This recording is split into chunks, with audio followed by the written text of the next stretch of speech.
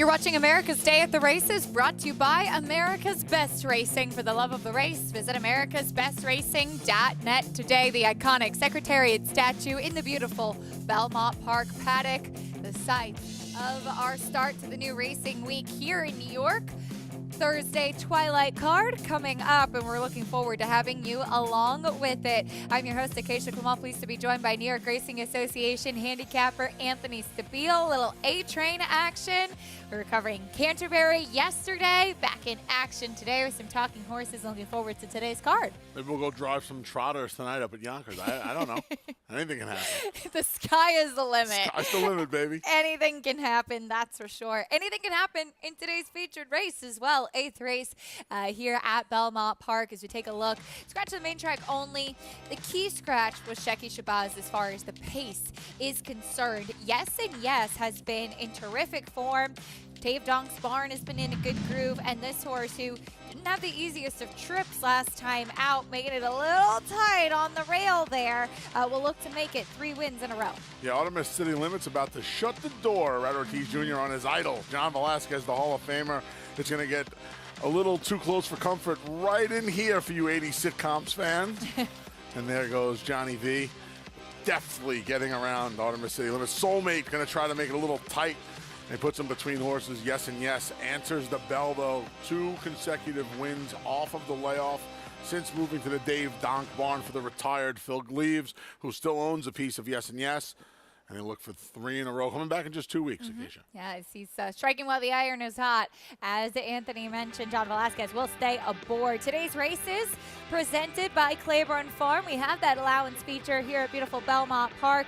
Plus races 1 through 9, fast and firm in Elmont, New York. We are fast main track at Churchill Downs in Louisville, Kentucky as well. Derby City 6 kicks off in race 3 as you can join Naira Bets today. Don't forget to play all of the action on the program and a whole lot more while earning up to a $200 deposit match bonus. Sign up using promo code MATCH200. You could get up to that $200 deposit match right after your first deposit. Bet any track, anywhere, anytime, and join now at nairabets.com for your $200 deposit match. Taking a look at the field for the opener here at beautiful Belmont Park, will be on the inner turf, going 1 mile and a 16th in this New York bred maiden claiming race.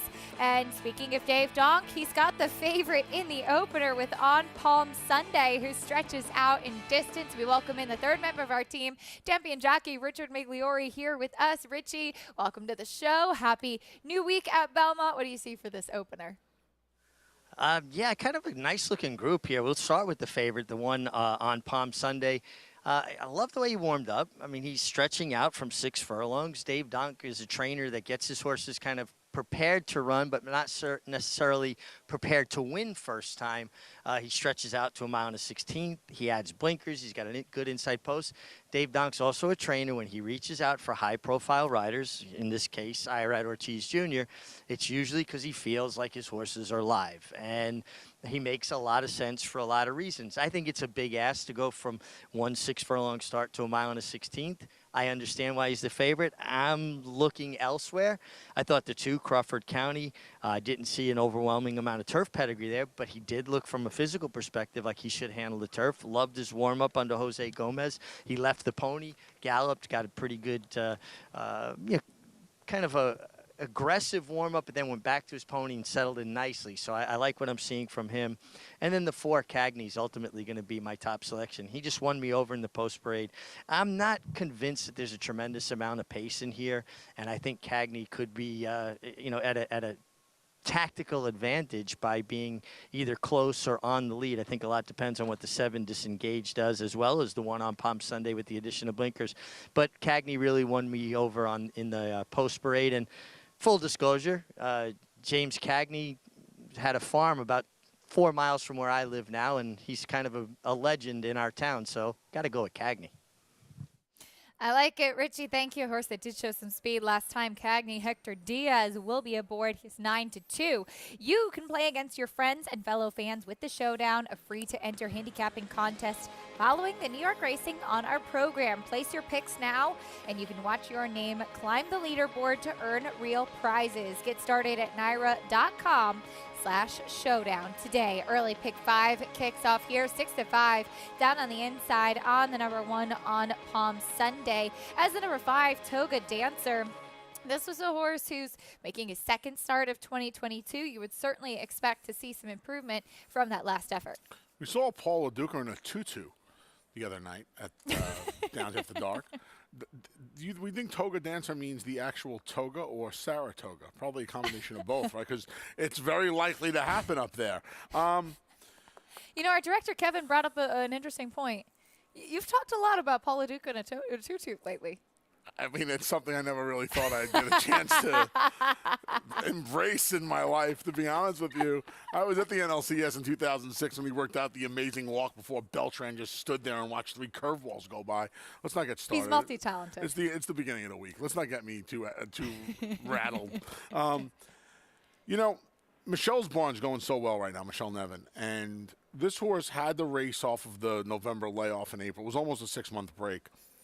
You and I talked about this earlier, Keisha. This horse just has no speed. Yeah. That's an issue, especially in a race that does not look like it has a lot of speed, and the speed is in the form of the 6 to 5 favorite from the advantageous rail draw. With that said, the barn's going good enough. I think this horse is kind of just developing a little bit. Is he ever going to be a world beater? Probably not. But I would think more experience helps him. And like Richie said, do I necessarily trust a horse going from 1 6-furlong race to a mile and a 16th, who now is expected to do all the heavy lifting on the front end? I don't know. Toga Dance is a little bit of a better price. That's not the reason necessarily I solely picked him. I just thought he had a little bit more experience and would benefit from the race with some recency in April, so I tried him. The 2, Crawford County, Rich, you mentioned, physically should be able to handle the grass, take over target. The sire, obviously a very good turf horse.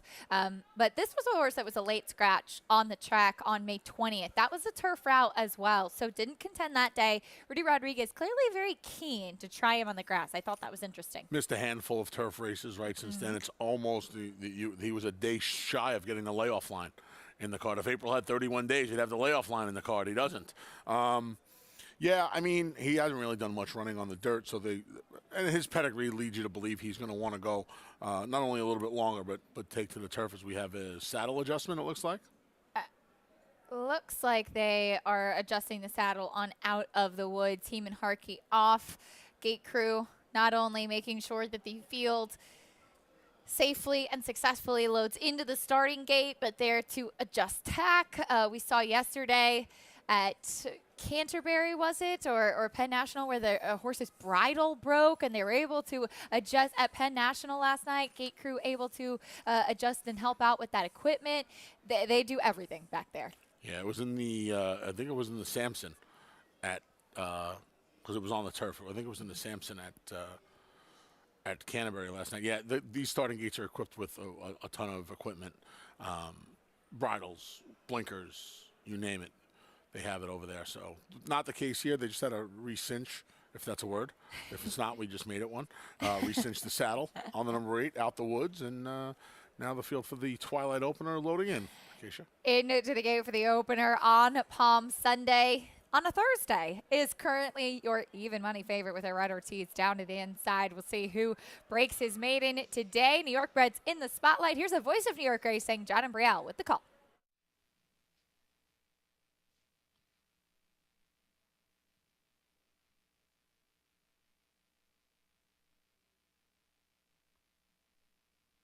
And we are set for the Thursday opener. And the rough. On Palm Sunday, Broquel is going out for the lead along with Cagney. On Palm Sunday has the lead over Cagney, who's racing on the outside as they go around the turn. On Palm Sunday leads by 2. Cagney giving chase in second. It's another 2 lengths to Sell Something, who is down on the inside, and Disengage is right there in 4th. Then Toga Dancer running in 5th, 3 lengths to the 2 trailers, Out the Woods, and Crawford County opening quarter mile, 24 seconds. And the favorite on Palm Sunday takes the field up the backstretch, leads by a length and a half. Cagney is second by 3. Sell Something in 3rd, as Toga Dancer now moves up on the outside. In between horses is Disengage. It's 4 lengths to the trailers, Crawford County, and Out the Woods. On Palm Sunday ran the opening half mile in 48 and 3/5 seconds. On Palm Sunday, 3/4 of a length. Cagney on the outside has been in second right from the start. Now Toga Dancer makes his move. There goes Toga Dancer on the outside, going up right alongside of Cagney, right behind On Palm Sunday. On Palm Sunday, half length. Cagney, Toga Dancer, heads apart second and third, and then Sell Something in fourth. Farther back, it's Crawford County. They are at the head of the stretch. It is still On Palm Sunday and Cagney. They are now heads apart for the lead. Cagney on the outside, On Palm Sunday on the inside. The two of them right together with a furlong to the finish. It's Cagney now taking the lead. On Palm Sunday is back running in second. Cagney in front as they come on for the finish, and it will be the maiden breaker for Cagney. Won by a length. On Palm Sunday second. Sell Something, finish third. Cagney with the foundation. A nice pick by Richie Migliori. Cagney breaks his maiden for Dom Scatino in the opener. Yeah, this horse who had shown speed in the past had a little target after setting the pace last time with On Palm Sunday going from the wood today. And good job by Hector Diaz, never letting the favorite out of his sights and being the only other horse within shouting distance, really. I know the horse I like took a little run, Toga Dancer, but flattened out rather quickly on the far turn. Good job by Hector getting Cagney out of the maiden ranks. Top two always pretty much clear throughout as Cagney does get the win, the son of Freud. They seem to love these New York turf courses, those Freuds, don't they? Oh, it's the one turn, I think, on a lot of these courses. And that is a little bit of a dog leg, but excuse me, I think the one turn far more suited for the Freuds. Hector Diaz in the saddle for trainer Dom Scatino, 4-1-3-5. The number 3, Sell Something at a big price, getting up for third for Gary Siaka. But 9-2 took some money, did Cagney for Hector Diaz. In the opener at Belmont Park, we'll bring you prices and reactions when we come back. We'll also take a look at the graded stakes action coming up this weekend at beautiful Belmont Park. Juju's Match, so talented as a 2-year-old, made her first start as a 3-year-old. An impressive one as she'll take on the Mother Goose this weekend.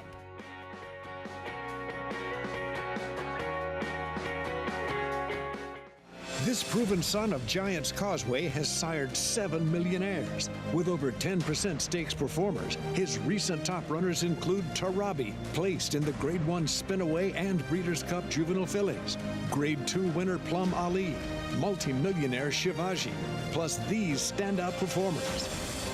Now his biggest book in the past decade will be 3-year-olds in 2022. A proven value sire, First Samurai, standing at Claiborne Farm.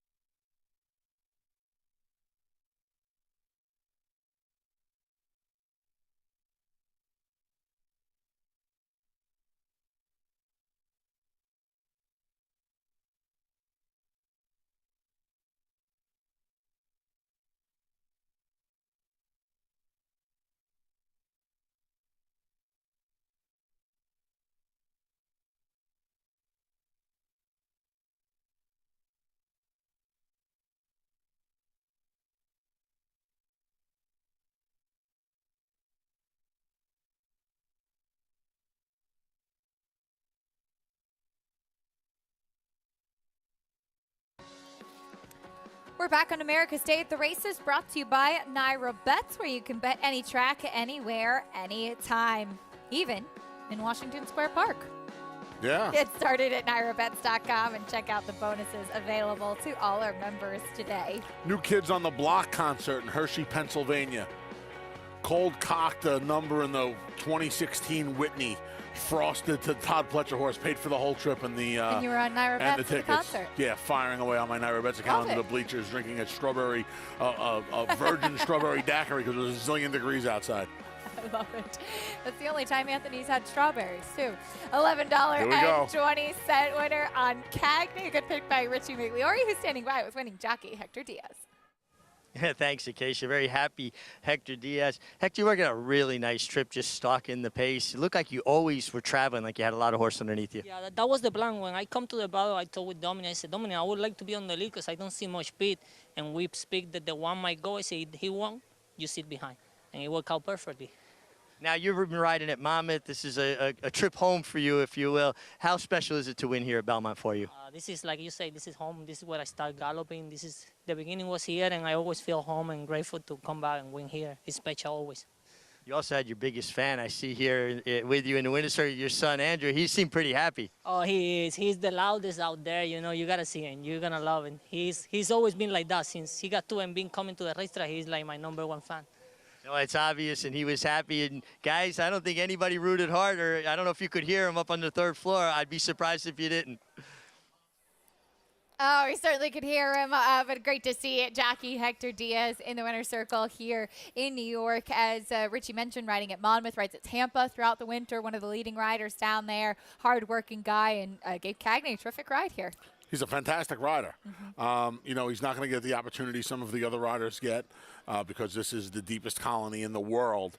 But Hector is as good on a horse as anybody we have in that room. And the most important thing for any rider, but certainly for him, and he's talked about this in the past, he leaves the room to ride an $8,000 maiden at Tampa Bay Downs the same way he left the room to ride Bleecker Street in a handful of her victories to start her career. And that is so important because, you know, it's almost like if you're a poker player.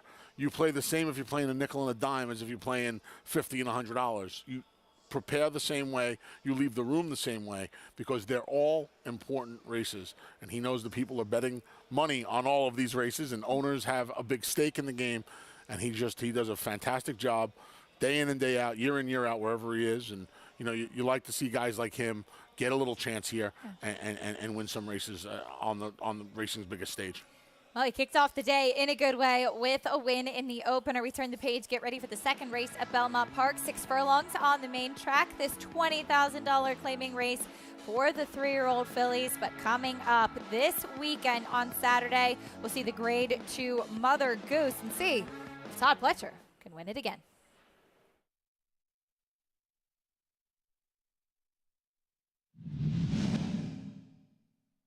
They are at the top of the stretch. It is always Carina. Zagil on the outside. Make Mischief is down at the rail. Always Carina. Tested here by Zagil with 1/8 of a mile to the finish. Then it's Clairiere and Make Mischief. It is Zagil who has now taken the lead inside the 16th pole. And we're going to have an upset here in the Mother Goose. Zagil is the winner.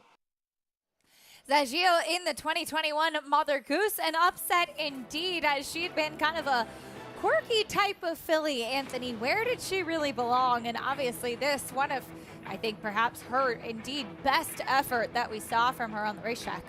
Yeah, her best races have come at Belmont Park, and this was her best one yet. Winning a race as storied as the Mother Goose, getting the job done at a big price for Connections, who usually see in the single-digit prices, busting up the tote board here at beautiful Belmont Park. And you see Todd's amazing record, you know, a Hall of Famer, first ballot Hall of Famer.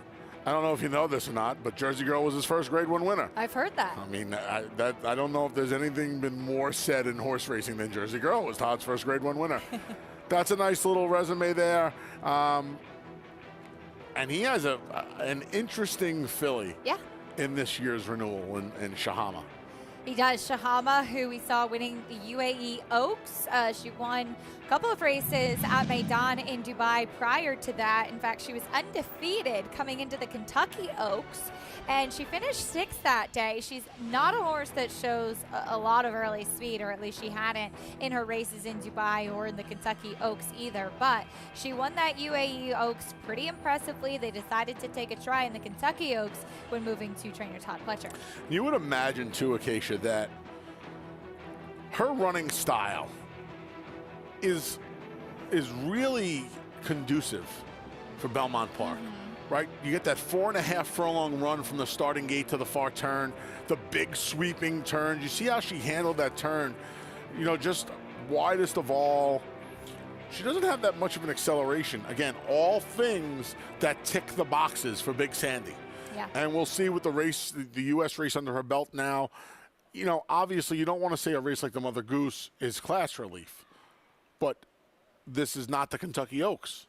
She's taking a little bit of a cut back in distance, the one turn, a little bit of a drop in class, even though she has a couple of really nice fillies in here.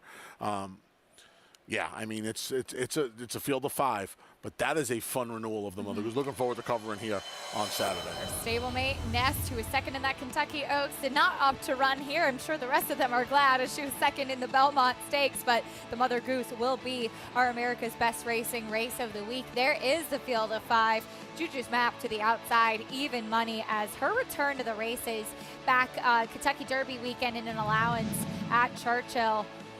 Boy, was this impressive. Oaks undercard on Friday, right to the top. So this is what, to me, was the most impressive. Not only did she come back in a 2-turn race off of the 6 months and win as impressively as she did, there are some older fillies and mares in that group. And I know you say, well, it was an allowance race, and, you know, what was she really facing? The fact that she was able to handle older fillies and mares and handle the entire group, frankly, as easily as she did, leads you to believe that she's ready and she is poised for a big 3-year-old campaign now. She's pretty much jumping into the deeper end of the pool for the second half of the year. But that can make her even more dangerous as she is fresh. You see a filly like Venti Valentine, who's already run a handful of times, has made the trip down to Kentucky for the Oaks. Shahama comes from UAE Derby and comes back here off of a Kentucky trip, and here's Venti Valentine. This is her setting the pace in the Gazelle. I think a lot of people, I know her connections, were surprised that she was on the front end in here, and Nostalgic's going to be able to work out a beautiful trip in the Godolphin Blue to get the job done. But she was unexpectedly on the lead. Things did not go well in the Kentucky Oaks for the New York bred filly. She's back against Open Company now. She has done more than hold her own against Open Company throughout her career. She's had a fantastic run. Speaking of Nest, she ran Nest to a photo finish decision in a Demoiselle over at the Big A last fall. It's a really, really good renewal of the Mother Goose. Again, a field of 5, but you got four fillies in there that absolutely have a license to get their picture taken Saturday evening here at beautiful Belmont Park. It'll be a fun one, that's for sure. Looking forward to that. That'll go as race number 8 on Saturday at Belmont Park. We also have the Wild Applause on Saturday as well, so that'll be another big fun piece of it. $100,000 stake on the turf on Sunday, New York bred stake, and the Dancing Renee, as we have plenty of great action coming up this weekend at beautiful Belmont Park. Just a couple more weeks at beautiful Belmont Park, amazingly so. There's a live look at the 4, Rough Tough Love, an impressive winner last time out. Can she make it 2 victories in a row as we get ready to kick off the early pick 4 from Belmont after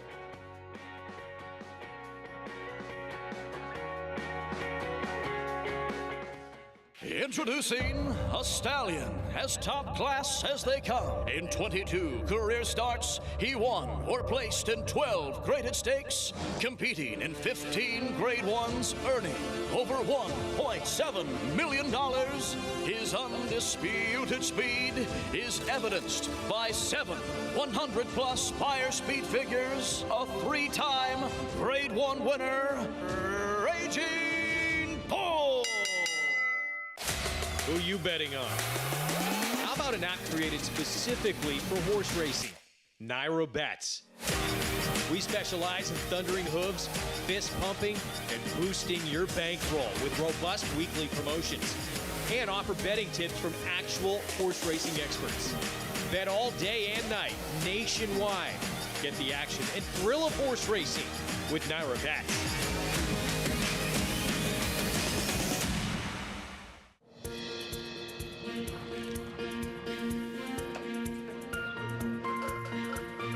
We take pride in what we do. I'm an assistant trainer. Carpenter. I'm a peace officer. I'm a jockey. I'm a gardener. I'm a groom. I love what I do. We are New York Racing. New York Racing helps support my small business. It's extremely important to the New York economy. This is like a big family. We are New York Horse Racing.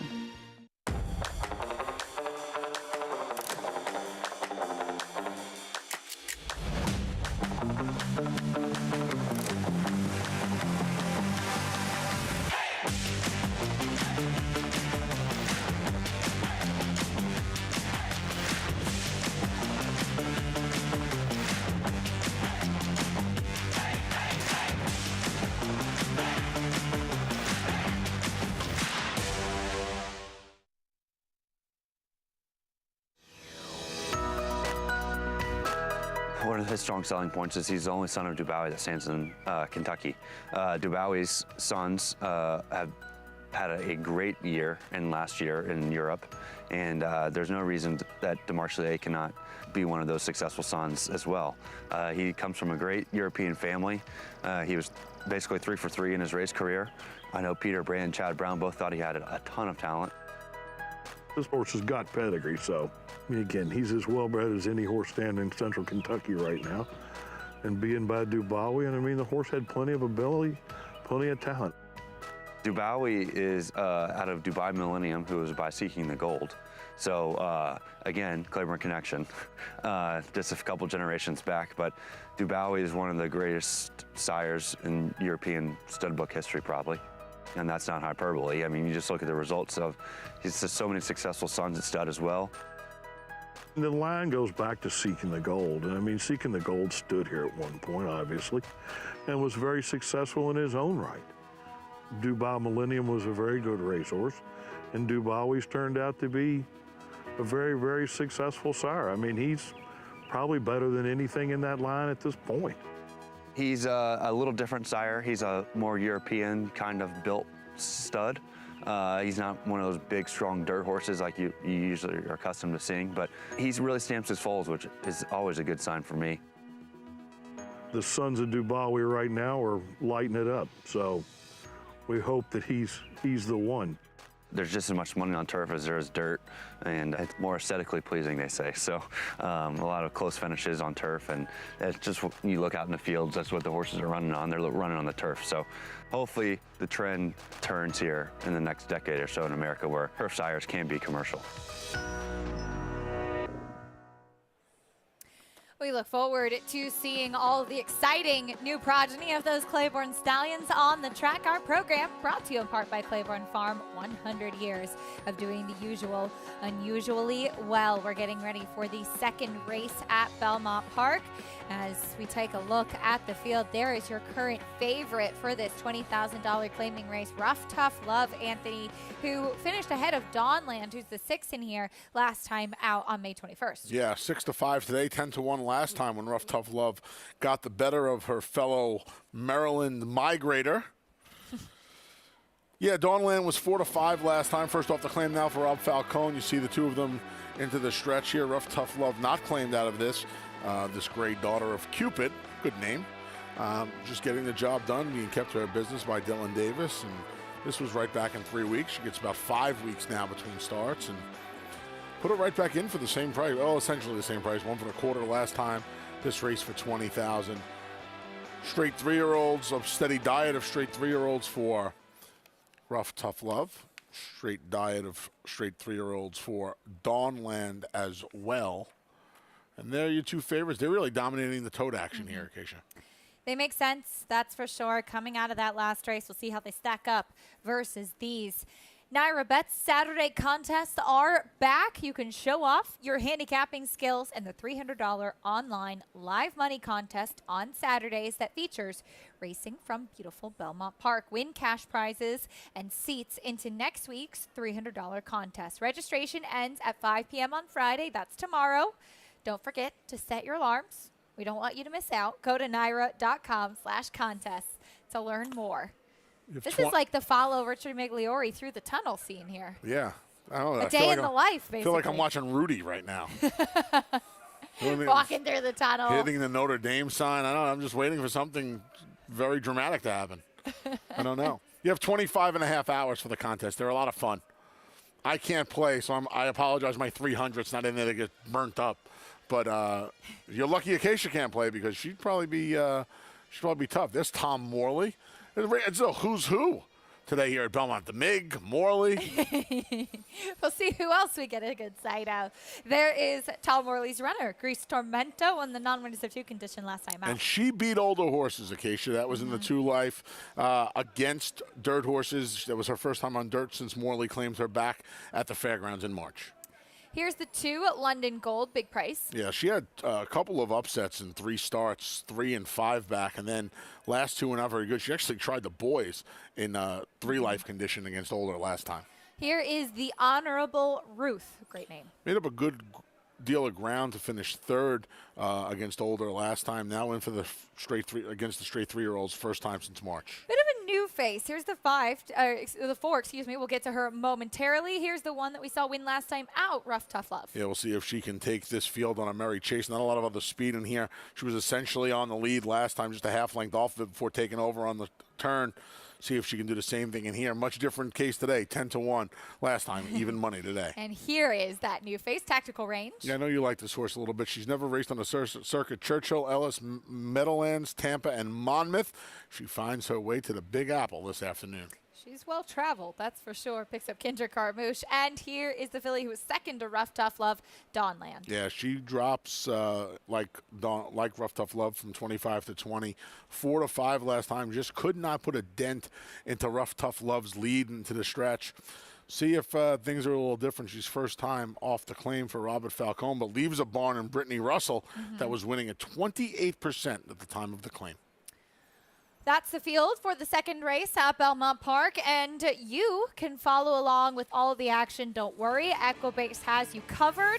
They give you everything that you need to know. Get the stats on the horses, trainers, and jockeys for today's races with free EquiBase past performances. Go to NYRA.com/TV schedule to download your free past performances on all of the races for today's show.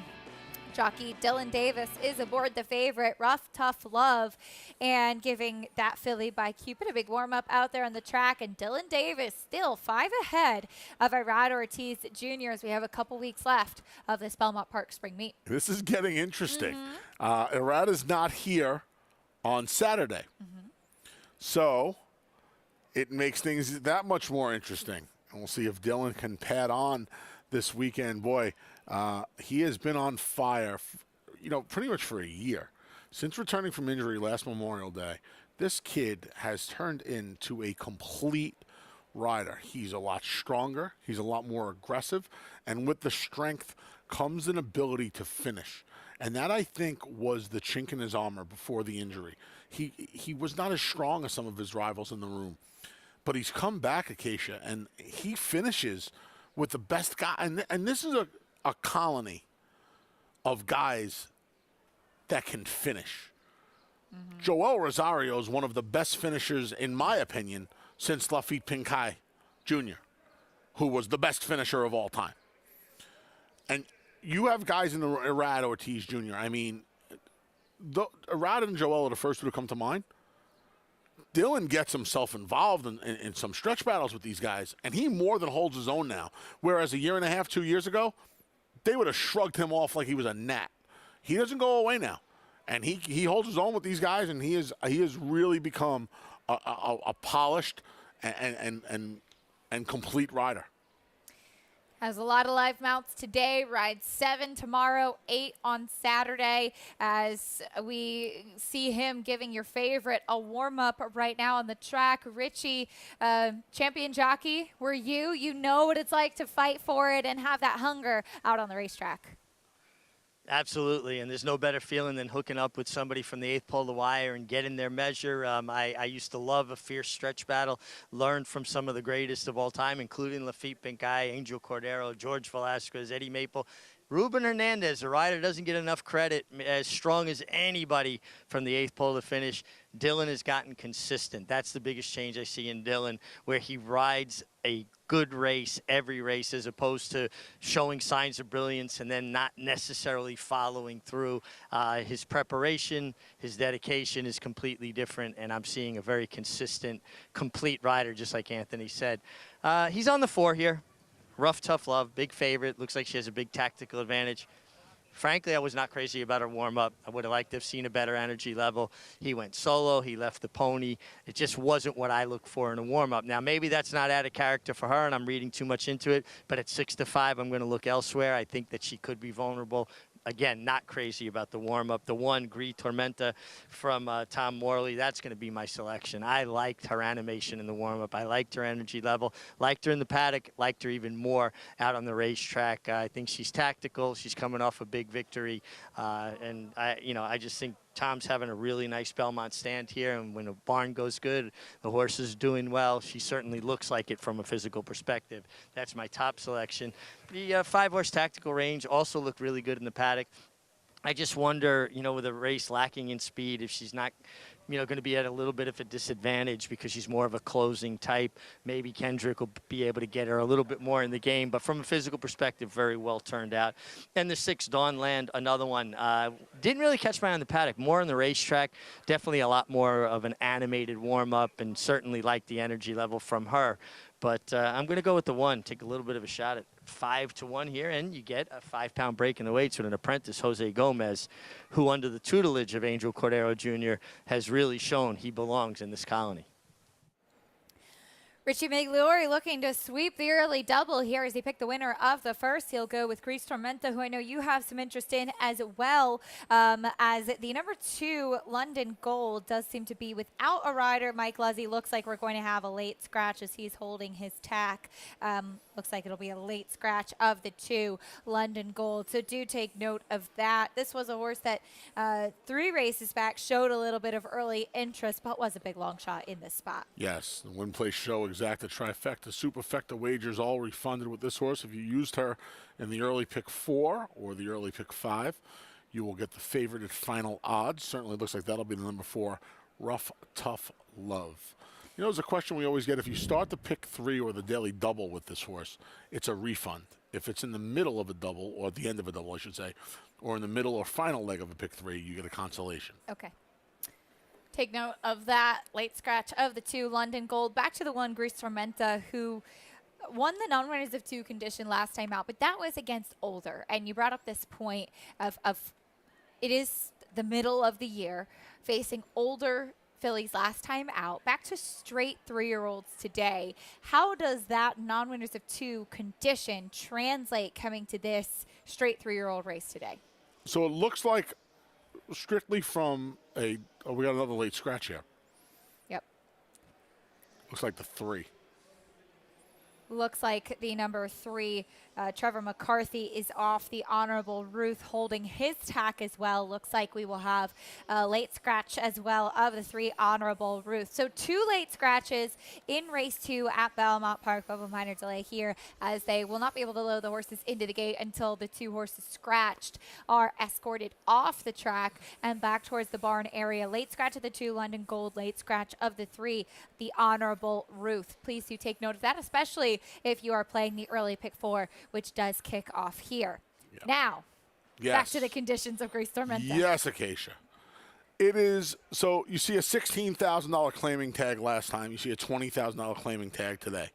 She is rising in class. She is not. Because last time, she ran against older fillies and mares. Today, she is facing straight 3-year-olds. For me, it is much tougher, even in the condition race. Now, here's why. So last time, it was a race for horses that have never won more than 1 race, 2 lifetime. That means they could have run once. They could have run 100 times. They only won once in their career. But it was against horses that were 3 or up. This is straight 3-year-olds. The 3 fillies that are left, the number 4, Rough Tough Love, she's won 2 races. The number 5, Tactical Range, she's won 2 races. The number 6, Dawnland, has only won 1 race. So Dawnland would, in fact, be eligible for the condition Gris Tormenta ran last time. She's 2 points lower on the tote board than Grease Tormenta. Grease Tormenta, the only filly in the race to have beaten Older. The only other filly left now in the field of 4 to have tried Older competition was the number 5 Tactical Range, and she was in a similar kind of race. The beaten race that she ran in at Monmouth Park, the older fillies and mares have only won one race. The 3-year-olds could have won unlimited races. So basically, Grease Tormenta is in an easier spot than she faced last time. She's 7-2 right now from the inside post, sharp on the track as she looks to make it 2 wins in a row. Under apprentice Jose Gomez, again, late scratch of both the 2 and the 3 in this race 2 at Belmont Park. 4-5 on Rough Tough Love, who looks to make it 2 victories in a row. We send it up to track announcer John and Brielle for the rest of the load and call. Waiting for Tactical Range and Dawnland.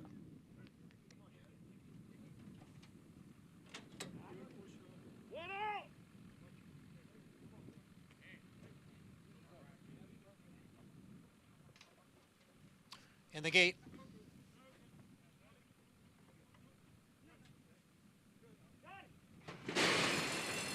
And the rough. Grease Tormenta from the outside. Dawnland and Dawnland to the front. Grease Tormenta, Tactical Range. Their heads apart, second and third with Rough Tough Love. The favorite at the back in fourth. Dawnland has the lead here, and Dawnland kicks clear here. Dawnland is opened up by 2.5 lengths. Tactical Range on the outside, second by a neck. Grease Tormenta down at the rail, and Rough Tough Love as the field goes around the far turn after a quarter in 23-1. It is Dawnland in front here. Dawnland in front. The lead is 2.5. Tactical Range on the outside second. Grease Tormenta down at the rail. Rough Tough Love remains in fourth, about a half dozen lengths from the lead. And it is Dawnland who leads the field to the quarter pole. Dawnland by 3. Dawnland is in front. Down on the inside, or towards the inside, is Grease Tormenta running in second. Tactical Range is dropped back, and Rough Tough Love. Dawnland with a big lead as they pass the 8th pole. It's Dawnland in front now by 7 lengths. Grease Tormenta in second. No doubt about the winner here. It is Dawnland. She was put on the lead by Manny Franco right from the start, and she wins in front-running fashion.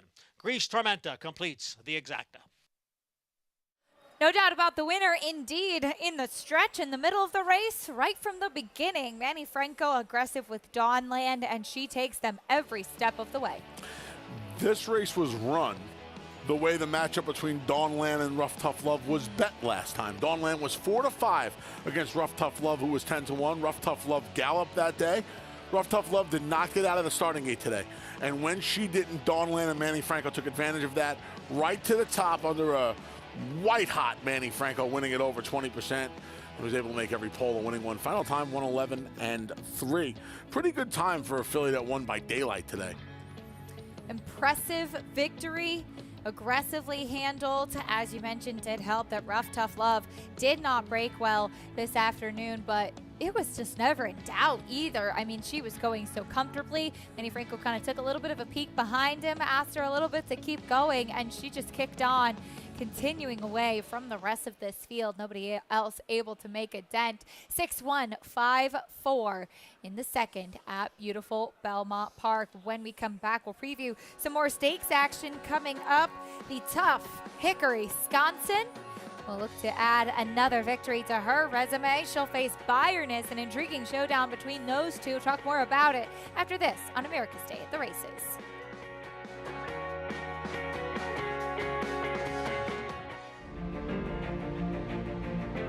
Idol perfectly timed. Idol gets up under Joel Rosario to win the big cap. It's known agenda for St. Elias Stable. Race Adler, a scintillating performance in the TVG Del Mar debutante. And Clariere will win the cotillion. Down to the wire. Who's going to win it? It's Mala by a neck. Curling, the classic sire.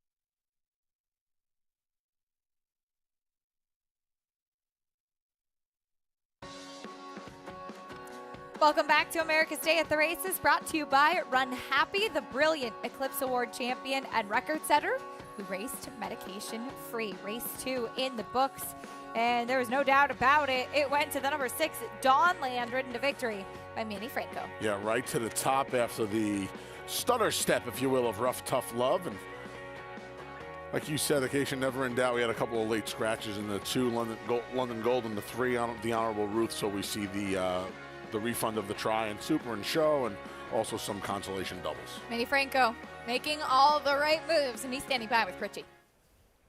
He certainly is making all the right moves. Manny, were you surprised you were able to outrun Rough Tough Love for the lead so easily? Yeah, I was surprised, tell you the truth. I think the filly missed the break, I guess, or one stumble, so my filly broke good. I just decided to go on because she have a little problem of her breathing, so I don't want to get on her way too early, so that's work for me. Manny, when you're riding well, which you've been riding well all meet, and your confidence level's high, you feel more comfortable to just kind of go with whatever situation. You're not going in with too much of a set plan. Yeah, Richard, I think that's that helps you when you are in this when you win in races. I think you are making the right move all the time, and I just go with them. Whatever happen, happen. Man, you're not that far off of being leading rider. I think you're about 4 or 5 behind Dylan Davis now. You're riding so well. You've got a lot of momentum, a lot of business. How important is it to be leading rider at any particular meeting? It's important because I think that's going to help you a lot going forward. But at the same time, I just try to do my best every day I can ride and just do my best. Take the most of the opportunity the trainer owner been giving me. So that's all I want. You do so many things well as a rider, but for me, the thing that stands out, and I'd like to get your opinion about yourself, is how strong you are. And we were talking about strong riders in the finish before the race. That's one of, I think, your best attributes. I think too, Rich, I just try to ride hard till the wire, and that's all they teach me in the school in Puerto Rico. Just be strong and be competitive. Well, you are that, and you're doing a great job. And that jockey school in Puerto Rico, they turn out a tremendous product, and here's just another example of that. Indeed, Richie. Manny Franco, who has just been having a terrific meet with the Grade 1 Manhattan aboard Tribhuvan, and he and his agent, John Panagot, doing a terrific job. Yeah, Manny made a change to John Panagot earlier this year, and really when that happened, I don't know if the fire was reignited. He had such a good run back in 2020 when he was aboard Tis the Law, and then, you know, there were some problems towards the end of that run, and Manny went into a little bit of a slump, but really kind of re-engaged right around the end of the winter into the spring, made that change, and he has been just riding lights out. I keep using the term locked and loaded. He even leaves the room occasionally. He just has this look in his face like, you know, there's a little bit more of a, not to use the cliche, but there's a little bit more of the eye of the tiger there right now, like he had when he first came up. Yeah. I've been a big fan since day one, and seeing Manning win as frequently as he has is good. Great rider, even better person, Yes. Manny Franco. As we take a look at the field for the third race, it's made and claiming for 40,000, going 7 furlongs on the main track for fillies and mares. And pretty wide open board right now. You've got Cupid's Girl in the drop-in class at 5-2, 2 horses at 9-2, Regina 3-1. That's a tricky race in the third. We will talk more about it in a moment. But coming up at Churchill Downs this weekend, not only do we have graded stakes action at Belmont, but we do at Churchill as well. The Chicago Grade 3 event going 7 furlongs on the main track. And you've got all the big ones in here, Anthony. Bell's the One, Wisconsin, Byroness. This is a top quality field sprinting. Slobber knocker. This is a slobber knocker. I am looking forward to this. When I took a look at the PPs for this race last night, I was just like, wow. Everyone who you really want in the Midwest is converging on this Chicago. 200,000 on the line. Here is Wisconsin, one of 3 Grade 1 winners in the race, along with Bell's the One and Calypso. You have up-and-coming fillies like Byroness and Lady Rocket, who are multiple stakes winners. A little 4 Graces, who's looking to return to Grace. She hasn't won a race in almost 2 years, but she was at the top of her game as a 3-year-old. Wow. What a renewal of the Grade 3 Chicago. And, of course, as it usually does, it goes through Wisconsin two-time winning colors winner over the course. 5 for 8 with a couple of seconds in her career beneath the Twin Spires. She's close to hitting that 1 million mark, too. 900,000. Yeah, she does it with a win. And when you say that, 906,000, over $750,000 of that money right there at Churchill Downs. Yep. She is so cool, so consistent. Won her last 3, including that grade 3 winning colors. A horse that's really trending in the right direction, though, too. Off of a layoff after winning the Shine again at Saratoga, Bayerness came back at Churchill last time out to win the Roxalana, and she did it by 4.5 lengths. Opening night in the mud, just a 3-horse field. Almost 9 months between drinks for this daughter of Bayern. She got the job done nicely in both of those starts. Similar kind of race. Both races registered a 92 Beyer speed figure. Another one, she's not as prolific as Sconson at Churchill Downs, but she is 3 for 5 in her career. 3 of her 5 wins have come over the main track. Down in Louisville, yeah, she's going to be a little bit more forwardly placed than some of her other rivals in here, like Fort Graces, like Bell's the One, like Sconson, and maybe getting first run under regular rider Louis Saez is the elixir for some of the class she's kind of giving to those 3 fillies we mentioned. Boy, cannot wait for this rendition of the Chicago. Super competitive. You've got really, really tough filly and mare sprinters, and I hope they're going to throw it down in that race, because on paper, it looks like it's supposed to be a throwdown. Fun race. The 7 furlongs kind of a nice little meeting ground for the 7 of them. You know, even a filly like Penny Baker, the number 2, she's making just her 2nd start in the state. She's cutting back from a mile win over at Laurel, where she won by almost 7 lengths. She's going to have to get a little bit faster, but if she improves 2nd time out, she throws her proverbial hat right in that ring with the other fillies and mares in there. That's going to be a fun one coming up this weekend at Churchill Downs. Also coming up at Belmont, of course, we have the Mother Goose. We also have the Wild Applause on Saturday, as we'll talk more about it with a preview and some of the big players. After this, stay with us on America's Day at the Races.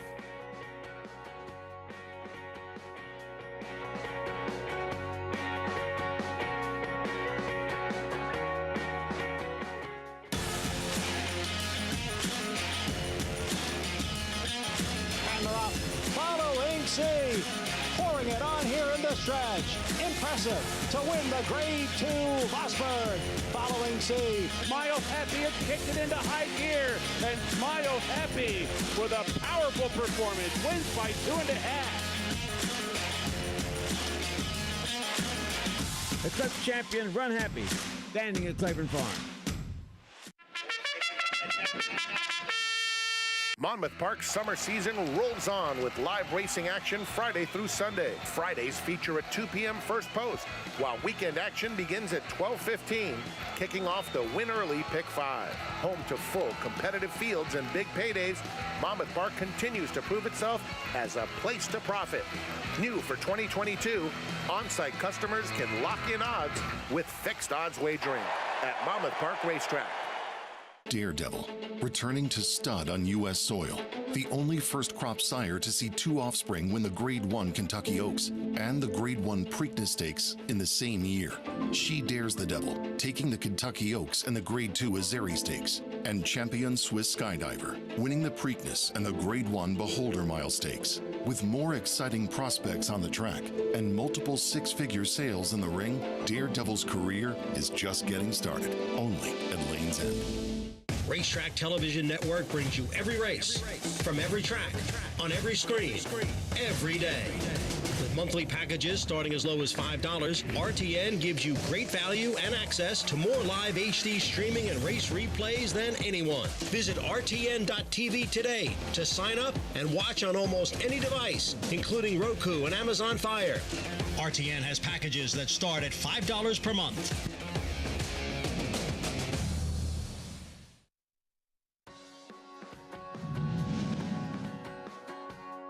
And here comes Got Stormy. Got Stormy hits the front. Brattata's finishing fast with Ferdinanda, but Got Stormy kicks away. Got Stormy kicks it in another gear, opens up 2.5. Late run from Punked on the inside, and then Brattata. It's Got Stormy to win it. Got Stormy, 2-time 4-star Dave winner, taking the 2018 Wild Applause. Super, super cool mare she was. Yeah, nice filly, fast filly. Here she was getting the job done. in that Wild Applause. What a good mare. Good race mare. Yep. Good mare as well. Roar. Dam of Roar. Roar was a really, really nice 3-year-old for our friends over at Claiborne and Hall of Famer Shug McGahee. Getting in the way back. I'm dating myself now. The gray in the beard's not enough. I got to talk about Roar here on a Thursday afternoon. But he was fun. He was a fun 3-year-old. Nice horse. I like it. Well, this year's rendition of the Wild Applause will go as race 3 on Saturday at Belmont Park. As we take a look at the field, it's a compact field, but you can truly make a case for pretty much everybody, I think, every in this single field. one. You know, you really, really can, because you wonder who's going to take a step forward. The 9-5 Eminent Victor to the outside has only run twice and has a big layoff, as it runs in September. When running in the Grade 1 Natalma, that one goes out for Chad Brown. He also sends out Oakhurst to the inside, who won her last 2. Broke her maiden on the Tapeta down at Gulfstream, and then won an allowance at Keeneland last time out. The question is, how does she come back off of that effort and step up to face Stakes Company for the first time? Yeah, this is the filly I'm most interested in. I think there's a lot of blue sky for Oakhurst, who returned to the turf in a very big way last time out. I mean, anything she had done prior to this win in her first 3 starts paled in comparison. This was just a huge effort. You see, when she finally gets away from some of her rivals here, she just kicks away and really accelerates home nicely. I think the problem for her occasion might be the cutback in distance, whereas the filly we're going to take a look at now, Breeze Easy, is going to get a little bit more ground for the first time than she's ever experienced. 9-race career, never raced beyond 7/8 of a mile. She's going to do that on Saturday. She faced Charty Party, who looks to be super talented for Wesley Ward. Last time out, that one kind of took her position, but she re-rallied and came back, as she is the number 2 that day in the Grade 3 Soaring Softly. She re-rallied outside when she got in the clear, and that was her first race stateside. It was off of a layoff too. You'd imagine she'd have the opportunity to move forward. The distance will be the question. It is, if I dated myself talking about Roar, when you look at Breeze Easy's pedigree, she's out of a mare named Polar Circle, who's by Royal Academy. And you remember the late, great Lester Piggott getting the job done with Royal Academy here in the 1990. That's right. I was here, October 27th, 1990. Royal Academy and Lester Piggott getting done in the Breeders' Cup Mile. So, pedigree tends to lead you to believe getting that extra furlongs not going to be an issue for Breeze Easy. By bated breath as we look forward to that rendition of the Wild Applause this weekend. Back here, time for race 3 at Belmont Park, as we do see that the 2 Regina is a late scratch. Richie, what's going on with that late scratch here? Yeah, Regina, while she was being saddled, Acacia reared up, lost her balance, did fall over. Didn't look like she was injured, but it is policy here in New York when a horse loses their balance and falls over, they're scratched. She walked off on her own power. She looked fine. There'll be another day for Regina.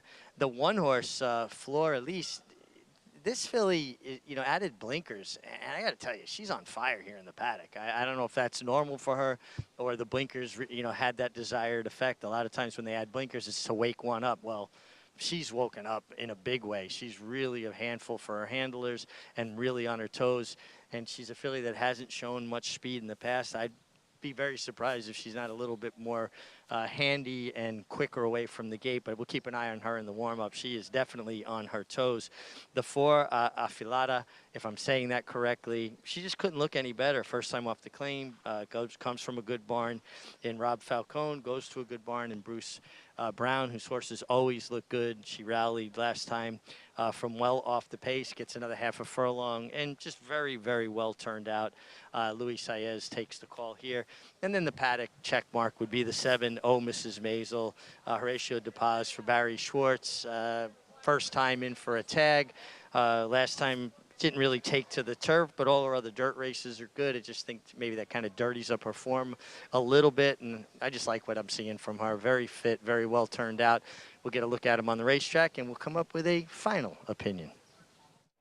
All right, Richie, thank you. We look forward to it. There's a look at Mrs. Maisel, who does drop down in class. You can join Naira Bets today and play all of the action on our program and a whole lot more while earning up to a $200 deposit match bonus. Sign up using promo code MATCH200 and earn up to a $200 deposit match right after your first deposit. Bet any track, anywhere, anytime. And don't forget to join now at NairaBets.com for your $200 deposit match. 4-1 on Mrs. Maisel. Does that surprise you? Yes. I'm really surprised. I am surprised that you have two natural drop downs in here. Two fillies in here who have never raced for a claiming tag. The number 3 Cupid's Girl and the number 7 Mrs. Maisel. I'm the biggest Jimmy Ryerson fan there is. He trains the number 3 Cupid's Girl. Barn is looking for its first one of the meet. Whereas Horacio De Paz, who trains the number 7 Mrs. Maisel, is winning at close to 30%. I thought these odds would be flipped. I'm really surprised by this tote board right now, Acacia. 4-1 seems a generous price on Mrs. Maisel to the outside. Let's meet the rest of the field.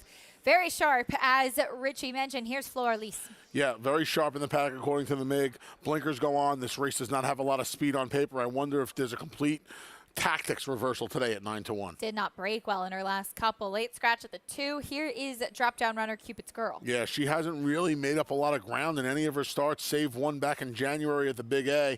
We'll see if she can hit the board for the first time since February.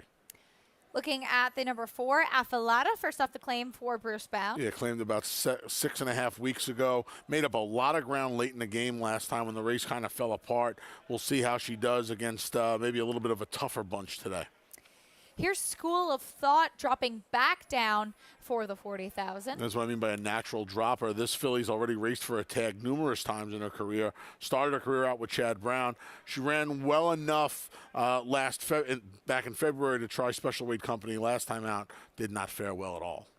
Here's the 6, Tequila, comes out at the same race as Affilata. On paper, it looks like she's the speed. We'll see if John Velasquez, who rode her last time when she was making her first start in over 6 months, puts her on the front end today. And another drop-down runner here is Mrs. Maisel back on dirt. And now the money's starting to come in. We talked about her a minute and a half ago. She was 4-1. She's down to 3-1. She makes a lot of sense. She is the quintessential dropper, dropping, in my opinion, to win. That's the field for the 3rd at Belmont Park. As we mentioned, Affilata and Tequila come out of the same race on May 13th. As we did see Affilata closing the best in there, but as we talked about earlier on Talking Horses, Anthony, you and I, as we're looking at Affilata warming up there, she broke very slowly, and then the pace fell apart, and she was able to close into that, whereas Tequila was kind of up on top of that pace. Yeah, claimed out of this race by Bruce Brown from Robbie Falcone, who just won the last race. So we'll see with Dawnland. We'll see what happens when the gates open today. She gets Louis Saez, a rider change to Louis today. And we'll see if she can get out of the starting gate. She's a kind of filly that just doesn't have a lot of natural speed anyway. So when she falls out of the gate as slowly as she did and just doesn't break, I don't know how much it affects her. I'll tell you what, she's dead last turning for home. She finishes second, beaten just 2 lengths. Again, this pace is kind of coming apart at the seams a little bit. I don't know what to make of her last race. I do feel like she's got a couple of horses in here, namely in Cupid's Girl and Mrs. Maisel, who are both dropping in, who make this a little bit of a tougher bunch than she faced in her last start. Ran for the 40. Last time out, picked up and claimed by trainer Bruce Brown in that last start, closing from off of it, getting a big warm-up from Louis Saez. I'm sure in the back of his mind, it's key to get her to break a little bit sharper than she did last time too, though, as you mentioned, she typically doesn't show much early interest, but I'm sure you at least want to give her a chance to kind of break with the rest of the field. Absolutely. Yeah, nobody think, she's not going to turn into groovy on the front end, but you would imagine that it'd be nice to not have to make up an extra handful of lengths for a filly who naturally out of the gate has just gotten slow. She's another one. Second start of her career, she's on the lead going 23 and change, 47. I don't know what's she couldn't get to the lead now, with a head start, it seems like. And it's just curious how these horses, how the tactics change. And, obviously we can't get in their heads, so we can't ask them what happened. We can. We're just not going to get an answer. That's right. If you do, let us know. Yeah. Some people may say they have the answer, but here is the 6 Tequila, who does come out of that same race. That was off of a layoff for her. Again, she was kind of up on top of the pace, up close. As that pace did fall apart, she kind of re-engaged late with Affilata closing, heels together coming from off of it third that day. She's a horse that was running shorter distances, or longer distances, I should say, came back going the 6.5 last time. You would think the 7 would be a distance that would suit her well. I can't be the only one who sees this horse's name and thinks of Pee-wee's Big Adventure immediately, can I? Say it again. Pee-wee's Big, you probably never seen it. No, I haven't seen it. Pee-wee's Big Adventure. Sorry. Pee-wee Herman did the dance on the table Well, with I the big know shoes who on. Pee-wee Herman is. Yeah. Tequila? Never mind. Anyway. Of course I know the Tequila song. You know, but it's from, you don't know the movie. I haven't seen the movie, but I know the reference. All right. Yes. Very good. Yeah, she was the natural dropper last time. She just didn't go to the lead. She's supposed to be in front in here unless something unusual happens when the gates open. Tequila is supposed to be the controlling speed in this race. I don't know if that's enough to get her to the winner's circle. I would imagine Mrs. Maisel will be closer just for the simple fact that there's not a lot of speed in this race. But Tequila is supposed to have a tactical edge. She's already run at the level. She has the race under her belt from the 6.5 months off. Barn is not going great right now, but it's only a matter of time before Mark Henning turns it around. The 3, Cupid's Girl, still the favorite. For more on the horses warming up, let's go back to Richie. Keisha Anthony, I do think that the race goes through the 2 horses dropping from maiden special weight or maiden allowance, if you will. Cupid's Girl, to me wasn't really a standout in the paddock, but I did like her energy level in the warm-up. She stayed with the pony, but I liked the way she framed up, and I thought she showed good energy, and I do think she's the horse to beat. On the flip side of that, the 7, Mrs. Maisel, Mrs. Maisel, left the pony, as Kendrick Carmouche's want to do, made her pull, like kind of really asked her to bust off the first 16th of a mile and got her in the bridle. And usually that puts horses on their feet. It gets their head in the game as well as their body limbered up. I think she's the horse to beat. I like her outside draw, and I loved her warm-up. And for you guys, Acacia Anthony,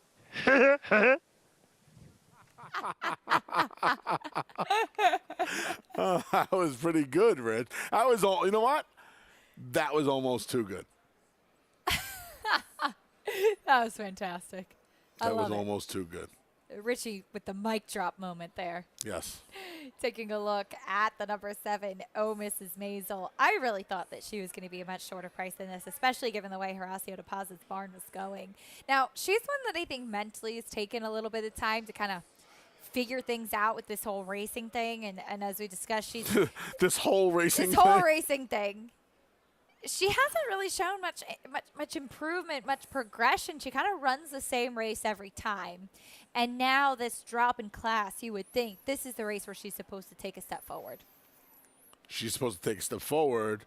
And like I said, if my theory is correct, where they ran her a bunch of times for the special weight, they tried her one time on the turf. You don't want to run her for the tag on the turf, right, Acacia? Because if you lose her, you don't want somebody to be able to run her back on the dirt and get the money for the same kind of claiming price when if you lose her today, at the very least, you get the win purse as well.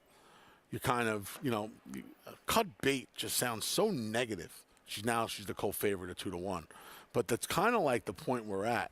But I have the utmost confidence that this is a drop to win, not a drop for any other real reason. And I do think she'll get out of the maiden ranks today.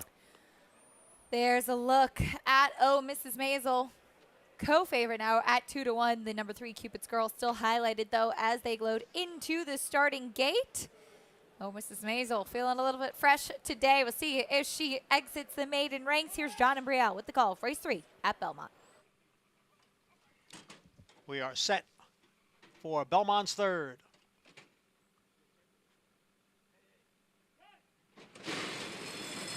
And the rough. Mrs. Maisel, School of Thought is there. Tequila now moves up, and Fleur Elise. It's Fleur Elise along with Tequila, who's in between horses, and Mrs. Maisel on the outside. And then we come back to Cupid's Girl, who's down at the rail in 4th. School of Thought is now back 5th, and the trailer is Affilata in 6th as they race up the backstretch with Tequila leading here by a length. Mrs. Maisel and Fleur Elise, they are heads apart, 2nd and 3rd. and the quarter went in 22-3. As they begin the run into the far turn, it is Tequila on top here by a length. Oh, Mrs. Maisel, second by a head. Fleur Elise is at the rail. And then it's a length to Cupid's Girl, who's running in fourth. Affilata up a spot now into fifth. And School of Thought is the trailer. Tequila is the leader here. Tequila in front, getting away to lead by 2.5 lengths. Cupid's Girl ranges up on the outside to take second. School of Thought is on the move. Then comes Affilata, who's in behind horses. Oh, Mrs. Maisel. Fleur Elise is down at the rail. Tequila quickly challenged here on the outside by Cupid's Girl. Cupid's Girl with a quick rush to the front. It's Cupid's Girl, the leader, as they pass the 3/16 pole. Cupid's Girl on top of Tequila. And then farther back, it is Affilata, who is moving into third with a 16th to the finish. It's Cupid's Girl, the leader, by almost 5 lengths. And Cupid's Girl will get her diploma today as she moves out of the maiden ranks, winning decisively over Affilata. Photo for third between School of Thought and Tequila. Cupid's Girl, drop-down runner. The money was right. The early money that this one was taking. Filly by Cupid for Jimmy Ryerson gets the job done and does it impressively under Dylan Davis. Yeah, took advantage of Fleur Elise and Tequila mixing it up a little bit in the very early running before Tequila made her way to the lead.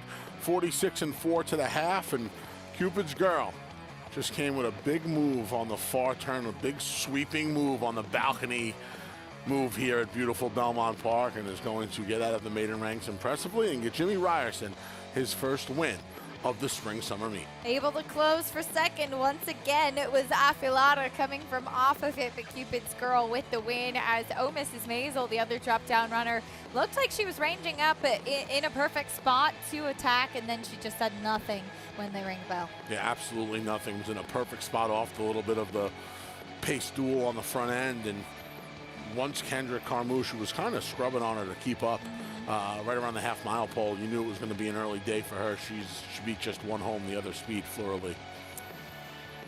The number 3, Cupid's Girl with the win. Dylan Davis picks up another one.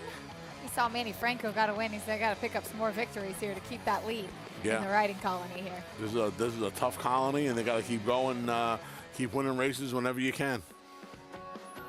Talk about winning races. The Atras Barn looks to win another one with Land Biscuit in the upcoming 4th race. We'll talk a little bit more about the operation between Rob Atras and his wife, Brittany, after this on America's Day at the Races.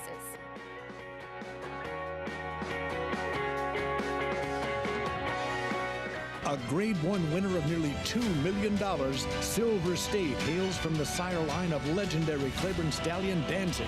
And his second dam is full sister to Kentucky Derby winner Monarchos.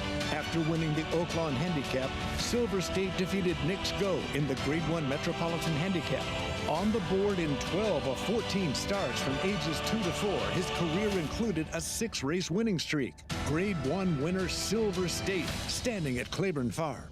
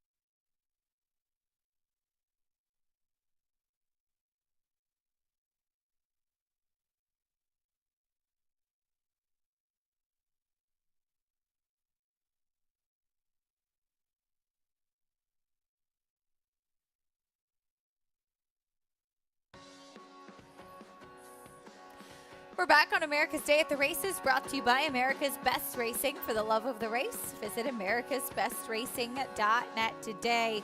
Dropping down in class was the number 3 Cupid's Girl in the 3rd race at Belmont Park, and she was victorious, not just by a little, but by a lot, under Dylan Davis. Yeah, jig jog, more harness parlance, still stuck Saturday night, sorry. Nice effort here from Cupid's Girl, who found her friends. As we like to say, co-favorite at 2-1, get half of the jingle at $6.50. It's good. $6.50 on Cupid's Girl. Let's go down to Richie, special guest. Thanks, Acacia. Dylan Davis, his 40th win at this Belmont stand. You're 6 in front right now for leading rider. This is by far and away the best Belmont you've ever experienced, isn't it? Yes, it is, Rich. Just continuing to do my best, and thanks to the owners and trainers for giving me the opportunities, and I have to take advantage of it. And I'm riding well, and just trying to put the horses in position, and they're running for me, and just doing the best I can, and just keep on moving forward. Dylan, we've been talking about it a great deal, just how well you ride, and got your first leading rider title over at Aqueduct, now in a position to potentially get the leading rider title here at Belmont. Ever since that injury that you came back from, some riders don't come back as good. You came back better. Is it something that you thought a lot about while you had that downtime? Of course, a lot. That's my first real injury. Broke my collarbone in 2 spots, and sat back and watched all my horses run, and they were running well. I missed a lot of winners. I had to turn the TV off. So after that, I had negative energy, and I didn't like it. So I tried to twist it around and push it towards what I can do when I come back and push forward, and it gave me, it like reignited my fire and flame into the game, and wanted to do what I was doing better than what I was doing before, and people are noticing, and I'm happy for that, and I respect that the owners are giving me the chances with their horses, and I'm putting out the results. I'm putting the results out there on the track, and I'm hoping that they continue to ride me. Well, you are putting the results out on the track, and guys, I'm proud of this young man. Watched him develop over the years. Rode with his dad, who was a great competitor, and Dylan carrying on the family tradition.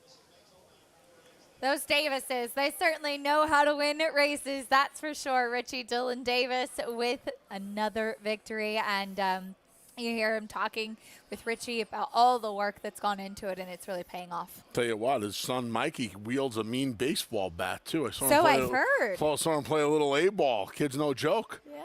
Kid's pretty good. Looking forward to seeing him maybe in the saddle, in the boot, in the boot one day. Robbie, Dylan's dad, Robbie. For those of you who don't know, Robbie was one of the grittiest riders I had ever seen. I also wore my pajamas into the paddock at Aqueduct back in 1996, wow. And Robbie was the only one who noticed. That's how great Aqueduct is. I'm walking around at 400 pounds in my plaid pajamas. Nobody noticed besides Robbie. He walked over to me in the paddock, whispered in my ear, "This horse is live." 1160 turned all the pajama money into a nice little payday on a Wednesday at the Big A. He has passed it down. Jackie's an excellent rider. Katie, before she started her family with Trevor McCarthy, really, really good rider. And Dylan, like we said, has just turned into a fantastic, all-around, well-polished rider. And Dylan Davis looking to seal that riding title. I'm sure it would be a huge thing for him, and how far he has come here at this Belmont Spring Summer Meet. Taking a look at the field for the 4th, Dylan has a live mount here as well. Chess's Dream, who makes that drop down in class. We'll see. The graded stakes winner looks to get back to the winner's circle for the first time in quite a while. Trainer Rob Atras has the favorite, though, Land Biscuit off the claim. And as we've come to see here in New York, whether it's claiming horses or Grade 1 winners, Rob Atras and his wife Brittany are all about the horse. Yeah, I found it. Okay, perfect. Growing up, really, it's all I ever wanted to do was be at the racetrack. Kind of like a sponge. I wanted to learn as much as I could all the time. I didn't know if I'd be able to get the opportunity to be a trainer. I wanted to learn as much as I could all the time. I actually was working for his vet. I met him on my very first day on the job. He had zero interest in talking to me. So of course I was interested. We've been together ever since. She does everything. You know, she helps me out with, you know, the training to, you know, payroll, books, all that kind of stuff. So she definitely couldn't do without her. I really like spending all day with him, which is pretty great. Yeah. These two He's very intellectual, but also very hands-on. He tries to tailor each horse's training to the individuals very much, especially since we have everything from bottom claimers to like Maracuja. She is a monster, I'm telling you. In her stall, she's like a quiet little lamb. She's so sweet. She comes out of the stall and she's like, I'm big and I am in charge and I'm going to run you over. And they're off in the 105th running of the Coaching Club American Oaks. And Maracuja is out going for the lead. You know, so many things have to go right to even make a race, never mind win a race. So every week she just, you know, she was showing us that she was going to give us a good effort. And it is Malathot in front here by a half length. Maracuja right there in second. We gave her a little vacation in between the Kentucky Oaks and the CCA Oaks. She had like a minor setback, and that's why we missed the Mother Goose, and it actually worked perfect for her. She came back from the farm. She was 2 weeks on the farm. She came back ready. And Maracuja is now making her move on the outside, so it's three of them across.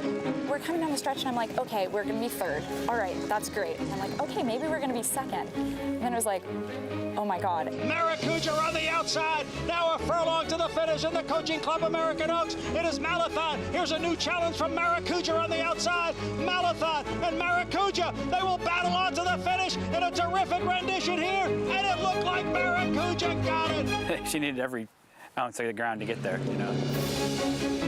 It was just amazing to see what we thought she was, realized. You know, just have everything come together. It doesn't happen all the time. To happen in such a big race and to win that race just means a lot. It definitely gives you, you know, confidence going forward.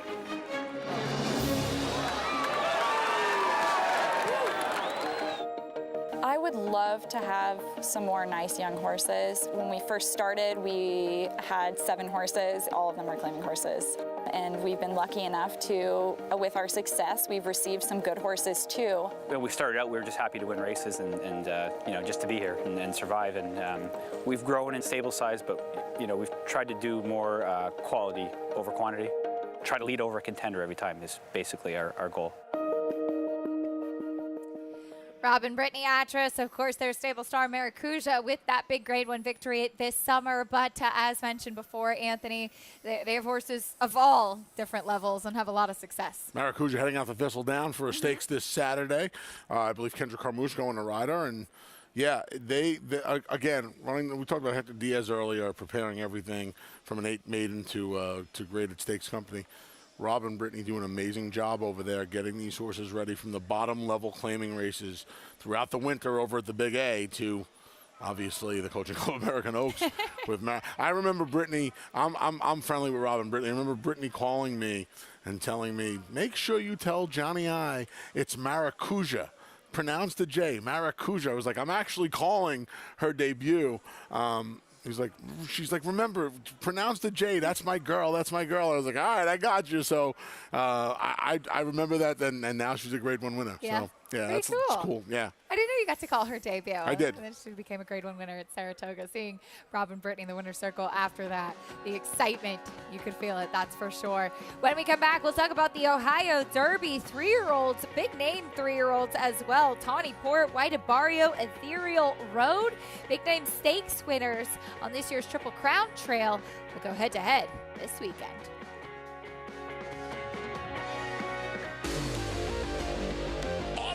Loose on the outside to take the lead. Audible by 3.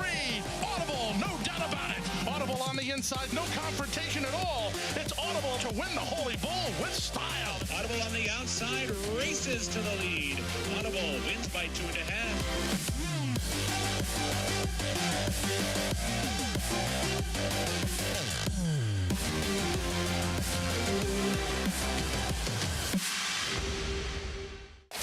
Who you betting on? How about an app created specifically for horse racing? Naira Bets. We specialize in thundering hooves, fist pumping, and boosting your bankroll with robust weekly promotions. And offer betting tips from actual horse racing experts. Bet all day and night, nationwide. Get the action and thrill of horse racing with Naira Bets.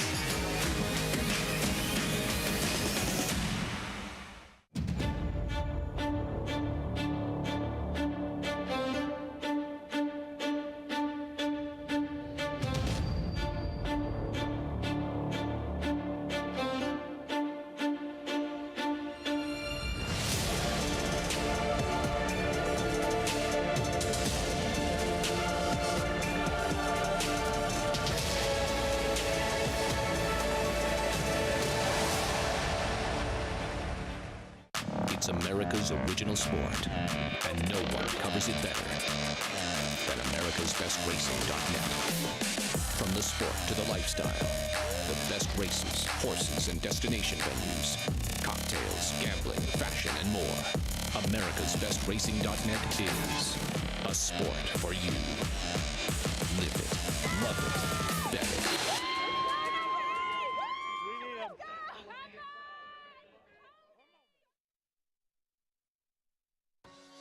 Welcome back to America's Day at the Races, brought to you by Naira Bets, where you can bet any track, anywhere, anytime. Go to NairaBets.com and be sure to check out all of the bonuses available to all of our members. A very beautiful shot of Central Park. Nothing brightens your Thursday like a Central Park shot. How about the cross-country pick 5 sequence, though? That'll do it, too. It's going to brighten my day. Saw Dave Matthews, my only concert at Central Park, Dave Matthews Band back in 2003. Yeah. There'll be a ticket up for this over at Naira Bets come Saturday. All stakes. Got some opinions already in 3 of those races. I have a strong opinion in the Chicago. It's the race of the week. That's a salty bunch. It's the race of the week over at Naira Bets. Nice. Yeah. That blog will be up tomorrow at some point, but I have a strong opinion in that race. Here's a look at the Ohio Derby. Meanwhile, a mile and an eighth on the main track at Thistledown, and they certainly drew a competitive field. A lot of graded stakes winners in there, as well as we take a look at Tawny Port, a horse who seemed to be kind of a synthetic lover, and then won the Lexington impressively at Keeneland before he tried the Kentucky Derby. 3 exiting the Kentucky Derby in the field. Tawny Port, Classic Causeway, and why is it escaping me right now? White Barrio, who's going to probably be your favorite. Here's Tawny Port. I know Tawny Port's the morning line favorite. I think White Barrio will be the favorite in here. I know this horse ran a little bit better in the Derby than White Barrio did, but this was a nice effort in the Lexington. White Barrio, though, 4 for 6 in his career. The only 2 losses came at Churchill Downs. We'll see if Tawny Port, who had his first win on the, I hate to say this, but the conventional dirt, we'll see if he can make it 2 with that win.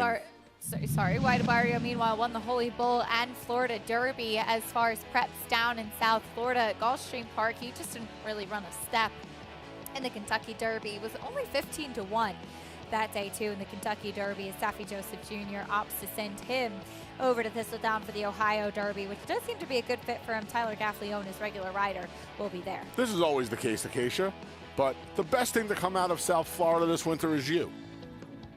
It's always the case. I did not love this crop, especially this year. No. So the highlight was more on you than in most winters. I don't know what to do with him. I really don't know what to do with him. He's a nice enough horse. He kind of feels like to me, though, and you'd be able to speak more to this, from what I've seen, he needs things to go his way. He almost seems a little spoiled.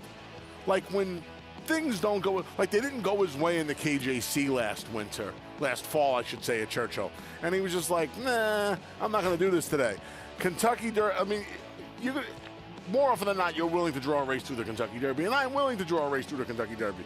But the other races, it's just like, he needs things to go his way perfectly. I want to come back to this topic in a moment, but we have Ethereal Road queued up already as he comes out of a win in the Sir Barton. For trainer Wayne Lucas opting to skip the Belmont Stakes. He's going to stick going a little bit shorter, and he will go the 9 furlongs.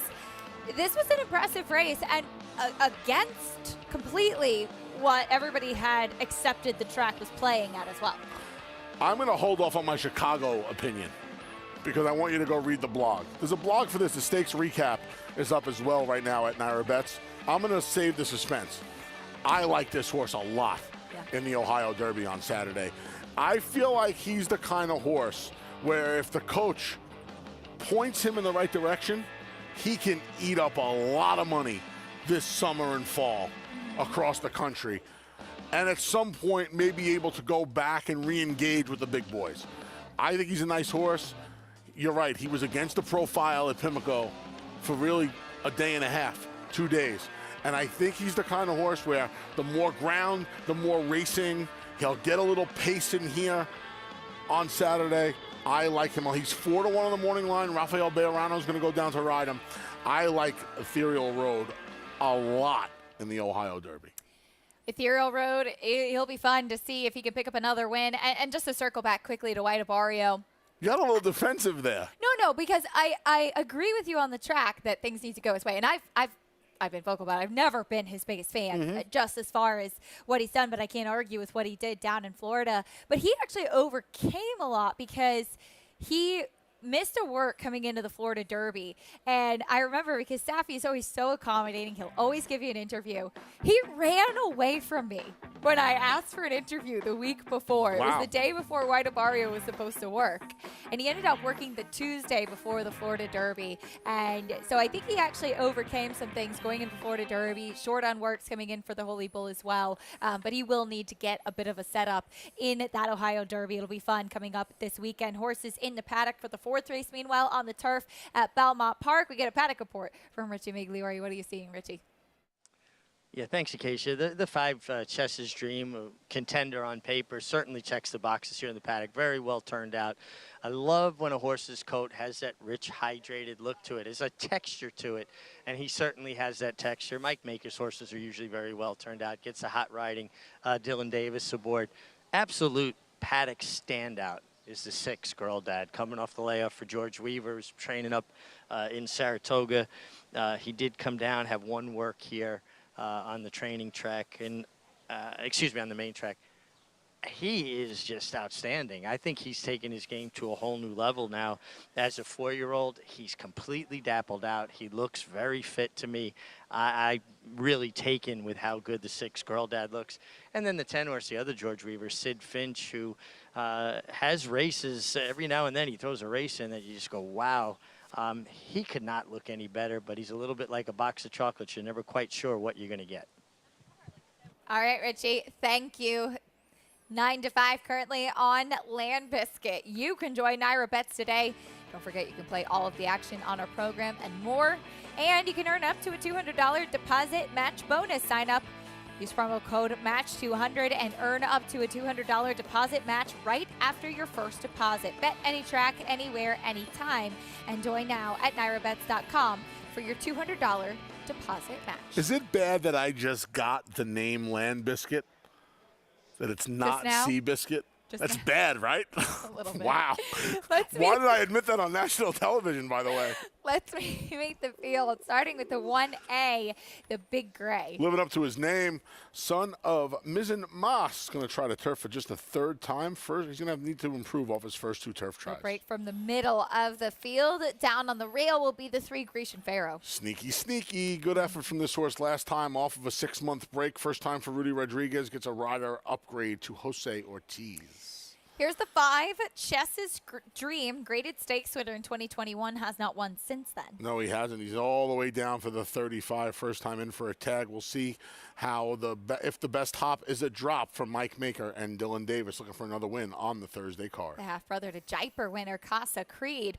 Here's the 6, Girl Dad off a layoff. This horse ran for $35,000 3 life when last seen in December. He is entered for the waiver, which means he cannot be claimed out of this race, despite the fact that this is a claiming race. I think that's a good sign.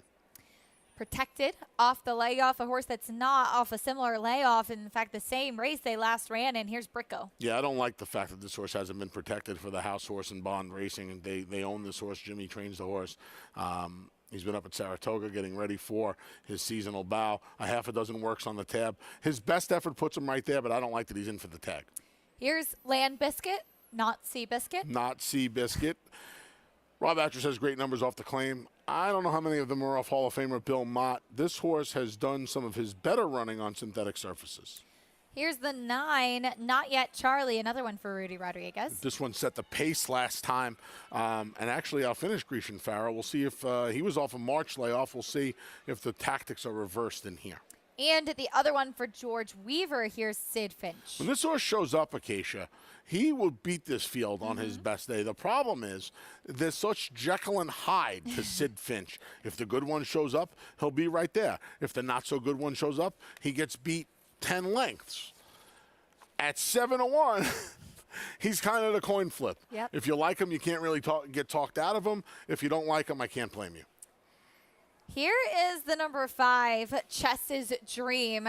Talking about a horse that you just really don't know what to do with. He won the Grade 3 Kitten's Joy over Never Surprised, who, as we know, once they started letting him go to the lead, he turned out to be a very talented graded stakes winner for Todd Pletcher. Coming up the rail that day was Chess's Dream. The problem, Anthony, he hasn't won since then. A perfect ride under Tyler Gaffalione. 17 months, little A. That's an awful long time between drinks.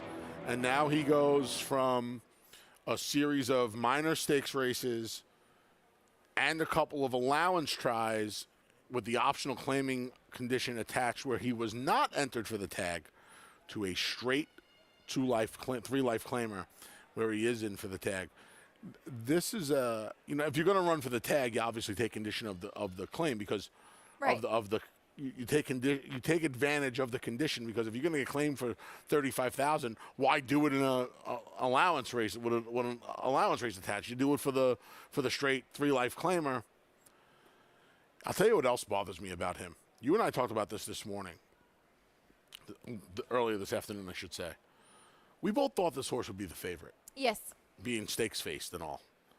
And Land Biscuit is more than a point lower than him on the total. I am very, very surprised. I know it's first-time actress and stuff, but I am really surprised by that. Finished a distant second to be here last time out, who came back to win again with an 88 Beyer speed figure. Richie, what do you see from the favorite out on track? It's interesting. I look for specific things when I watch horses warm up. Rob Atras ran a filly earlier. That was a big favorite, and I wasn't crazy about her warm-up. And I'm not crazy about Land Biscuit's warm-up. It's better than the fillies. His energy level's a bit higher. Just not warming to it. I'm looking elsewhere. I'm looking to beat the favorite. Again, he was underwhelming. I think that's a better way to put it in the warm-up. The 3-horse Grecian Farrow horse that did not catch my eye in the paddock did catch my eye on the racetrack. Love this horse's energy level. Jose Ortiz left the pony. Good warm up. Got a great animated stride to him. I think he's going to far outrun his odds at 8-1. He's a horse that I'm definitely very interested in. And I'm going to go back to the 6-horse Girl Dad, who's my top selection. Yes, he's coming off a layoff, but he can't look any healthier. His coat is incredible. He's all dappled out. He's showing good energy. Could he look a touch tighter? Yes. I still think he looks fit, though, and I do think he's going to run well. And full disclosure, he's my top selection, but I am going to use the 3 alongside him. I like it, Richie. Thank you. Getting 5-1 on Girl Dad as he does come off and layoff since December. And you brought up the point, Anthony, that you have the opportunity here in New York with horses coming off layoffs to not run for the claiming tag, to use the waiver. And George Weaver opts to do just that, that he protects this horse. This horse, no matter how he finishes today, will stay in the Weaver barn. It's amazing how they're right next door to each other, too, in the starter gate. Because quite frankly, I just don't get it. I would always be protecting, always, because my theory would be, if somebody wants them today, they're going to want them in 3.5, 4, 5 weeks when you run them back. Because off of a layoff like that, I don't think it's fair or it's wise or prudent to just make the assessment. So, yeah, I think it's a good sign that – I think it's more of a bad sign that Bricko's not in for the is in for the tag, then Girl Dad's not. It just makes more sense to me. This is the horse that I want to mess around with in here. Grecian Pharaoh. I think he's going to be forward from the inside draw. I like the rider change to Jose Ortiz. I like the fact that he has the race off the 6-month layoff. I'll tell you what I like the most, Acacia. He's 9-1. He is way, way too big of a price to ignore in here, I think, anyway. Got some good comments from Richie on the track as well as far as his warm-up was concerned. Did Grecian Pharaoh as he will break to the inside under Jose Ortiz, second off the layoff and second time for the Rudy Rodriguez barn. They start to load into the starting gate for race 4 at Belmont Park. The pick 6 kicks off here as well. Good luck if you're playing as we'll get ready for this upcoming turf race. Anthony going with the 3, Grecian Pharaoh, Richie with the 6, Girl Dad. Some nice prices for the top selections in this spot. Land Biscuit, though, still your favorite at 8-5 as we'll get loaded here momentarily. Bricko, very sharp behind the gate. Cannot believe the price on Chess's Dream. You know, that to me, if I'm handicapping the tote board, dead on the board. He's the co-second. He's the same price as a returning Girl Dad. Wow. He's now a bigger price than Girl Dad. He's he just taking a upticked. big drop in class, but just so tough to trust, given the fact that he was on a good run. And even after he won that Kitten's Joy, he came back. He finished well behind Annex, who was a horse that looked to have a lot of talent for Belmont at the time. Running competitively in graded stakes spots, and then things just really seemed to tail off. His numbers never improved. We'll see if the drop in class can help turn things around for Chess's Dream. He's the wild card of the race. Land Biscuit, the favorite, though, as we get loaded in for this 4th race at Belmont Park. Here's John and Brielle standing by with the call. For Not Yet Charlie and Sid Finch.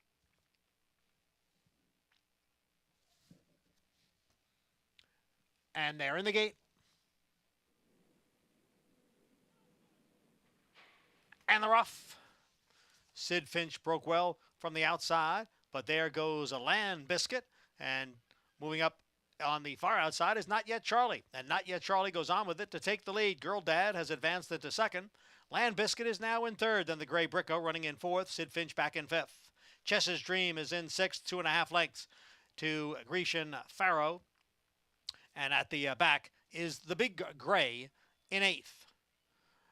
It is Not Yet Charlie who has opened up a 4-length lead over Girl Dad through a quarter in 23 and 2/5 seconds. Now Chess's Dream moves up down at the rail. Chess's Dream is right alongside of Girl Dad. Their heads apart for 2nd, chasing Not Yet Charlie. Lamb Biscuit runs in 4th, 5 lengths from the lead. Then it's the duo of Bricko and Grecian Pharaoh. Farther back, Sid Finch and the Big Gray. Around the far turn, half mile 47 and 3. They have closed in on Not Yet Charlie. Oh, Chess's Dream had to steady a bit there down towards the inside. Girl Dad is right alongside of Not Yet Charlie. Land Biscuit has moved up, and now there's room at the rail, and there goes Chess's Dream. Chess's Dream up to challenge the front runners. Chess's Dream, Girl Dad, Land Biscuit on the outside, and they are in the stretch. And it is Land Biscuit who has taken over as Bricko moves up on the outside. Down at the rail is Chess's Dream. It is Land Biscuit with the lead, then Chess's Dream and Girl Dad and Bricko on the outside. They're coming down for the finish, and it will be Land Biscuit to win on the turf here at Belmont. Photo for 2nd between Bricko and Chess's Dream, then Sid Finch and the Big Gray. Off the claim for Rob Atris, Land Biscuit. Kind of like Seabiscuit. I'm never going to live this one down, boy. I'm glad I said this with this crew here today. Well, you never let me live down the fact that I haven't seen the Karate Kid. So. Yeah, I think that's a little worse, Acacia. Good trip in here under Ortiz Jr. First off the claim for Rob Atris, who just kept him at the same level. Gets the job done here. Bricko in for the tag, but he couldn't. He did run well. He did run well. So did Chess's Dream, who's trying to be. Dylan Davis must have watched a replay of that Kitten's Joy. He's like, I know what I'm going to do. I'm going to save ground, go for an impossible spot at the rail, and try and pull a sneak attack. Nearly worked. He'll have to settle for the show, though, today. Yep, tight. Actually, it was tight between him and Bricko down to the wire. Looks like he did get third, Bricko up for second, but it was the number 8 Land Biscuit, no doubt about the winner. Under Red Ortiz Jr. pulls away to get the victory in race 4 at Belmont Park as Full of Horse. Chess's Dream made that move up the rail. He was game to do that, and then he really just flattened out. Got into a little bit of, I don't want to say trouble or a jackpot, but he got on the going into the far turn as well. Yes. He got jammed up a little bit. Oh, Chess's Dream. Yeah, but I don't think I could have cost him second. Maybe he wasn't getting to the winner. Tell you what, Public had this one right. I thought they'd be a lot closer in price. I thought Chess's Dream would be the favorite. Public made the right horse the favorite, and the Public got the money.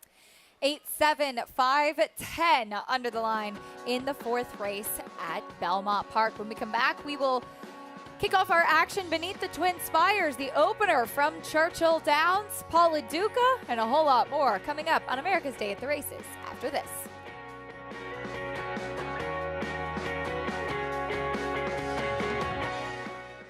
He was just put together like a machine, and he had a great mind. Everything about him was what you'd want. Tis the Law pops the cork in the champagne. Tis the Law is going to win the first leg of the Triple Crown. I've never seen him get tired. Respect the law. Tis the law. His structure is just perfect. His bone is perfect. He's left the others behind. He's going to win the Run Happy Travers. He's everything you would look for in a horse.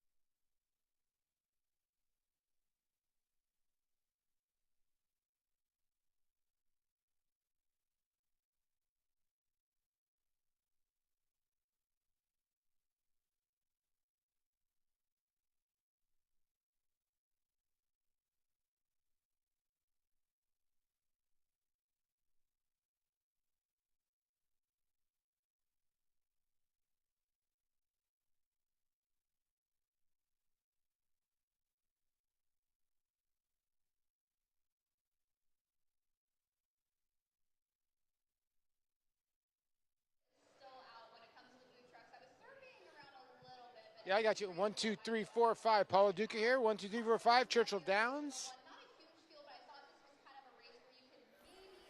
Hello, Mr. LaDuca. Hey, what's up, Big A? Everything's good, brother.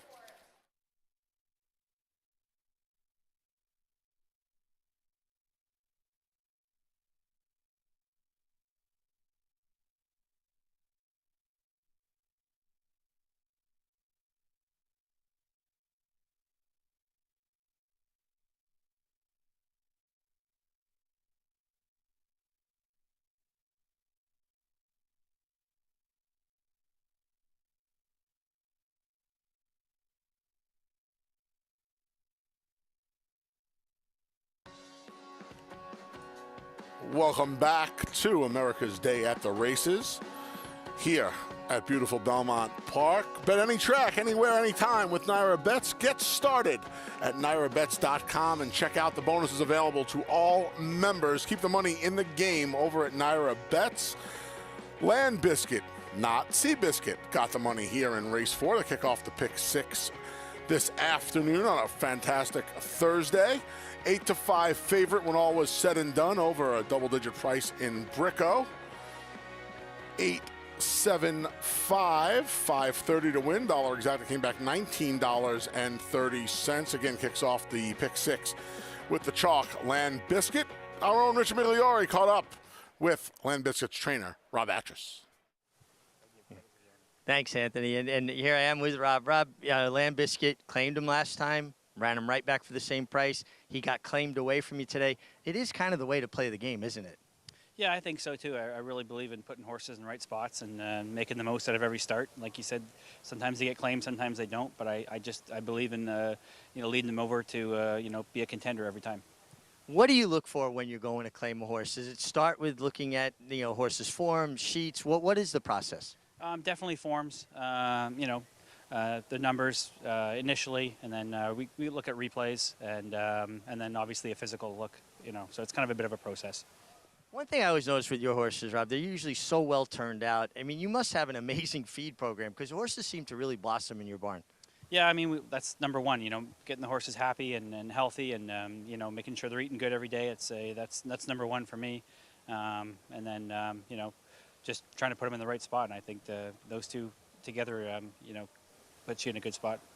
Well, you're doing a terrific job, guys. It's not just about your horsemanship, which is one component. It's certainly about being a good manager and running horses where they belong. Richie, thank you. Land Biscuit in the right spot, and he gets the win for Rob Atras. As we turn the page, we're on the inner turf for this New York bred allowance, going a mile and an eighth. Marvelous Maud, currently even money. Anthony, as she comes out of a race off of a layoff last time out, where she was a short price that day too, and unable to get the job done. For a barn in Chad Brown, who everything seems to be coming off the layoff, both at Aqueduct and here at Belmont Park, firing. She did not run very well last time. I know she was third, beaten less than 2 lengths, and that can sound foolish to say for arguably the best trainer in the world, but I did not like the way this filly ran last time out. And at even money, which is what she is right now, and in the multi-race wagers, she is pounded in the wagering. I'm going to take a couple of shots against her today. She has never been worse than third in her career, third off the layoff, and disappointing at a short price last time out. We'll see if Marvelous Maud can get the job done today. We'll talk more about the 5th race at Belmont. We'll also kick things off beneath the Twin Spires, the opener at Churchill Downs coming up. There's a look at Super Wonder Girl getting tacked up for race 1 at Churchill after this. The ultimate accolade for a racehorse is to be named Horse of the Year. To be enshrined to the Hall of Fame is to achieve immortality. As a stallion, genetic immortality is defined in 2 words: breed shaper, plain and simple. 2-time Horse of the Year and Hall of Fame inductee, Curlin, is just that. Breed shaper, Curlin, the classic sire.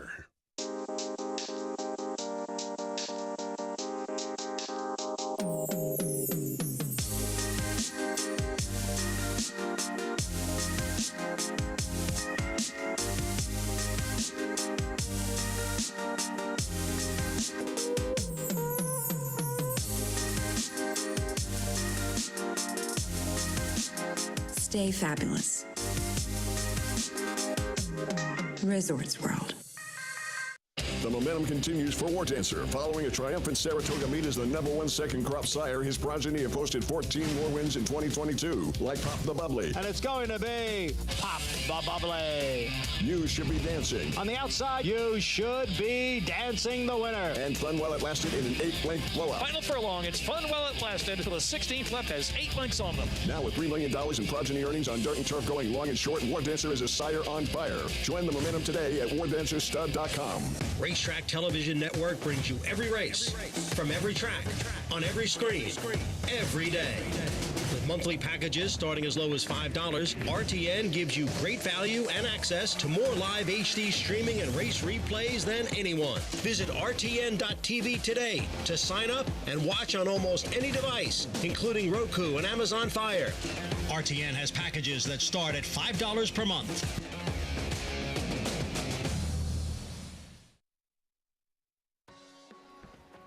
We're back on America's Day at the Races, brought to you by Claiborne Farm, where you can bet any track, Claiborne Farm, 100 years of doing the usual unusually well. It was on Naira Bets on my host card. The Naira Bets works at Claiborne Farm. Take that from experience. There you go. That's happened. There you go.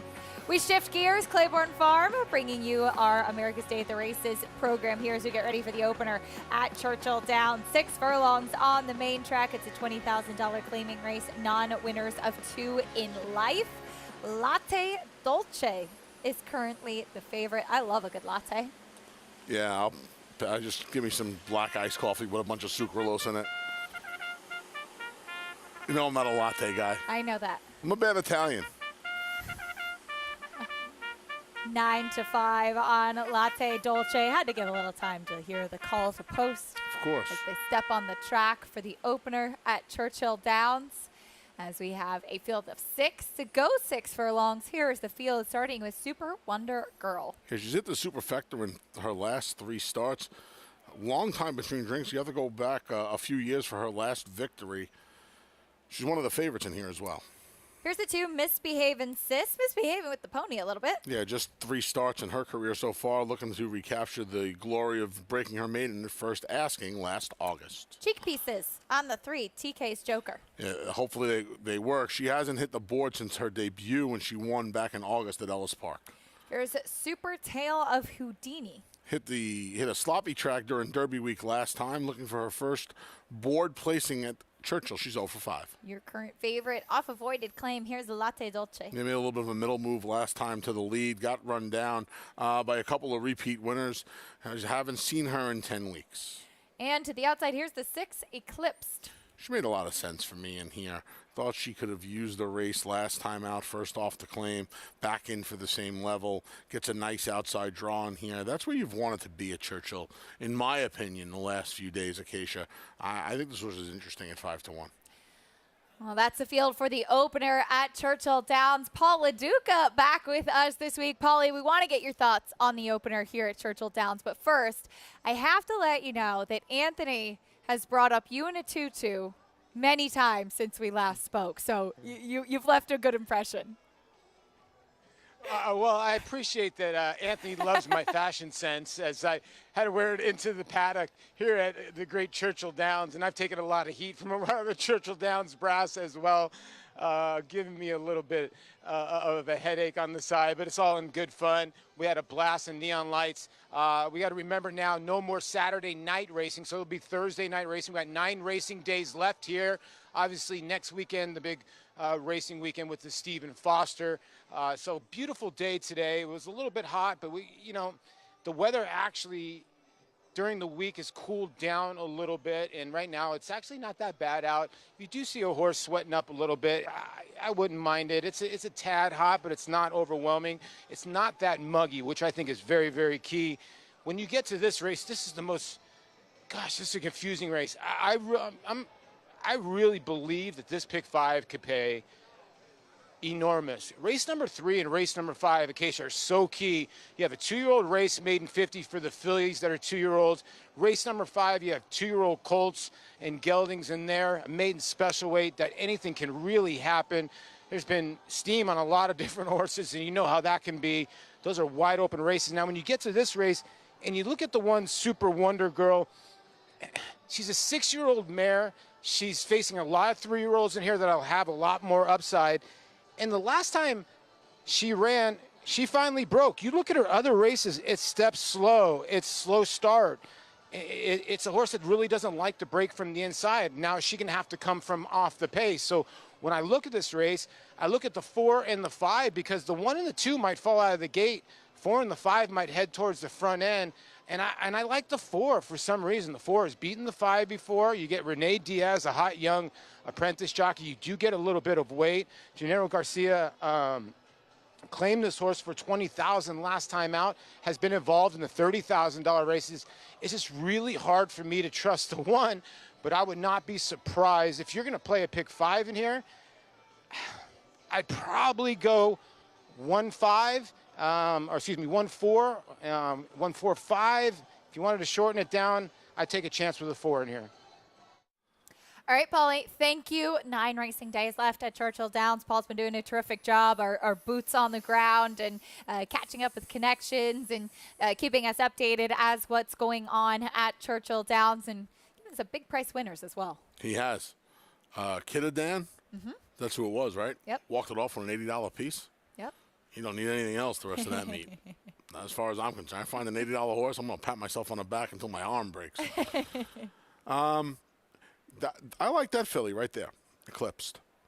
Thought she was a little interesting in here. I think if you pick her PPs apart a little bit, I like the fact that they gave her the 1 shot on the turf after the maiden win for 50, and then they dropped her in half. That's what you're supposed to do. They tried her at this level at Keeneland.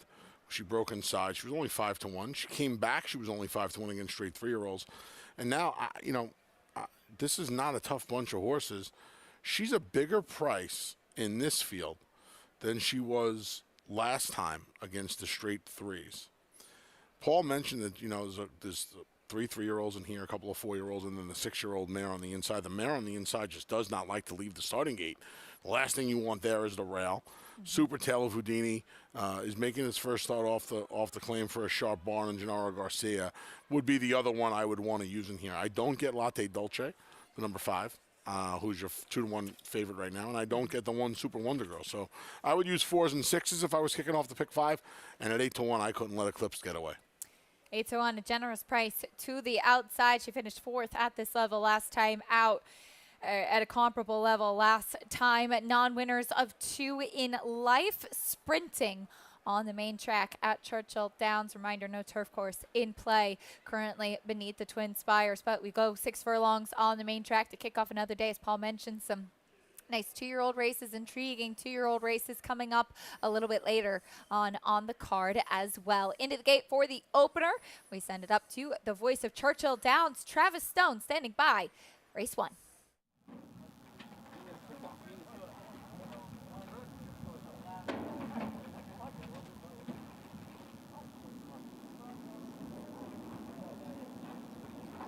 Waiting on Latte Dolce and Eclipsed.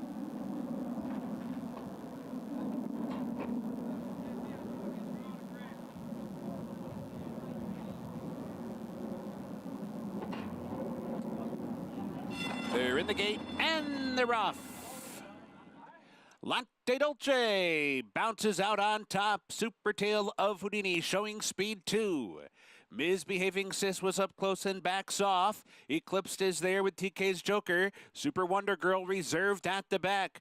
So down the back stretch run, Latte Dolce head-to-head with Super Tail of Houdini. Nobody in a particular hurry. Eclipsed is tracking them outside 3rd. TK's Joker tucked away 4th. Super Wonder Girl moves to the outside 5th. And now Misbehaving Sis has been shuffled back to last. The opening quarter in 22-2. They're on the far turn. Latte Dolce going head-to-head with Super Tail of Houdini. Latte Dolce, short lead heading for the quarter pole. Super Tail of Houdini is keeping pace. Eclipsed is 3rd, and Super Wonder Girl comes alive on the outside, up into 3rd. Top of the stretch, Super Tail of Houdini grabs a short lead. Latte Dolce fights on. Super Wonder Girl, confident ride by the 8th pole, is coming down the center. Super Tail of Houdini, Super Wonder Girl, Super Wonder Girl, Super Tail of Houdini, Super Wonder Girl, Super Tail of Houdini, Super Wonder Girl, Super Tail of Houdini, Super Wonder Girl.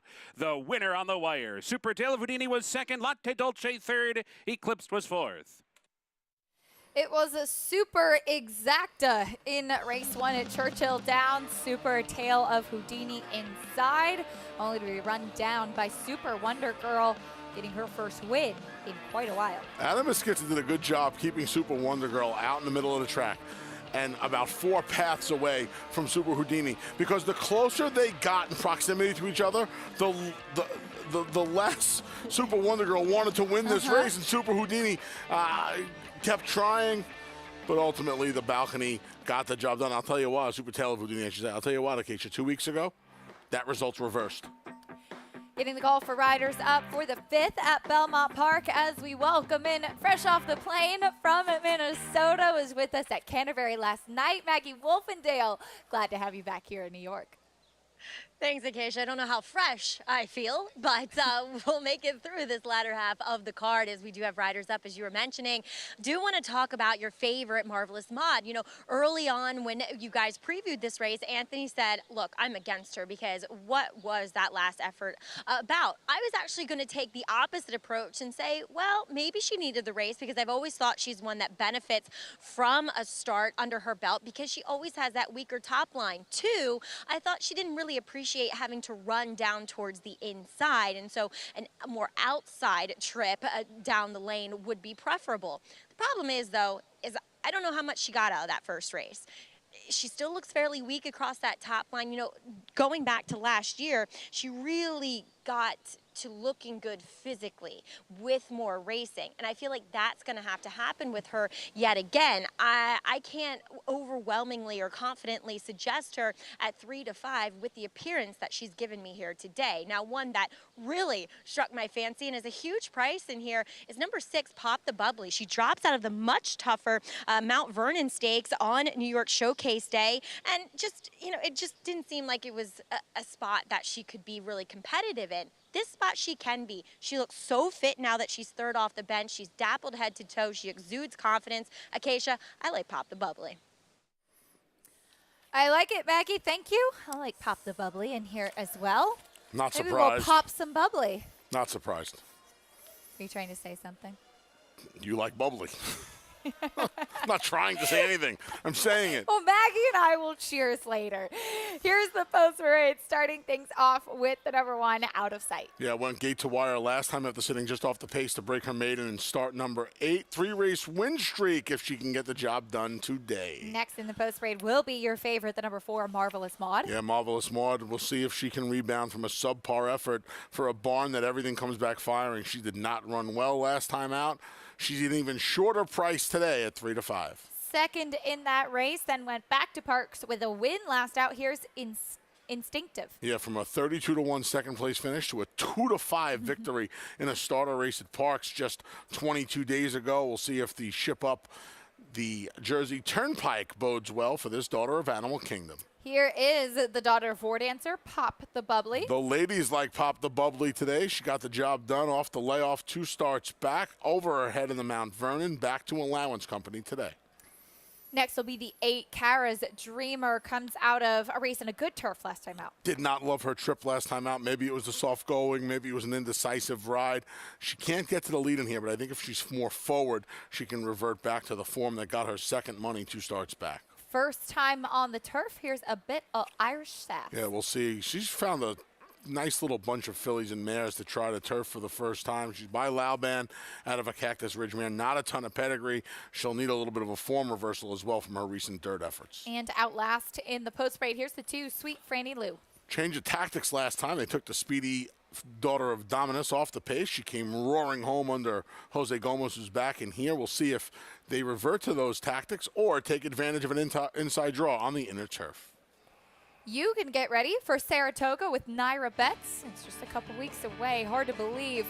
The 5 times a week bonus. Take advantage by just opting in each Monday, play the races each weekday, and you'll get a $20 bonus on Saturday. Sounds pretty easy, right? Opt in today for next week's bonus at nairabets.com and be sure to play all week for that bonus at that Naira Bets account.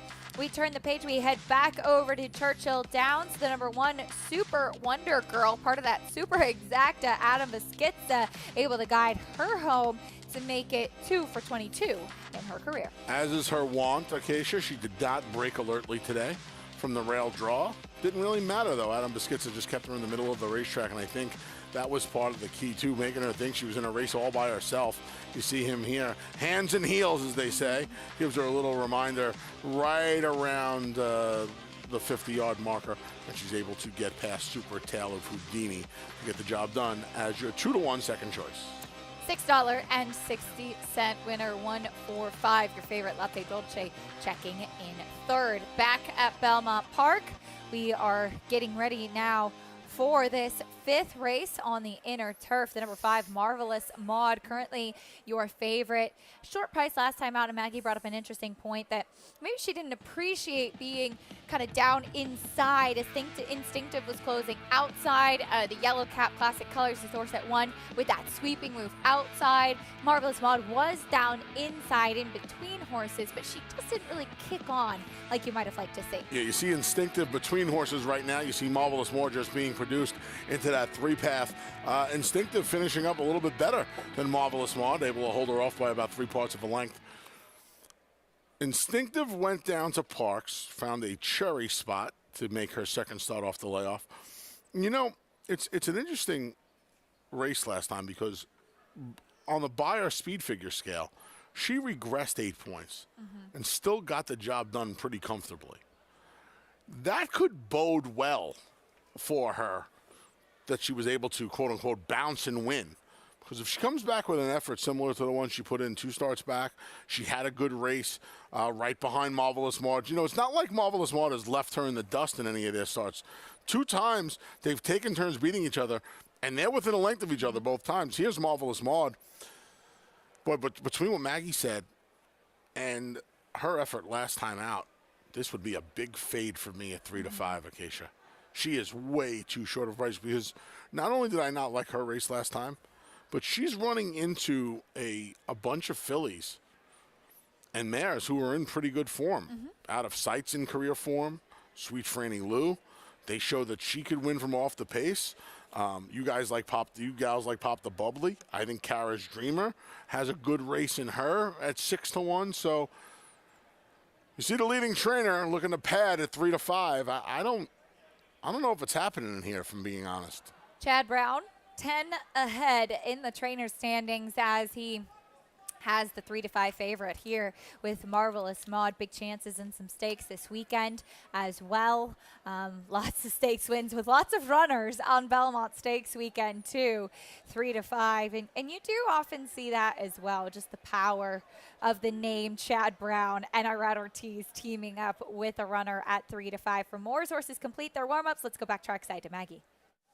And when you have a speed horse, Acacia, the best draw, especially on the turf course, is an inside one. And that's exactly what Out of Sight is going to get today. And I'm actually okay with her stretching out to the 9 furlongs. She's actually a very long, rangy filly where physically she looks capable of getting this type of distance because remember, too, it is a short run to that first turn. So obviously, it's an ideal scenario for her. And furthermore, I feel like she is a better filly when she can find her rhythm. And I think that the added distance is going to allow her to do that. We'll see if anybody decides to apply any pressure. As we just mentioned, Sweet Franny Lou found a new successful tactic. So I don't think the game plan with her is to press, but to be prominent. So I think Out of Sight could be very lethal in this spot, given the fact that she has that inside speed. As we'll move on to number 5, Instinctive. Now, this is her 3rd start in the last 30 days. Conditioning-wise, she looks great. This is the first time I'm actually laying eyes on her. I've never, for some reason, covered a race that she was in when she was running in New York. So she looks healthy from that respect. I will admit, I never quite understand the warm-ups that Paco Lopez gives. They often don't get out of a trot. They don't do that much, and I wish I saw a little bit more from her. I think she may have loosened up a little bit if she had gotten a more aggressive warm-up. But look, he's ridden her before, and he's won on her. So we'll see what she does here. But, I mean, the fact that she soundly beat Marvelous Maud the last time they met, I think, you know, you're getting 9-1 on her versus 4-5 on Marvelous Maud. There's some value with regards to Instinctive, Acacia. All right, Maggie, thank you. She is a New York bred. She comes back here to New York. 2 starts back at a big price. She was making the first start of 2022, as Maggie mentioned, Paco Lopez, who's ridden her to victory a couple times in town to ride hers. He typically does take horses to the outside rail, does a lot of circles, figure eights on the racetrack, but they don't get that kind of big gallop that Maggie was talking about. Typically, a typical kind of Paco Lopez warm-up, jogging and circling out there on the track with Instinctive. As you had interest, Anthony, in the 8, Kara's Dreamer. She is 2 for 20, but she has certainly been consistent throughout her career. $250,000, daughter of the Factor. I did not like the ride last time. Maybe it was the ground, maybe it was the draw. I thought she would have been forward in what was a paceless race. She was not. She was, in fact, towards the back and finished dead last. She gets back to firm ground today, and her last 3 races I think make her competitive. Her last 5 races make her at least a bit of a player. She has 1 start at the 9 furlongs. She tried to go wire to wire in the Hettinger last fall here at Belmont Park. She got beat by a couple of nice fillies, and My Heart Belongs to Daddy and Ice Princess. I thought she made, she was good second in the Ticonderoga where she made up ground. I'd like to see her leave for some position around Pop the Bubbly and Instinctive and Marvelous Maud, maybe sitting second off of Out of Sight or third off of those that filly and Sweet Franny Lou. But I'd like to see Dylan a little bit more aggressive today with the 2 scratches. Post 8 turns into post 6, and I think that'll help her cause tremendously. She's a generous price as well at 7-1. The pick 5 kicks off here 3-5 on your favorite Marvelous Maud as they approach the starting gate. Maggie talked about out of sight and getting into that rhythm. She's in very good form right now, having won her last 2 for Dave Donk, as she'll try to make it 3 in a row. And on this inner turf, typically those coveted inside trips really do seem to bode well. This will be her 4th start at the meet. She actually finished 2nd in the very first race of the meet and then rattled off 2 in a row. Blinkers have really seemed to turn her career around. They put them on back in December, where she was a good second, beating just 3 parts of a length, and she came back with a 2nd place finish off the layoff, all 5 months, and then win-win. So we'll see if Jose, who's ridden her, Jose Ortiz, in her last 2 starts, just follows the plan, puts her right on the bill daily once again. Marvelous Maud, a short price, 4-5 now on the board. Does she get back to the winner's circle today? We'll soon find out. Here's John and Brielle, the call. Race 5 at Belmont. Kara's Dreamer moves in. And 1 more to go to complete the line for race 5. 1.1 miles on Belmont's inner turf. A bit of Irish Sass is in, and we are set.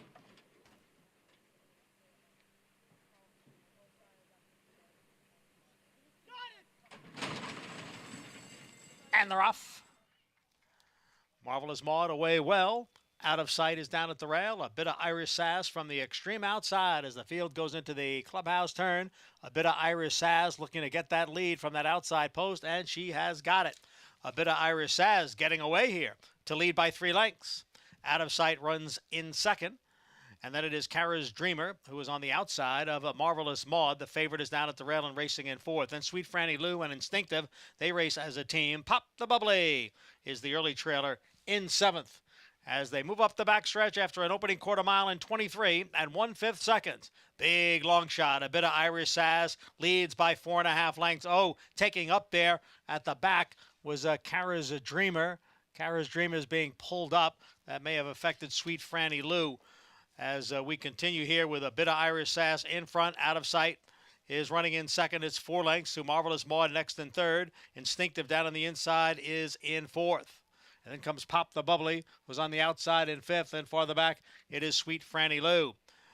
1/2 mile, 47 and 2, out of sight, getting closer now to a bit of Irish Sass. A bit of Irish Sass by a 1/2 length. Out of sight on the outside in 2nd with Marvelous Maud moving well in 3rd. Pop the Bubbly has advanced up on the outside into 4th. Then Instinctive.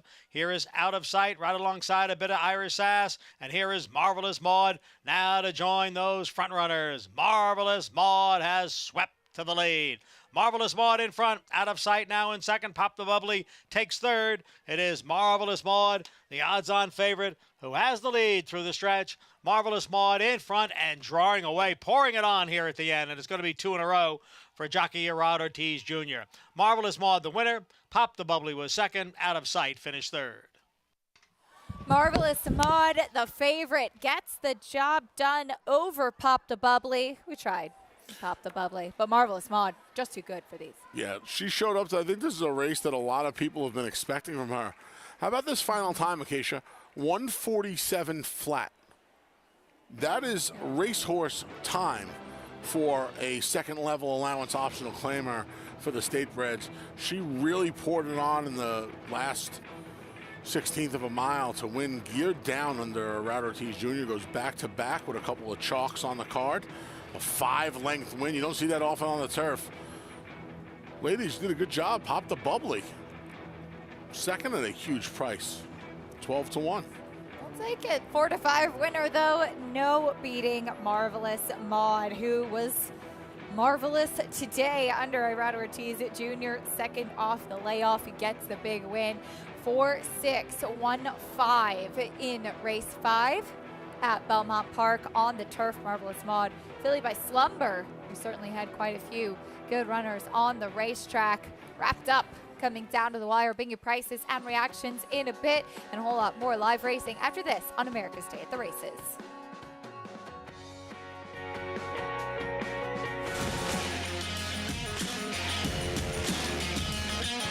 And they're off. Following C. Pouring bring it on here in the stretch. Impressive to win the Grade 2 Vosburg. Following C. Smile Happy has kicked it into high gear, and Smile Happy with a powerful performance wins by 2.5. Eclipse champion Run Happy, standing at Claiborne Farm.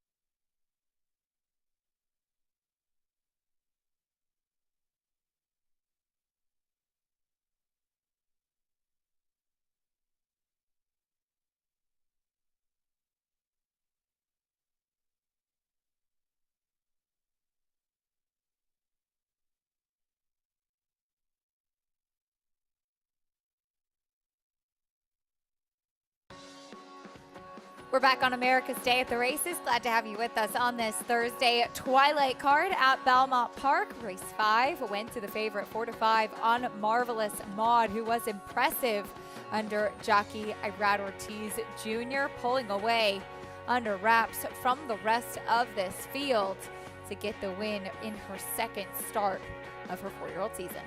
Yeah, big effort today. Again, final times comes home in under 12 seconds. An absolute dusting of this bunch of fillies and mares. Nice and easy, geared down the last 20 jumps or so. It's a fired up bunch of people in the winner's circle. Got some groups out here on this Thursday. And a nice effort from Marvelous Maud. Again, good final time for today. She finished up impressively, filly by Slumber. New York bred filly gets the win. Irad Ortiz gets his second victory on the card today as well over the 6 Pop the Bubbly and the 1 Out of Sight $3.70 winner. And sometimes you wonder, where did this name come from? Well, Maggie Wolfendale is here to tell us. Ta-da! It's Maud Walsh, as Maud used to be a hospitality manager here, and I know that Mike Dubb, huge fan of yours, and he blessed you with naming a racehorse, and it turns out she's pretty good, Maud. Yes, she certainly is. Probably stakes on her way to a stakes, we hope. I've been following her since Mike named her after me, and Chad actually told me about it, and I was so thrilled at the time. And now, whenever she's racing, we're part of the action. We're representing Mike today. And too, I mean, Marvelous Maud, not only the consonants of your name, but because you take such wonderful care of everyone that when you worked here at Naira, the owners adored you. Talk a little bit about just kind of your nature and taking care of people. I guess hospitality, I was a former school teacher. I guess I'm a people person, and combined with horse racing, it was a perfect fit for me, and I just loved all of the owners I came across. I took, I don't know how many bottles of champagne I popped over the years. Perfect, that Pop the Lovely ran second to Marvelous Maud. It's perfect, you're right. I should have talked to you. Right, I had the inside on that. And Maud, now you're managing some syndicates as well. So how important is horse racing to you, just as far as your livelihood? Oh, I grew up on the track. It's more of a, as a retiree, semi-retired, it's more of just a love of the game, and I want to get so many more people involved in the game and just see this sport flourish. I love it. Well, Maud, well done you for everything that you bring to the table, as well as having a pretty nice horse named after you. Thanks, Maggie. Thanks a lot. As you can tell, Maud Walsh, she's wonderful, just like the equine version. Acacia? How fun is that, Maggie? Thank you. Love getting to see the namesake of Marvelous Maud and how special she gets to be there in the winner's circle for filly named after her winning at Belmont Park. We got to get somebody to name one the A-Train. We really do. I mean, I don't know how this hasn't happened yet. I like it. I do too. I think it's a good idea. There's a lot of pressure when you have a horse that's named after an individual. There is. You hope that horse does well, so it's even more exciting. She gets her picture taken and things like that. We need a closer, the A-Train.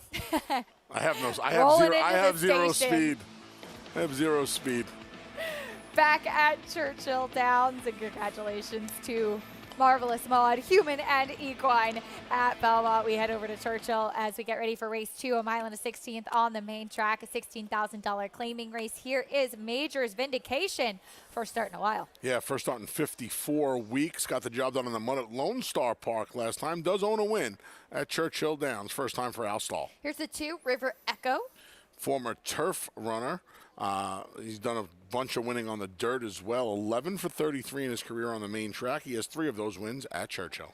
Unidentified Man makes his second start of the year. Yeah, second start for Brett Calhoun as well, dropping in from the starter ranks at Oaklawn Park all the way down to 16 here this afternoon. Here's the 4, Jurisdiction, who stretches out.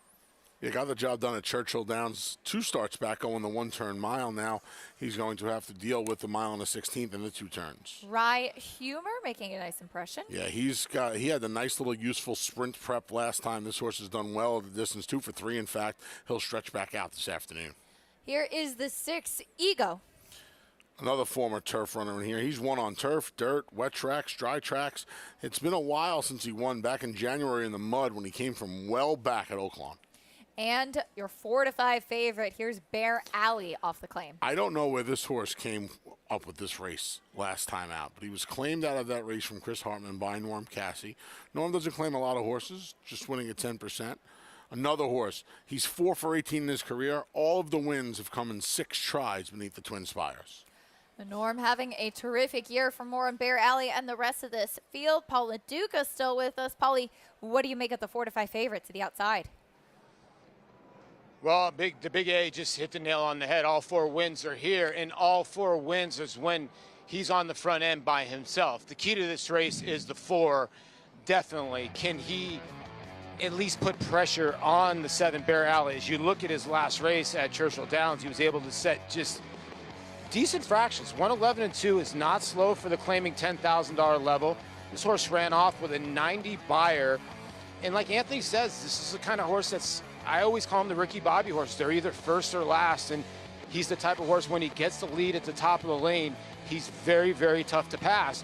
If the heart gets taken out of him early, then he really actually just sort of stops, and that's going to be the job of the 4 in here. I would think that Jurisdiction, the 4, has got to be the horse in here, Acacia and Big A, to put pressure on the 7, but the 7 looked tremendous on the racetrack. And, you know, I kept looking at the 6, Ego, and when I looked at him, I'm like, you know what, this is a horse that can pick up some pieces, but you look at the PPs, 20 starts in the last 2 years with no breaks. And I'm wondering if he's going to go backwards, if that turf start is a race that you can maybe draw a line through, because if he can maybe reach back to one of his efforts, but he comes from so far off the pace, his numbers do fit in here. But I do like the 5, Rye Humor, the best, just because of the fresh legs, got the 6.5 furlong race out of the way. Now is going to stretch out to the distance where he's been better at here at Churchill Downs. He's got a couple of wins. I know he won his non-2 here, but he came right out of that non-2 and won again by a head. He's tactical. The 7, listen, can win this race by many for Norm, but I do think the 5, Rye Humor, might give him all he can handle. All right, Paul, thank you. Rye Humor, 9-2 right now on the board. 1-2 on the number 7, Bear Alley, to the outside. He's a very short price. And I'm with Paul. I think he makes a lot of sense off that last race, but he made some decent horses in here that could potentially have a shot. I don't think it's a walkover. How did you see it? I like Rye Humor. Can't believe that price on Rye Humor. It's a generous price on this horse. Thought they'd be a lot closer on the tote.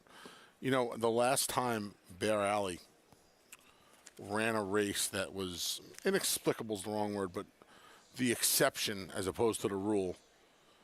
He came back and was eased. He did it again. He came back and he got beat 35 lengths.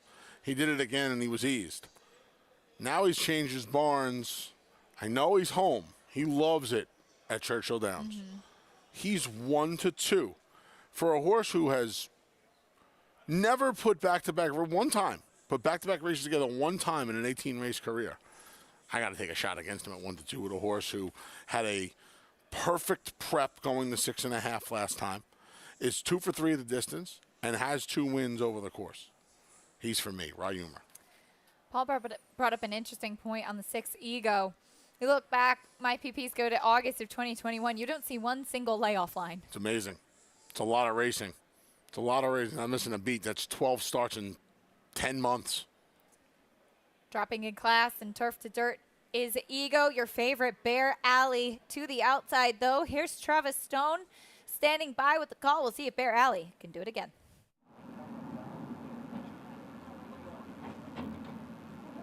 They're in the gate, and they're off. Jurisdiction breaks alertly. Unidentified man is there. Bear Alley for the outside post races up. River Echo is asked for speed, but settles in fourth and toward the rail. Heading for the opening turn, and it is Unidentified Man out there setting the pace, and Bear Alley is going to track from second, right alongside. River Echo finds a cozy spot third and toward the rail. Jurisdiction broke near the top, but is back into fourth. Rye Humor 3 wide, first turn fifth. Ego is sixth, and in behind horses, 4 lengths back to Major's Vindication, the long shot trailer. Backstretch run, a moderate opening quarter in 24 and 2/5 seconds. It's Unidentified Man the leader, and Bear Alley's in no hurry to go by yet. 5 furlongs to go. These two 1-2. Now they're 4 ahead of River Echo down inside, racing up into third. Jurisdiction is there with Ego in between. Rye Humor sent up on the outside of horses. 4 wide to the far turn. 6 lengths back to Major's Vindication. And that opening half was 48 and 1/5 seconds. 3 furlongs to go. Bear Alley now hounding Unidentified Man and taking the lead. So Bear Alley's in front. Unidentified Man in second. Ego comes on. Here comes Ego angling toward the outside, and River Echo angles out too. In a bit tight is that one. Top of the stretch. Bear Alley set down for the drive. The leader by 2. Ego on a full out drive second. River Echo third. Jurisdiction and Unidentified Man down to the final 16th. Bear Alley is still there. Ego has been trying the entire length of the stretch, but will not catch Bear Alley. 3 lengths in the end. Ego second, River Echo third, Jurisdiction finished fourth.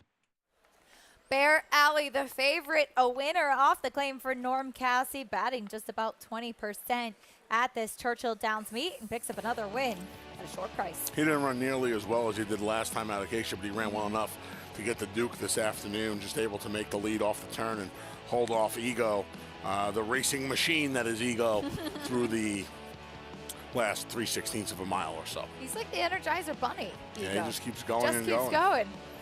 Gotta love a horse like that. But the favorite, Bear Alley, got that 90 Beyer speed figure last time out and agreed.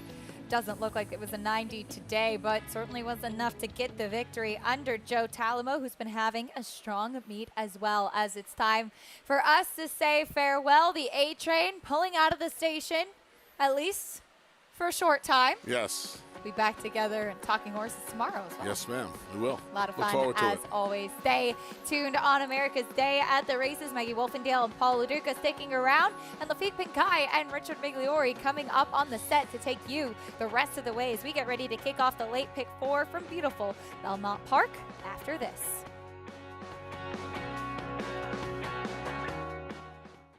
Spun to Run. In the Breeders' Cup Dirt Mile, he defeated a loaded field that included multiple Grade 1 winners Omaha Beach and Improbable. His brilliant speed figures were among the fastest of any 3-year-old at a mile or more. And he hails from the legendary Danzig sire line. Multiple graded stakes winner, millionaire, Breeders' Cup champion, Spun to Run, standing at Gainesway. If you're looking into racing partnerships, you should know they're not all the same. When you partner with Bond Racing Stables, you become a member of a growing family of racing enthusiasts, all guided by 3 generations of experience in thoroughbred breeding, training, and racing. Sharing the excitement at Saratoga and Belmont Park, where we've graced the winner's circle with winners like Giacosa, who was bred, born, and raised here at our Song Hill Farm. Get more than just a partnership. Become a member of the Bond Racing family. 3 generations of thoroughbred excellence. Eclipse Champion Blaine ranks among the nation's top sires at a fraction of the price. His recent top runners include Aga Khan stud Saidabad, a top performer overseas, plus these recent standout performers.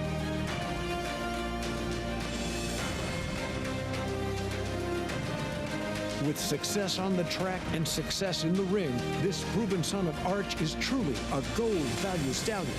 Blaine, standing at Claiborne Farm. Now more than ever, it's time to get with the program because New York Reds start with an advantage. New York Reds run for serious green at Belmont and Saratoga. New York bred maidens run for up to $75,000 and allowance horses for up to $85,000. And serious New York bred owners can collect awards of up to $20,000 per horse per race in open company. So get back with the program. Seriously.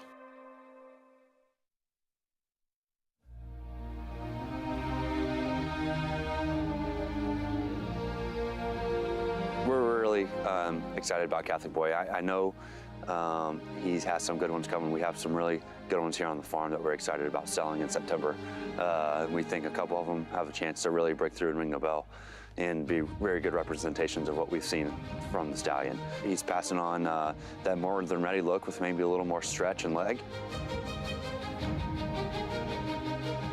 People forget that he was so dominant in the Travers. He won it by 4 lengths, beat Good Magic, Vino Rosso, and Mendelssohn, who are all stallions that stand for more money than he does somehow, even though Catholic Boy won grade 1s on both turf and dirt at Naira tracks.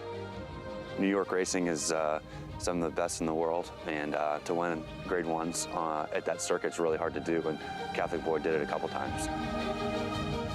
We really think the first group of horses that will be showcased at yearling sales later this summer and fall will really show what we've seen and why we're so thrilled with what we've seen with Catholic Boy. And he has tremendous versatility, obviously, and so does More Than Ready. He comes from the Halo line, which we don't have much of here in the United States anymore. Obviously, it's been widely successful in Japan. It's continuing on. All their sons and daughters that you see winning across the world stage basically trace back to Sunday Silence, which is the Halo line. So I really hope breeders will realize that we have a great Halo line here still going in the United States, and that it really needs to be supported because it's such a strong, influential line worldwide.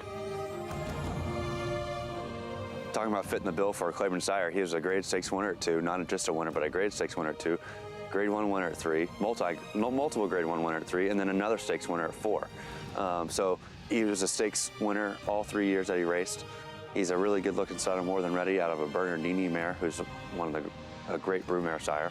He comes from a good family, and we're hoping that he passes on his good genes that were successful on the track.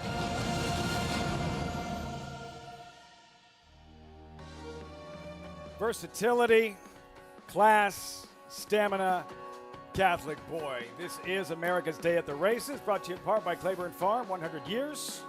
Doing the usual unusually well on that 3rd floor right there here at Belmont Park. Welcome, everyone. He's champion jockey Richard Migliori. I'm Lafitte Pinkai. We are not going to be on as long tonight as we were last night, right? But we'll be leaving in the light, and that makes a big difference. Yeah, but no rest for the weary. Would you ride your bike here today? I did, but what, a half a mile?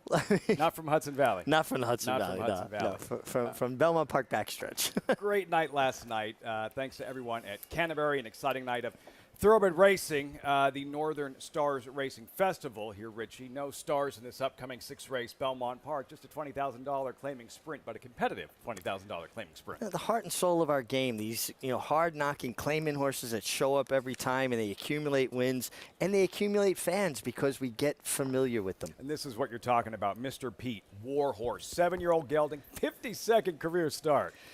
And he sports 12 wins, a dozen. He's looking for Baker's dozen here. Merktan Cantermazzi having a terrific meet, winning at 30%. Saratoga Pal Poor form, layoff, class drop. Class drop. Chris Englehart knows how to get his horses in spots to be competitive. This horse was crying out for the drop. Rejected again, contender. Definitely contender. Steps up off the Rudy Rodriguez claim. Has speed. Should be forwardly placed. Easy shot out. Gemography in. First or second in 19 at 35 lifetime. Another one taking that drop in class. Does he get enough pace to help set up his late run? That's the question. Longest shot in the field, Mad Money's. His last race, the same day, Rombauer won the Preakness.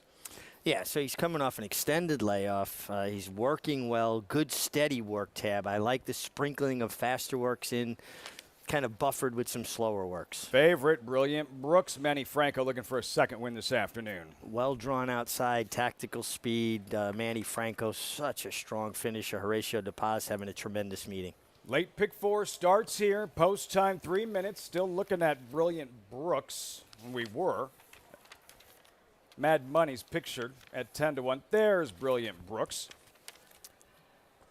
Let's revisit his latest, Richie. It's on the 12th of May, right here, starter allowance, Brilliant Brooks. Just a perfect trip, takes advantage. And he projects to get a very similar trip today, where he's going to be kind of set up, stalking from the outside. You can see Manny Franco galloped him over to the backstretch with the pony. Now he chooses to leave the pony. And I'd like to see just a little bit more animation in his stride. Hopefully when he turns around and goes back away from the gate, maybe we'll get to see him canter a little bit. We didn't see the replay. I blame you. But he did take advantage of a perfect trip and now trying to rattle off 2 straight. And as you mentioned, the human element intact. Manny Franco, big meat, and Horatio De Paz as well, big meat. Yeah, Horatio De Paz has really broken out over the last few years. He's picked up some really high-profile clients, sprinkled in with people that want to claim some horses, so his barn is very well balanced. He does a tremendous job.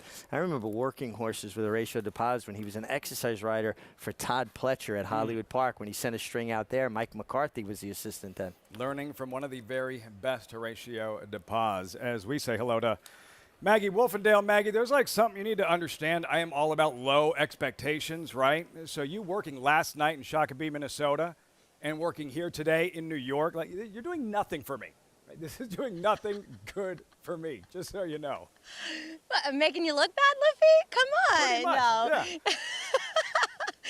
Well, you know me well. I'm a sucker for punishment, I suppose. No, I really enjoyed my time last night in Shakopee at Canterbury Park. Everybody there's so nice. It was so, I don't want to say refreshing, but people are so enthusiastic out there on a big night, and it was a Wednesday to boot. So, yeah, feeling a little bit ragged at the moment, but good night's sleep will do me good tonight. As we'll take a look at number 1, Mr. Pete in here. Last time he was impeded at the start a bit, and so he had to steady back. This is a horse that typically is a bit more forward than that last race would suggest. And speaking of that last event, Mexican Wonder Boy, who finished second, came back with a 94 figure, and Montauk Daddy returned to win an allowance race with an 83. So I think he may come out of arguably the livest race of anybody in here. He was taking a lot of early money. Pleased to see him drifting up a bit. This horse looks sensational. As you guys were mentioning, the Cantamasi barn hitting and firing on all cylinders right now. I'd love to see him more forwardly placed this time around, hoping for a clean break. I want to talk about a few layoff runners. We haven't seen number 2, Saratoga Pal, since February 12th, and he's getting a drop in class today. This is a horse that wears how he's doing on his sleeve, proverbially speaking, as sometimes he does not look good in his coat or he doesn't carry his weight well. That was my problem with him in his last start back in February. He looked very dull. Well, oftentimes, as we've seen with him, a little bit of a freshening does this horse wonders. His weight's where it needs to be, but strong looking, so fit for this comeback. And his coat, while it's never going to be dappled in, like a shiny penny, looks good for him. So I'm hoping for a good effort as he does sit at 7-1 currently. Obviously, he is a horse that is pace dependent, though, and I do think that pace will be provided by another layoff runner. That's number 6, Mad Money's in here. He has the speed to get him to the lead, though he is turning back a bit here. He's sharp, though, and he was a bit quiet in the paddock, and then once he stepped foot on the racetrack and Jose Gomez gave him a warm-up, he was very, very into the bridle, as he seems really alert now, too, as they're circling behind the gate. Now, he is a horse that He's very short coupled, so he often has that kind of a chunky appearance. But while he has that, that's him. He looks fit, and I'm pleased I know this horse that well, because I can kind of discern the fact that, to the untrained eye, to Mad Money's, he looks unfit. But for him, he looks ready considering that layoff. I think at a big price, and I get it, he is a bit of an all or nothing type. If he isn't aggressively handled, he often doesn't show up. But do look for Jose Gomez. Obviously, apprentices, they do tend to do well. Richie, I'm sure, can speak on that on speed types. Jose Gomez, Mad Money's. She said it looks good, relatively speaking. And here with Gomez, figures to be right in front in the mix early. And the one thing about Jose Gomez, what you're getting to, though, is a 5-pound apprentice. So you're getting a 5-pound break in weights that is showing a lot of poise, is really seeing a race. His agent is Angel Cordero Jr., so he's got a great mentor, somebody to sound things off of, talk about the races. And even though I agree with Maggie, most apprentices do well with speed types, this kid has shown a lot of versatility. Saw your interview with him earlier. Very poised, very mature beyond his age and experience. You and Maggie both going with that gelding, Mr. Pete. Yeah, I thought he was compromised at the start last time, and some people say, well, he gets post 1 this time. He's not running the risk of getting squeezed between 2 horses. When you have post 1, sometimes that's the best thing because you have room to work with. You have buffer zone to your inside. You were a good lip reader. I was trying to pick up what Dylan Davis was saying there.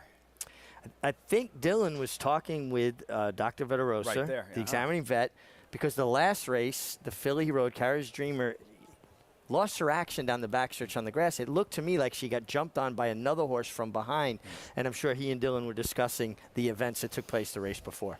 Hopefully an incident-free 6th race here at Belmont Park. Start of the late pick 4, filing into the gate. John Embrial standing by with the call post time, the 6th from Belmont. Set for the start of race 6.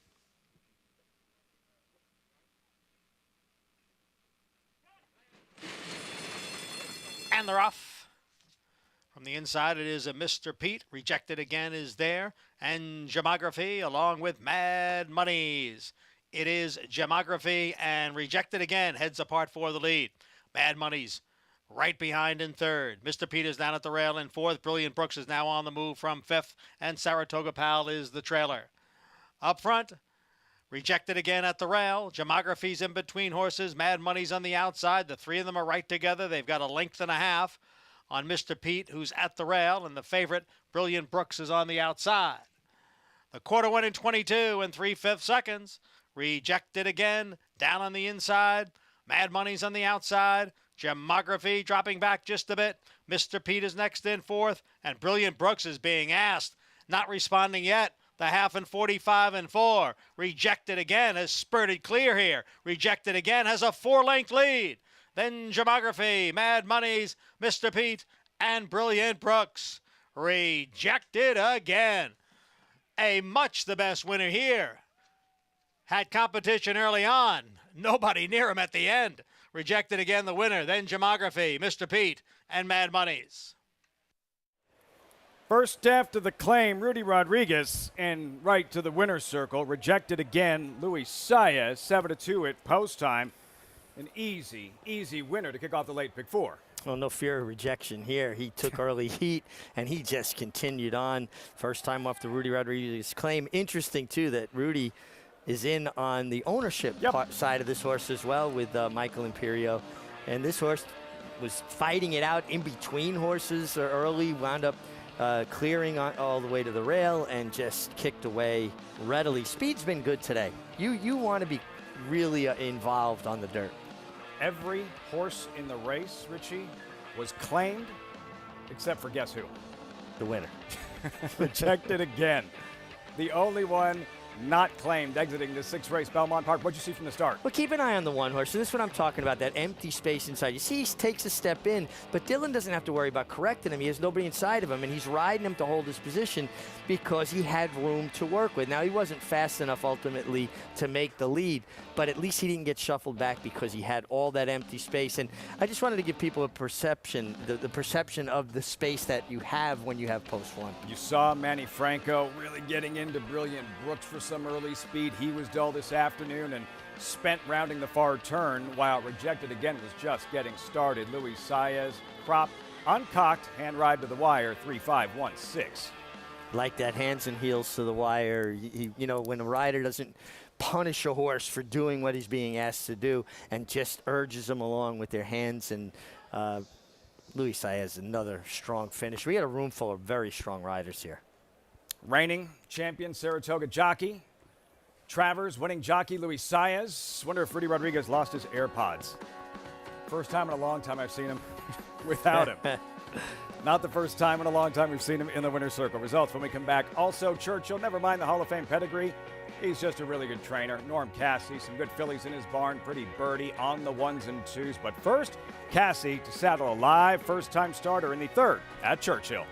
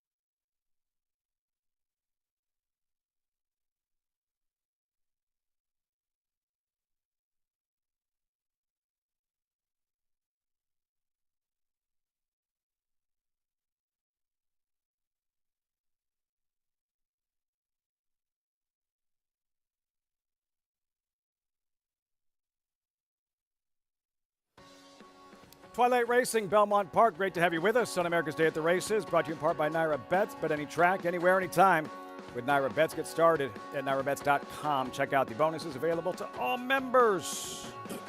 Every horse exiting the 6th race headed to a new barn, except for that 5-year-old. Rejected Again. They're going to re-accept him back into the Rudy Rodriguez stable after that win. First after the claim, top of the stretch. You look at the jockey body language, Richie and Saez. Now he is riding, but rounding the far turn, he was still everyone else encouraging their mounts. Yeah, he was traveling well. He wasn't needing to be urged to keep up. He was in control of things. You saw it when they got to the 3/16 pole. Louis kind of changed his hold on the reins, shook the reins at him a little bit, and a nice hand ride all the way through the wire. A very impressive performance. First time off the Rudy Rodriguez claim. First time in a long time. He went 0 for 13 last year, did Rejected Again, 0 for 3 this year. Coming into this one, but he puts it all together today for new connections. Rejected Again in the late pick 5 with more than $330,000 into the pool. Very formful thus far here, Richie, with Marvelous Mott. $930 for Rejected Again. Yeah, and he made a lot of sense. And again, I think you want to lean on horses more heavily that have speed, I think you want to be involved today. Brilliant Brooks disappointing. Just dull.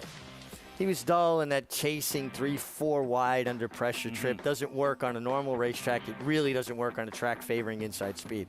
You ready for some 2-year-old fillies? Yeah. Churchill Downs, $50,000 maiden claiming fillies. There you see the Brad Grady colors that we'll see again in the post parade. Specialize in post parade. And the entry here with Happy Clouds, first half of the entry, co-owned and trained by John Enos. Yeah, and the mare did win on debut. You like to see some precocity in the family, albeit that was on synthetic. Corvina, second half of the entry, 2-for-1. You're getting 9-1. Yeah, that's pretty cold because people like 2-for-1 sales, right? And this horse is a first foal out of a mare, first foal to race, I should say. There are those Grady colors, specializing, debuting homebred. Well, we like to let the board help us in these baby races. She gets a good inside draw, very short run, going 5 furlongs at Churchill Downs to the turn. Hi, ladies. Legion Racing, first-time starter.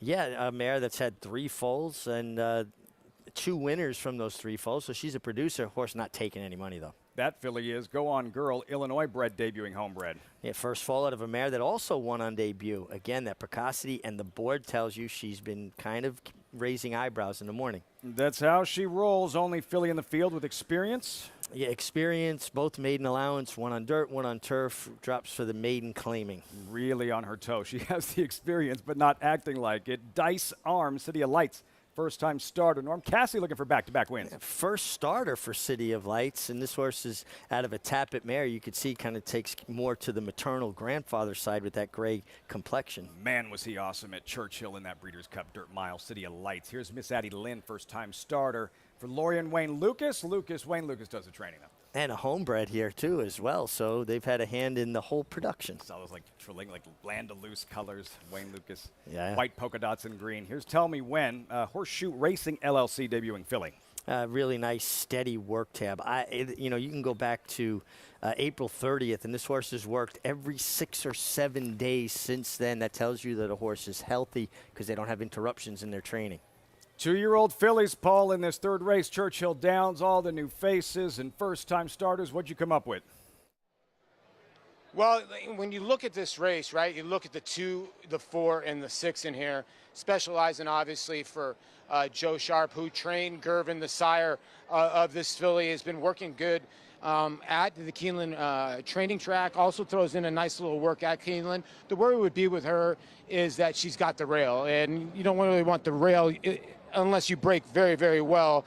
The 4 in here, Go On Girl. Like Larry Ravelli might be, I would say, most underrated trainer when it comes to 2-year-olds. Look at his percent. He's 33% with 2-year-olds. Now, he's 12% when debuting maiden claiming, but I would think this filly is going to be a rocket ship. The bottom side of this family is throwing out a ton of winners.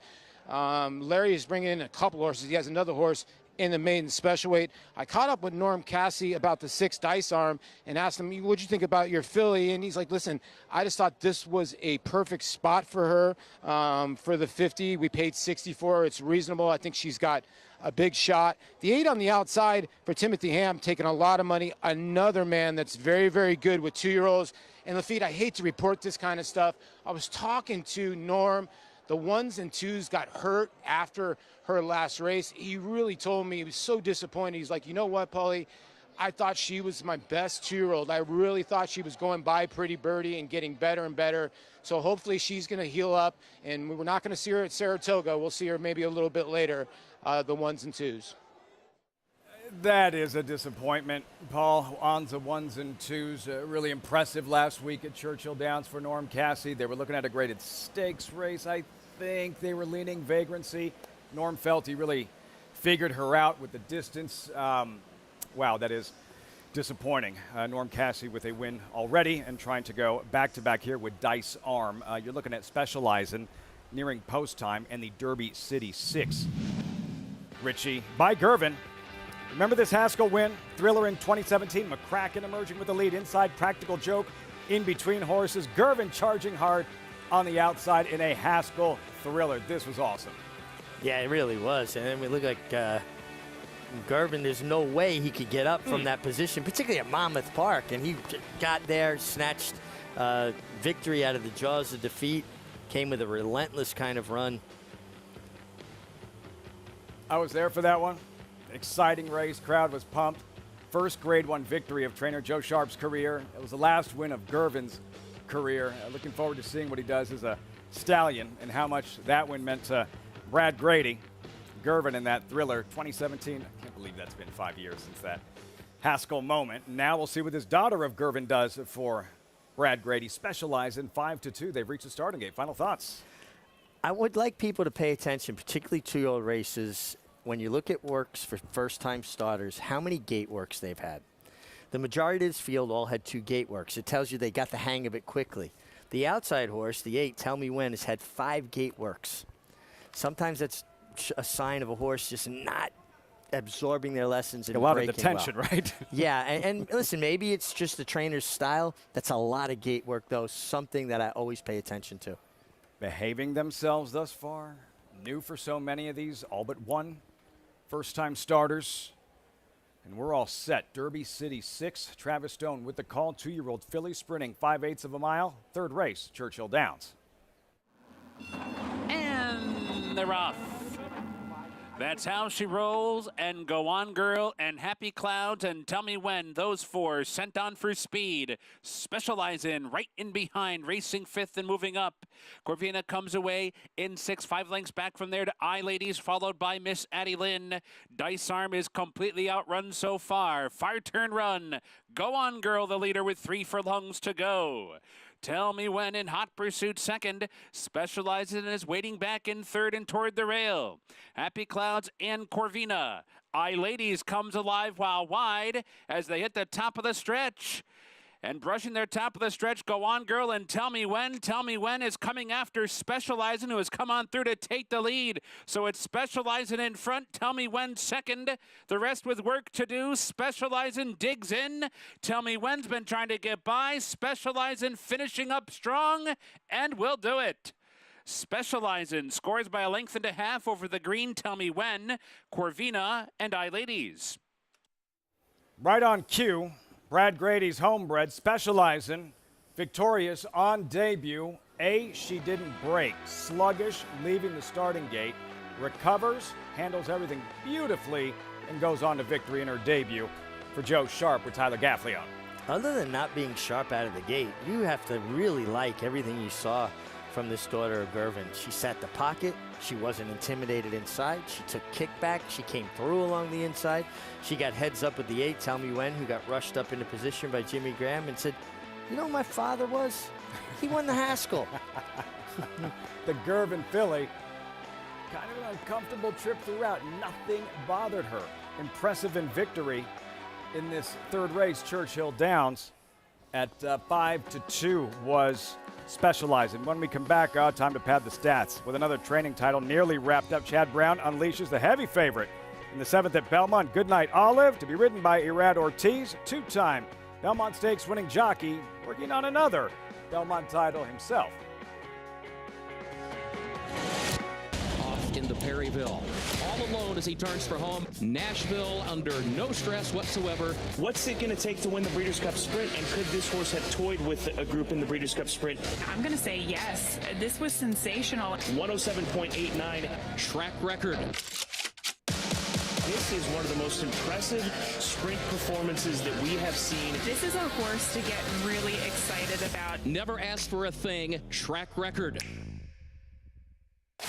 Who you betting on? How about an app created specifically for horse racing? Nairo Bets. We specialize in thundering hooves, fist pumping, and boosting your bankroll with robust weekly promotions. And offer betting tips from actual horse racing experts. Bet all day and night, nationwide. Get the action and thrill of horse racing with Nairo Bets.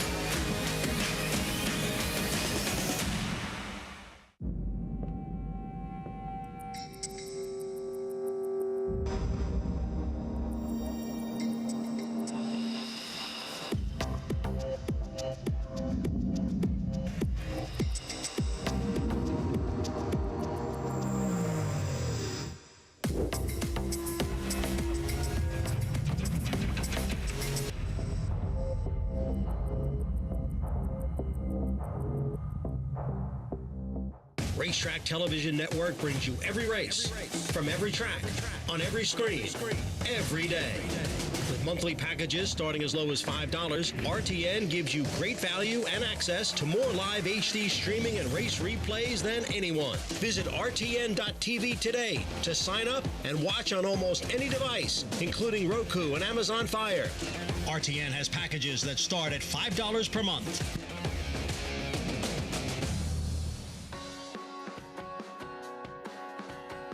From Belmont Park in Elmont, New York, you're watching America's Day at the Races. Great to have you with us. This Thursday evening, Twilight Racing.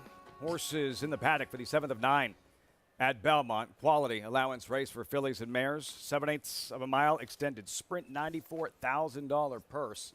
All eyes on that filly. Good Night Olive, 1-9, Richie, and understandably so. Yeah, I mean, her figures tower above this field. She's well placed outside. She's got natural speed. She's going to put herself in the game. If somebody like Honey Money goes, she can stalk from the outside. If she doesn't go, she makes the pace. Very formidable. Maggie, Good Night Olive. Yes, a standout on paper. What are you seeing in the paddock? Yeah.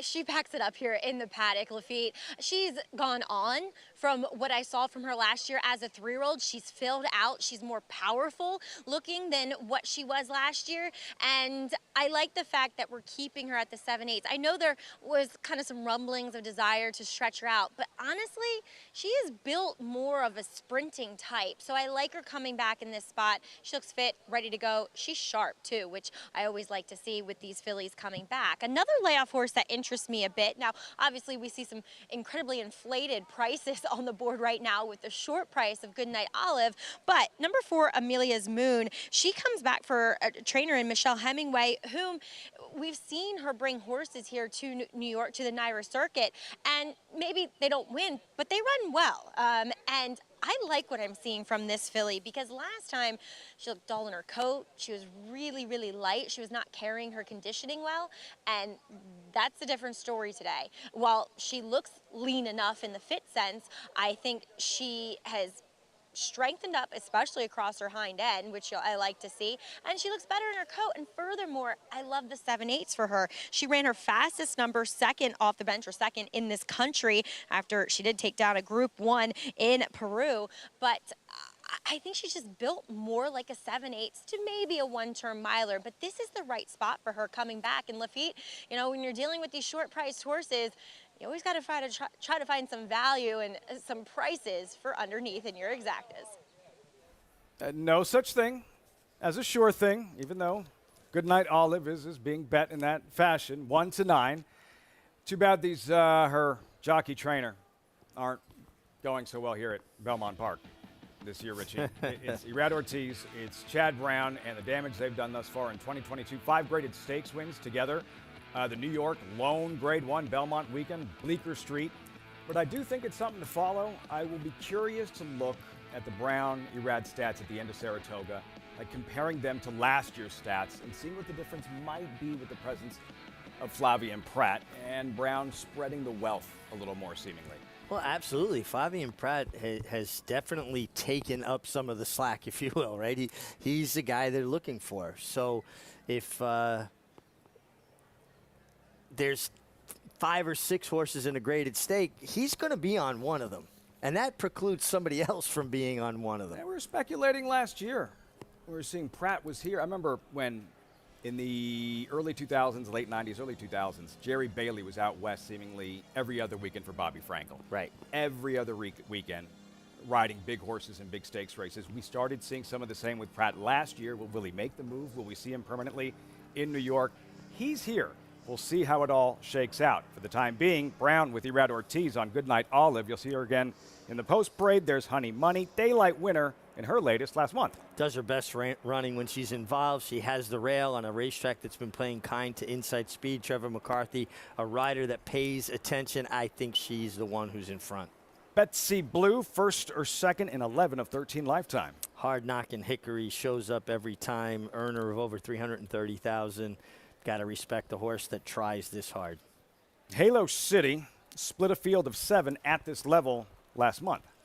Deep closer in a field devoid of a lot of speed on a track that's kind to speed, just plays against her style. Number 4, Amelia's Moon, dual Group 1 winner in Peru. That was a long time ago. Yeah, has one race at Keeneland that was pretty good. Her, most of her races leave a little bit to be desired, although Saratoga last year, 7/8, actually was probably her best North American start. Customer experience, 5 wins at Aqueduct, 1 at Saratoga, nothing yet at Belmont. Nothing yet at Belmont. You get Luis Saez, though, and Luis Saez can be aggressive. I've seen him put speed into horses that didn't seem to have a tremendous amount of speed. The chalk, Good Night Olive, odds-on favorite, 1-9, looked great when we last saw her, but that was like before last Thanksgiving.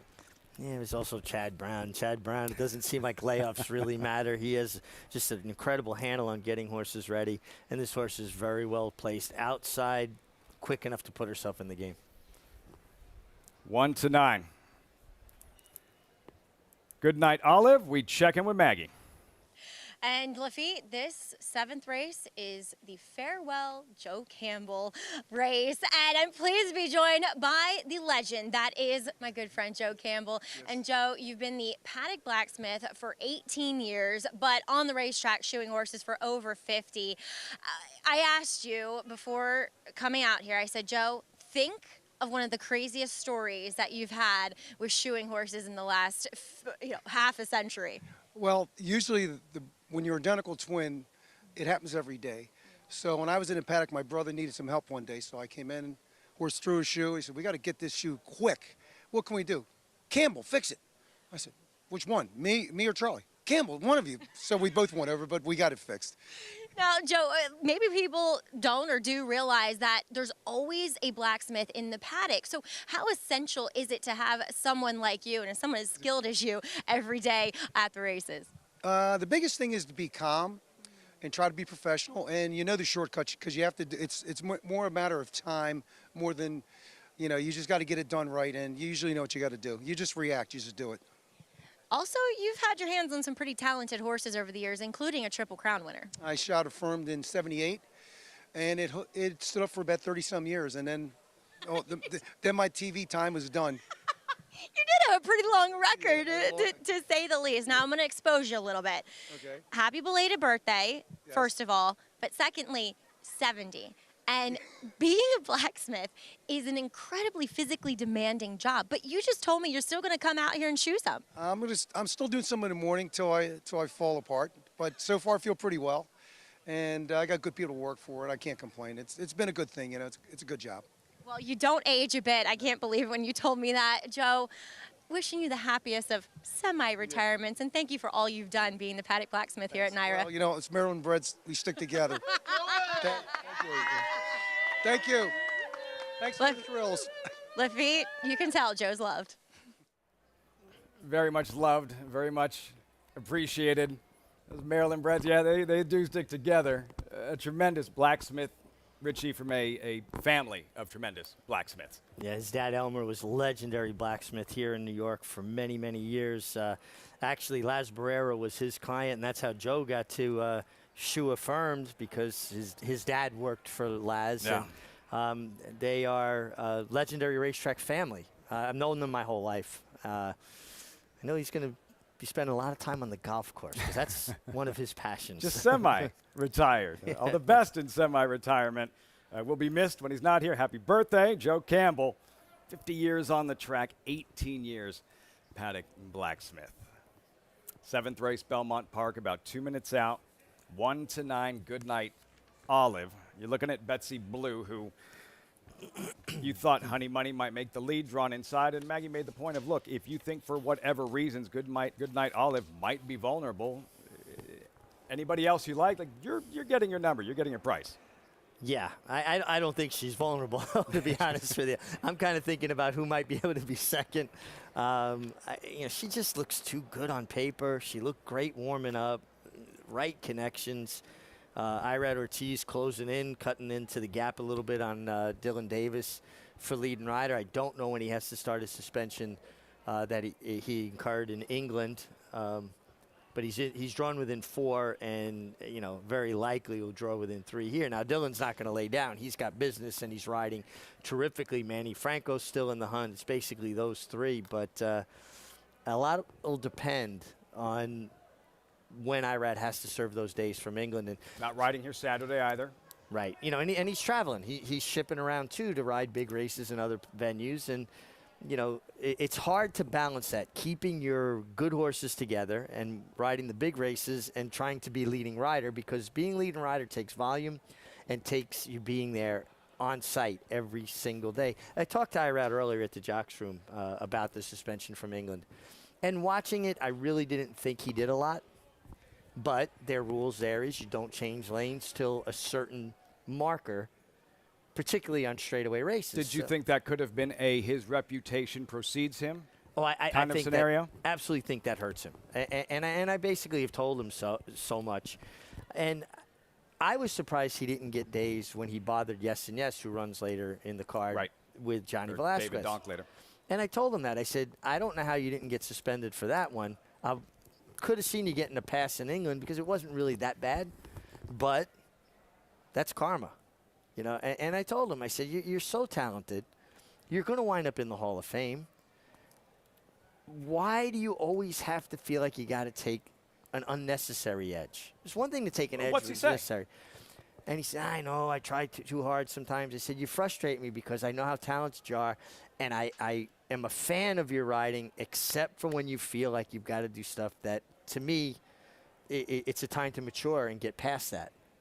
Irad Ortiz, second Belmont Stakes victory. Mo Donegal a couple of weeks ago. What a year for leading rider Dylan Davis. A first Grade 1 victory.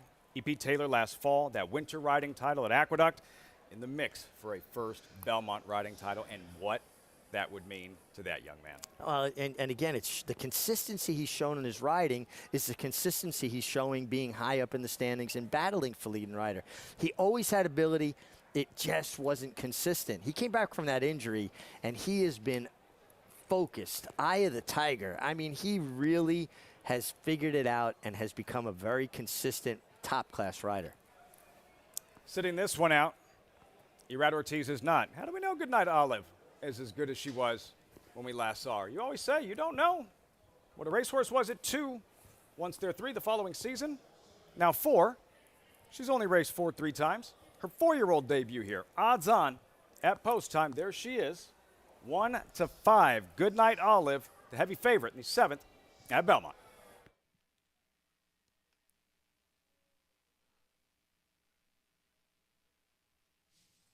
And they're off.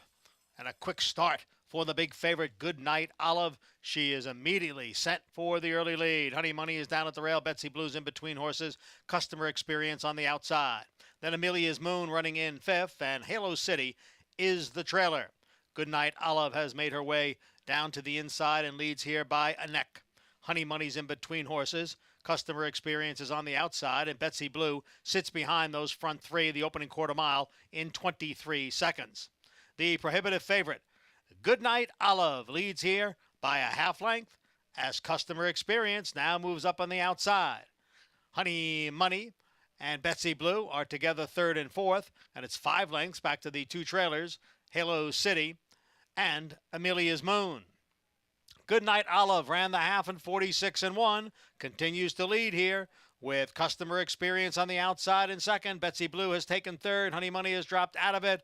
They come off the turn now and head for home with Goodnight Olive, confidently ridden here by Irad Ortiz Jr., and now she has drawn clear. It is Goodnight Olive with a 5-length lead.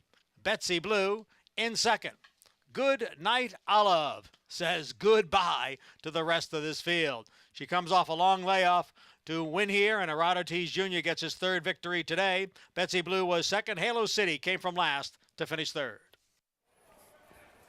So much for Rust in her 4-year-old debut. Goodnight Olive, good as advertised, 1-5 and a 3rd consecutive blowout victory. Can't win much easier than that. I mean, she just exploded out of the starting gate, opened up quickly, dropped to the rail. Once again, showing that inside position and speed is good, because even Betsy Blue rallied up the inside and, you know, 2nd best, but Goodnight Olive. Good night, Irene. She put them to sleep. So sharp. 5 lengths at that point. Geared down. Crop uncocked. third one in the afternoon is Johnny I Reference with Irad Ortiz teaming up with Chad Brown. First row partners, Team Hanley. Wow. Good night, Olive. Yeah, she's ready for stakes company, Richie. Yeah, no doubt. And Irad draws within 3 of Dylan Davis. Heard from his agent, Steve Rushing. He does have to serve that suspension that he incurred at Royal Ascot from 6:29 through 7:3. Critical, amount of time when you're in a, close jockeys race. Which is important, but I would think, and you tell me if I'm wrong, wouldn't you rather serve it then as opposed to Saratoga? Absolutely. If you got to serve it, just get out of the way. Plus, I always hated having those things hanging over my head. Yeah. I just as soon get it past, go get through it. But he keeps riding horses like Goodnight Olive. Man. He might be able to take the 5 days and still pull it off. She is exciting. She is exciting. Easy win. Goodnight Olive, 6-2-3-5. At Belmont, results, reaction when we come back. Also, trainer Steve Asmussen, North America's all-time leading trainer, Churchill's all-time leading trainer. Not easy keeping up with all the records and stats. Might be harder keeping up with his runner in the 4th, staying out late. That's next from Churchill.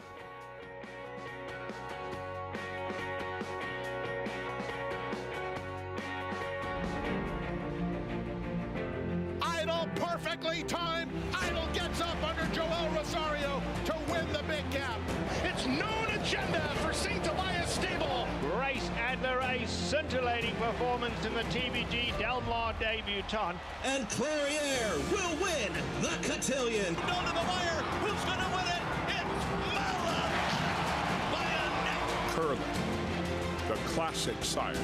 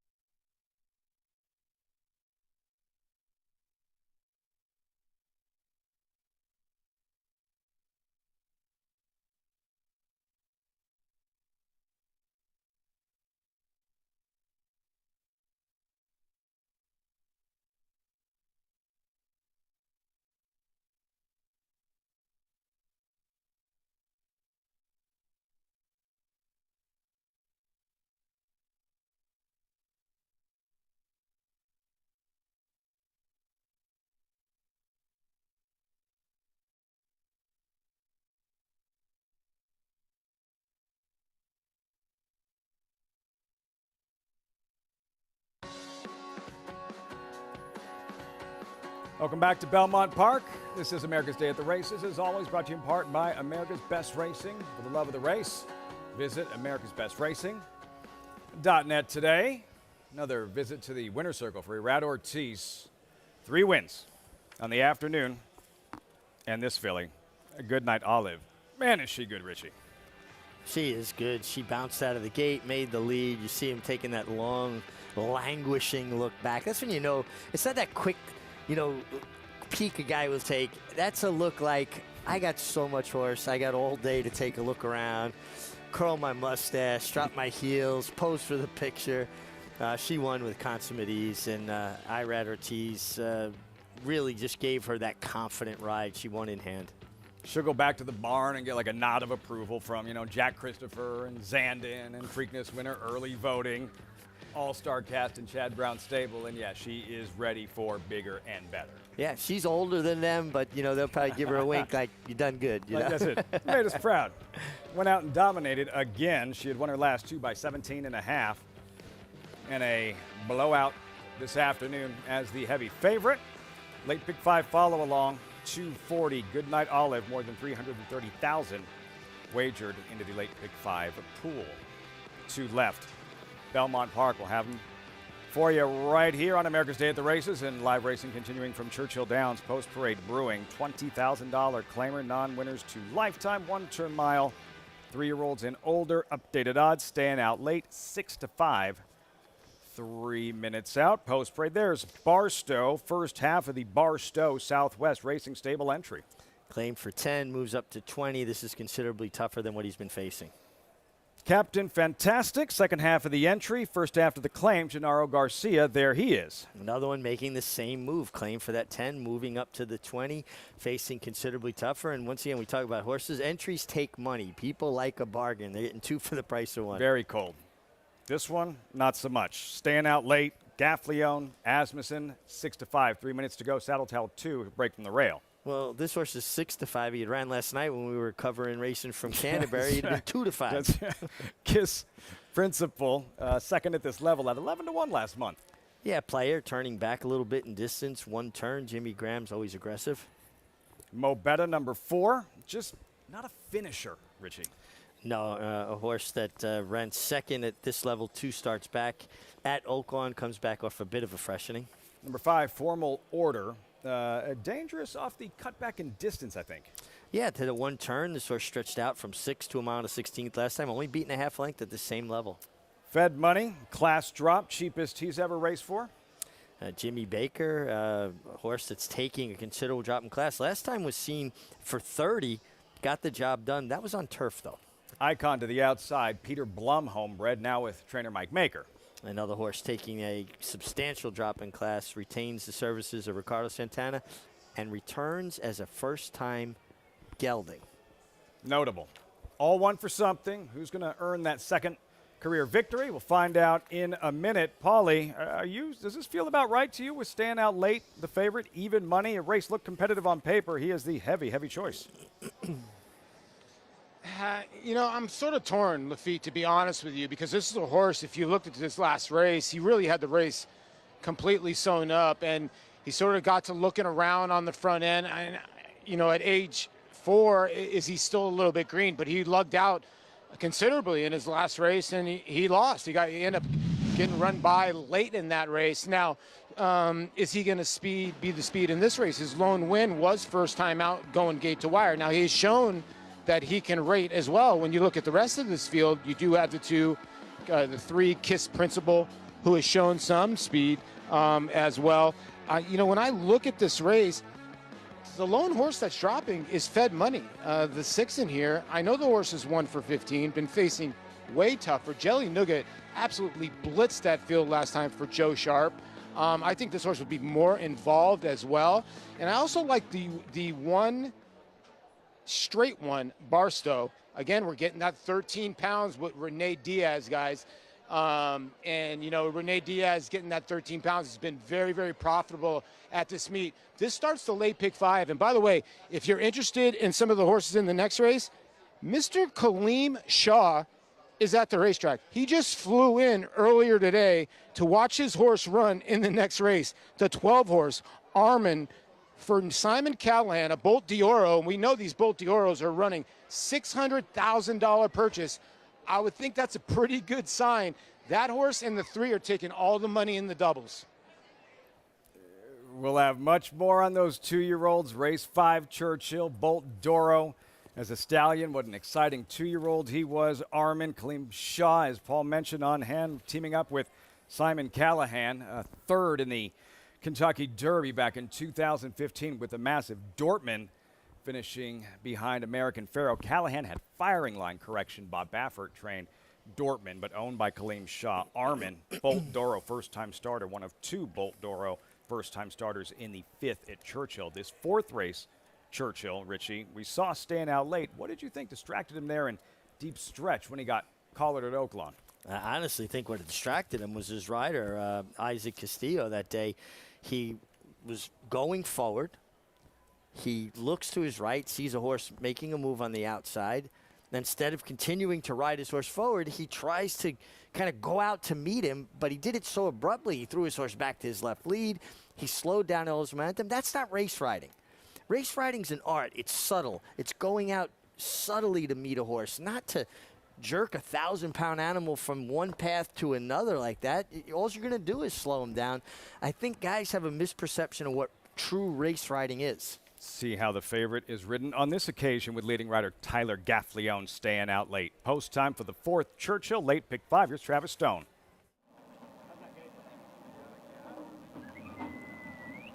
They're in the gate, and they're off. Fed Money bobbled coming out of there and is off near the back of the pack. Not the best of starts either for Icon. Barstow bounces out on top and is racing for the lead. Captain Fantastic comes on. Mobetta is there, staying out late down toward the rail, and Icon comes on from the far outside. So they meander up the chute and they come for the main track. Captain Fantastic and Barstow head-to-head. Mobetta smack dab between them. And opening at the rail for staying out late, and Tyler comes on through to challenge now. So 3 across the track early, staying out late down inside of Barstow. Captain Fantastic keeps pace with them. Icon is waiting back and forth in the clear. Kiss Principal toward the inside 5th. Mobetta losing ground 6th. Fed Money in the clear 7th. Formal Order is at the back in 8th. 9 lengths off the lead. Onto the far turn. Fractions 23 and 2 to a sharp half in 46 and 3/5 seconds. There's 3 furlongs to go. Staying out late down inside narrow lead. Barstow right there, Captain Fantastic, and Icon comes on. Here comes Icon with a 4-wide bid. 4 of them across the track at the top of the stretch. Staying out late, tried to cut the corner. Barstow right there. Captain Fantastic takes the lead. Captain Fantastic's now in front. Icon flattened out. Formal Order is late on the scene and closing in quickly. 1 furlong to go. Captain Fantastic in deep water. Here comes Formal Order. Formal Order finishing best of all. Formal Order last to first. Captain Fantastic was 2nd, Icon was 3rd, and Barstow was 4th, and Fed Money 5th. From far off the pace, as Stone referenced, last to first, covered in dirt, Formal Order swings to the outside with Laurent Giroux and mows him all down in the stretch. Look how glaring it is. All the other horses clean. Here comes your winner, Formal Order, covered in dirt. And you could see Florent Giroux knew he had this race won about a furlong out and basically put the crop away in hands and heels and got up and won by half a length. But very nice performance by Formal Order. And you pointed out the turn back in the post parade. From that 1 1/16 to the 1-turn mile, beautifully ridden by Florent Giroux. Giroux at Churchill on a 9-1 winner. 9-1 Formal Order, 5-1-7 in this 4th race. Churchill Downs, a price to kick things off in this late pick 5. Here at Belmont Park, horses in the paddock. And you're looking at What Makes Sammy Run, current favorite, at 2-1 in the 8th featured event. Next from Belmont.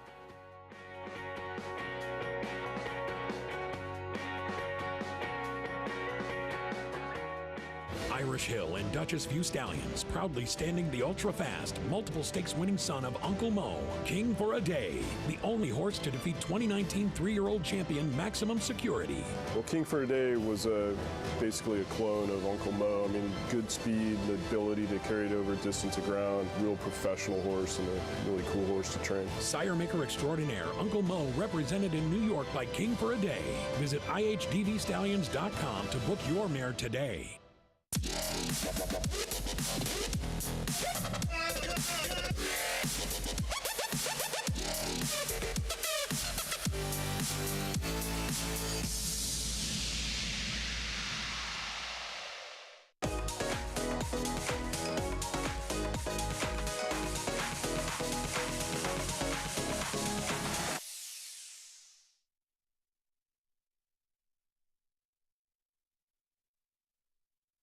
The sun shines bright on Caraconte. His first crops of racing age are showing brilliance on the racetrack with a high percentage of stakes winners. His versatility is evidenced by winners on all surfaces across the globe. And his offspring are lighting up the sales ring. With his biggest and best quality of books in the pipeline, the sun shines bright on this value sire. Caraconte, standing at Gainesway. The July Selected Horses of All Ages sale, now featuring both horses of racing age and breeding stock. Since 2013, this sale has produced 28% stakes horses, no less than 60 stakes winners, and over $60 million in racetrack earnings. Recent graded stakes winners include Cross Border, Fast Boat, Fearless, Jalen Journey, Stiletto Boy, and Summer in Saratoga. July Selected Horses of All Ages, Monday, July 11th in Lexington, Kentucky. Where will you be?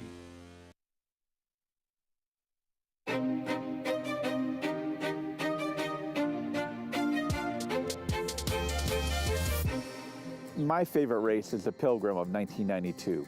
I'm going to run Dr. Elfus. It's with Eddie Maple. Jim Ryan calls me up the morning of entries and said, listen, I wouldn't mind running a wad in that race. And I'm like, really? I said, well, let me see what I can do. You know, I remember having lunch with Mr. Drago. He said to me, I'd rather not be in an entry with another horse in a race. And I said, well, Alan, listen, he's still a maiden, you know, trying to get a check, just trying to get a piece of it. I don't think he beats your horse. And they're off. Dr. Alfuz comes out running and gets directly to the lead. Dr. Elfus is just cruising on the lead here with Eddie. At this point, you know, I think I've got a great shot to win it with Dr. Elfus, but at the same time, Awad's running a big race. Moving toward the top of the stretch, it's still Dr. Alfuz who turns for home. And his mate Awad is right there. They're 1-2 now as the field turns for home. I'm thinking, oh crap, if this horse beats this other horse, I might be in trouble. They're dueling with each other. You know, which one's going to win it? I mean, I'm thinking at this time, like, holy mackerel, I'm going to be 1-2. Dr. Alfuz determined at the rail. Awad resolute on the outside, and Awad prevails by a determined head. Now, I'm supposed to be elated. I'm walking downstairs thinking, I can't believe I just ran 1-2 in a stake, and I might have blown an owner over this. Because Awad was a maiden, nobody came for the race. Jim didn't show up or anyone. That was a turning point in Awad's career, and it went on to be bigger and better things. It was a defining moment in my career, winning the Pilgrim. I think a defining moment for Faye and I, that we could have a stable that could be successful in New York. Hello, you have reached the house that Awad bought. We're not here right now, so if you leave your name and a number and a brief message, we'll get back to you as soon as possible. He did so much for us. He did so much for my career.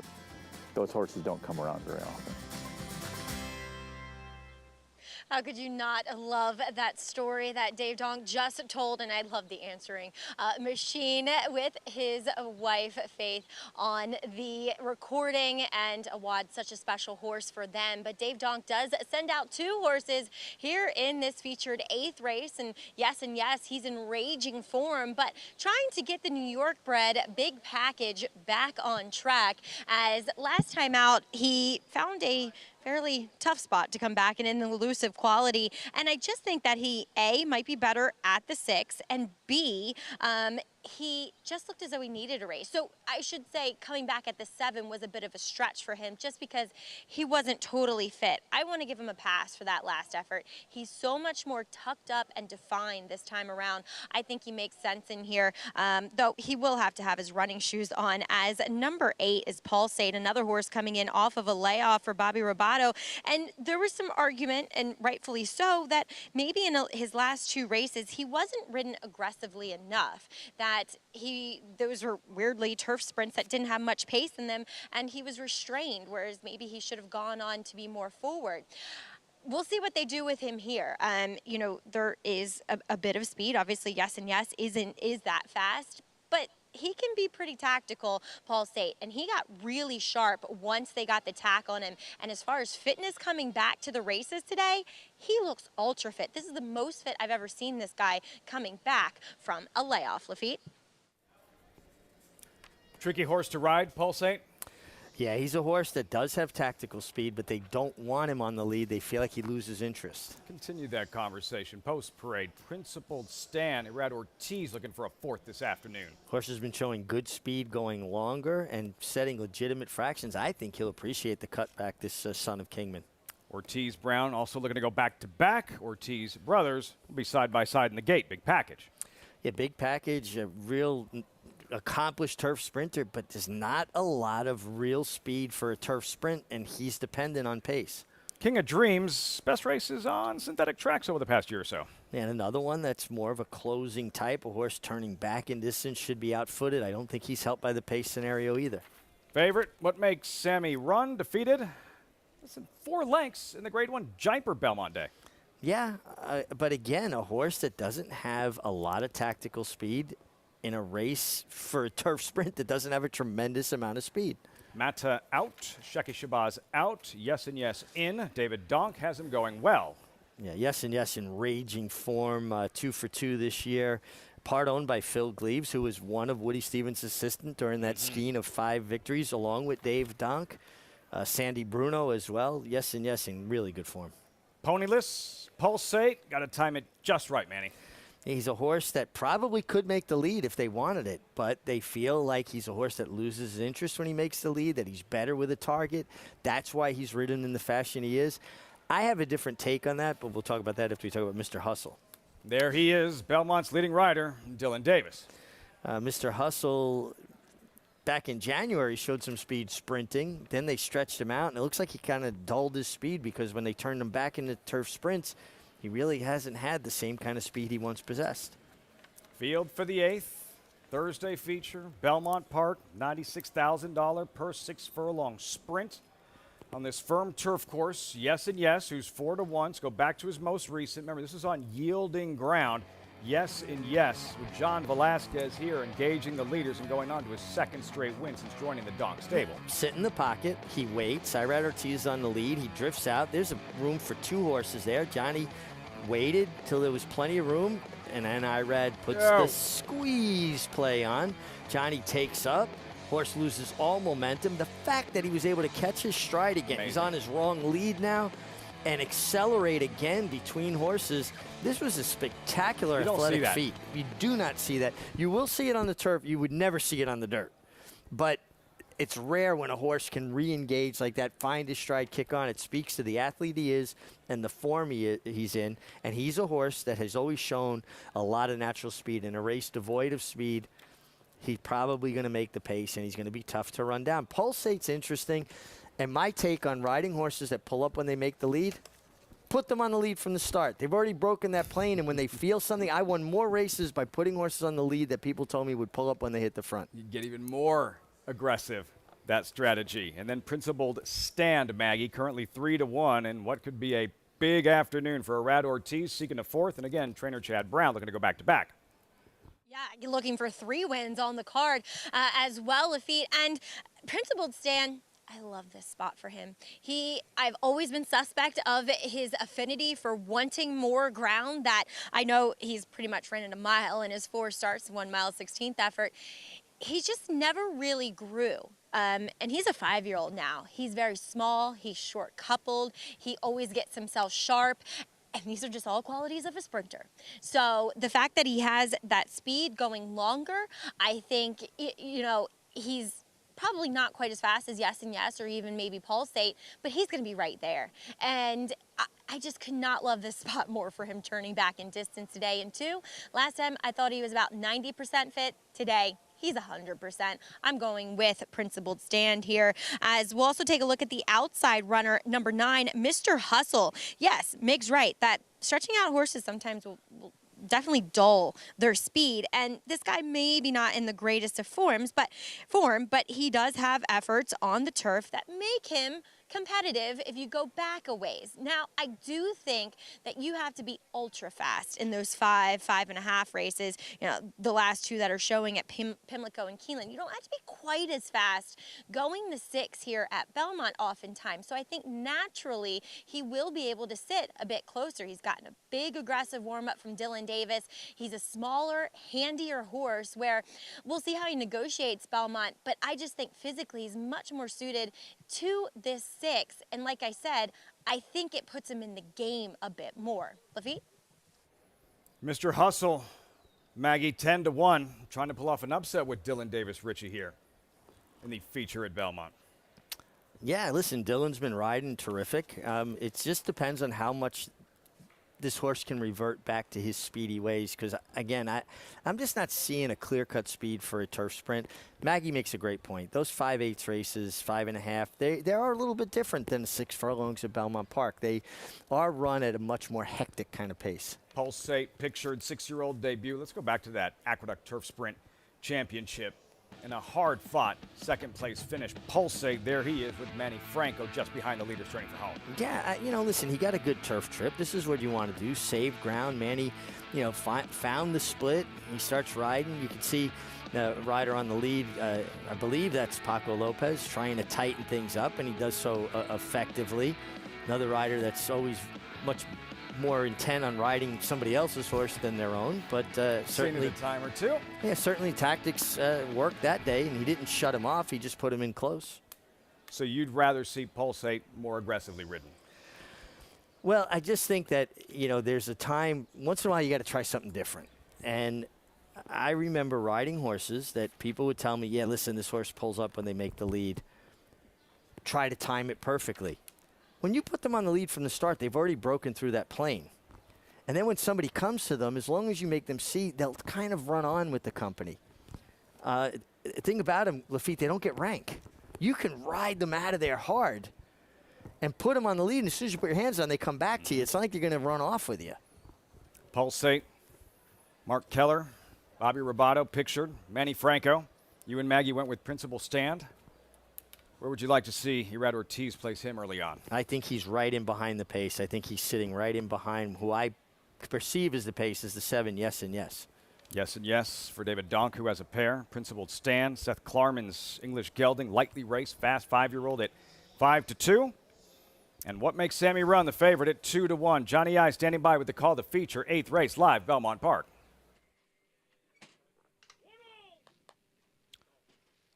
Number 9, Mr. Hustle, moving into line. And they're in the gate for race 8. And they're off.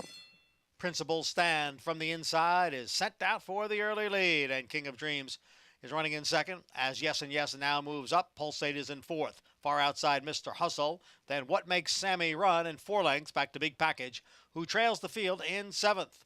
Principal Stand has the lead here by a length. Yes and Yes running in second. And then it is Pulsate and King of Dreams right together 3rd and 4th. The opening quarter mile over the firm turf in 22 seconds. And it is Principal Stand who leads here by a length. Yes and Yes second by a neck. Pulsate's on the outside in 3rd. King of Dreams is down at the rail. What Makes Sammy Run advances in between horses. And on the far outside is Mr. Hustle. And farther back is Big Package. They're all still chasing Principal Stand, who has the lead at the head of the stretch. But Yes and Yes is now drawing right alongside. The half one in 44-1. Principal Stand and Yes and Yes. Yes and Yes now takes the lead. Principal Stand is back running in second. Big Package, who was last, is putting in a big late run on the outside. Yes and Yes trying to hold off Big Package. The two of them come out to the finish. Yes and Yes narrowly holding off the late charge of Big Package. That might be David Donk's new favorite race. Running 1-2, Yes and Yes over Big Package, the Donk Exacta in the feature at Belmont. Look at the meet Dave Donk's put together here at Belmont. This is his 10th win. He's hitting it better than 25% on the meet. Yes and Yes has just gotten so good. This 6-year-old son of Sydney's Candy really has put it all together. He can stalk, he can pounce, he's got speed to put himself in the game. And there was a bit more pace on than I thought would be, and here comes the 2. Big Package nearly ran down his uncoupled stablemate. Dave Donk was hoping for a dead heat because then he would have had 2 wins out of this race. Yes and Yes puts away Principled Stand. Principled Stand so fast leaving the gate, made the lead. Surrenders the lead. Yes and Yes encountered all that trouble in his last start. Still won. Clean trip today. Just has to hold off his stablemate. Could we maybe take another look from the top of the stretch? I thought Big Package maybe lost his momentum for a couple of strides. I could be wrong. I would like to take another look if possible. 7-2-1 for David Donk Exacta. John Velasquez over Jose Ortiz. Yes and Yes. Perfect 3 for 3 since joining the Donk stable. Yeah, and again, Phil Gleaves, one of his owners and the breeder of Yes and Yes. Top of the stretch. Maybe I'm seeing things. Let's take a look. No, let's take a look. Keep an eye on Big Package. Last green cap. He was in behind horses. He had to wait to come out over heels there of the outside horse, Mr. Hustle. All good. But you know what? I mean, Jose Ortiz was being thoughtful. You want to make that corner before you angle out. You don't want to be going sideways off the turn and lose more ground. He just hooked a very, very good yes and yes. Yeah, he did everything but win. Big effort. Yeah, big effort from Big Package. And, you know, I just think it's an interesting and nice relationship. Phil Gleaves, Dave Donk worked together for Woody Stevens during those Belmont Stakes. Phil decides to step away from training, retires, gives it to his old friend Dave Donk, and they're having tremendous success together. There was an image of Woody Stevens leading Creme Fraiche into the winner's circle. We were covering this Belmont day, and it's 5 straight Belmonts, and right behind Woody was David Donk with the biggest smile on his face and the excitement of that experience. All these years later, still celebrating big wins at Belmont Park. Lots to smile about here. 1-2 for the Super Jets fan. Donk Exacta feature at Belmont. Yes in yes. 3 straight and a Hall of Famer on his back.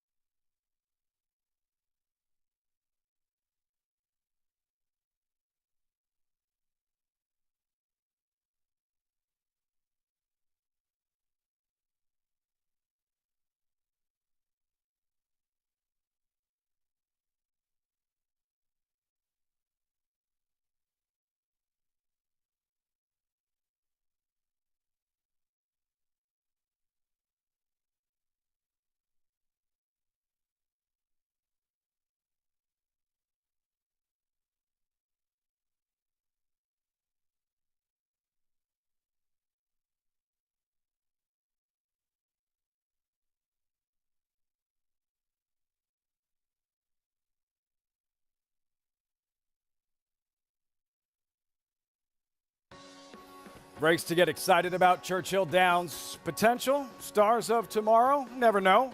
2-year-olds. Maiden special weight. $120,000 purse. 5/8 of a mile dash.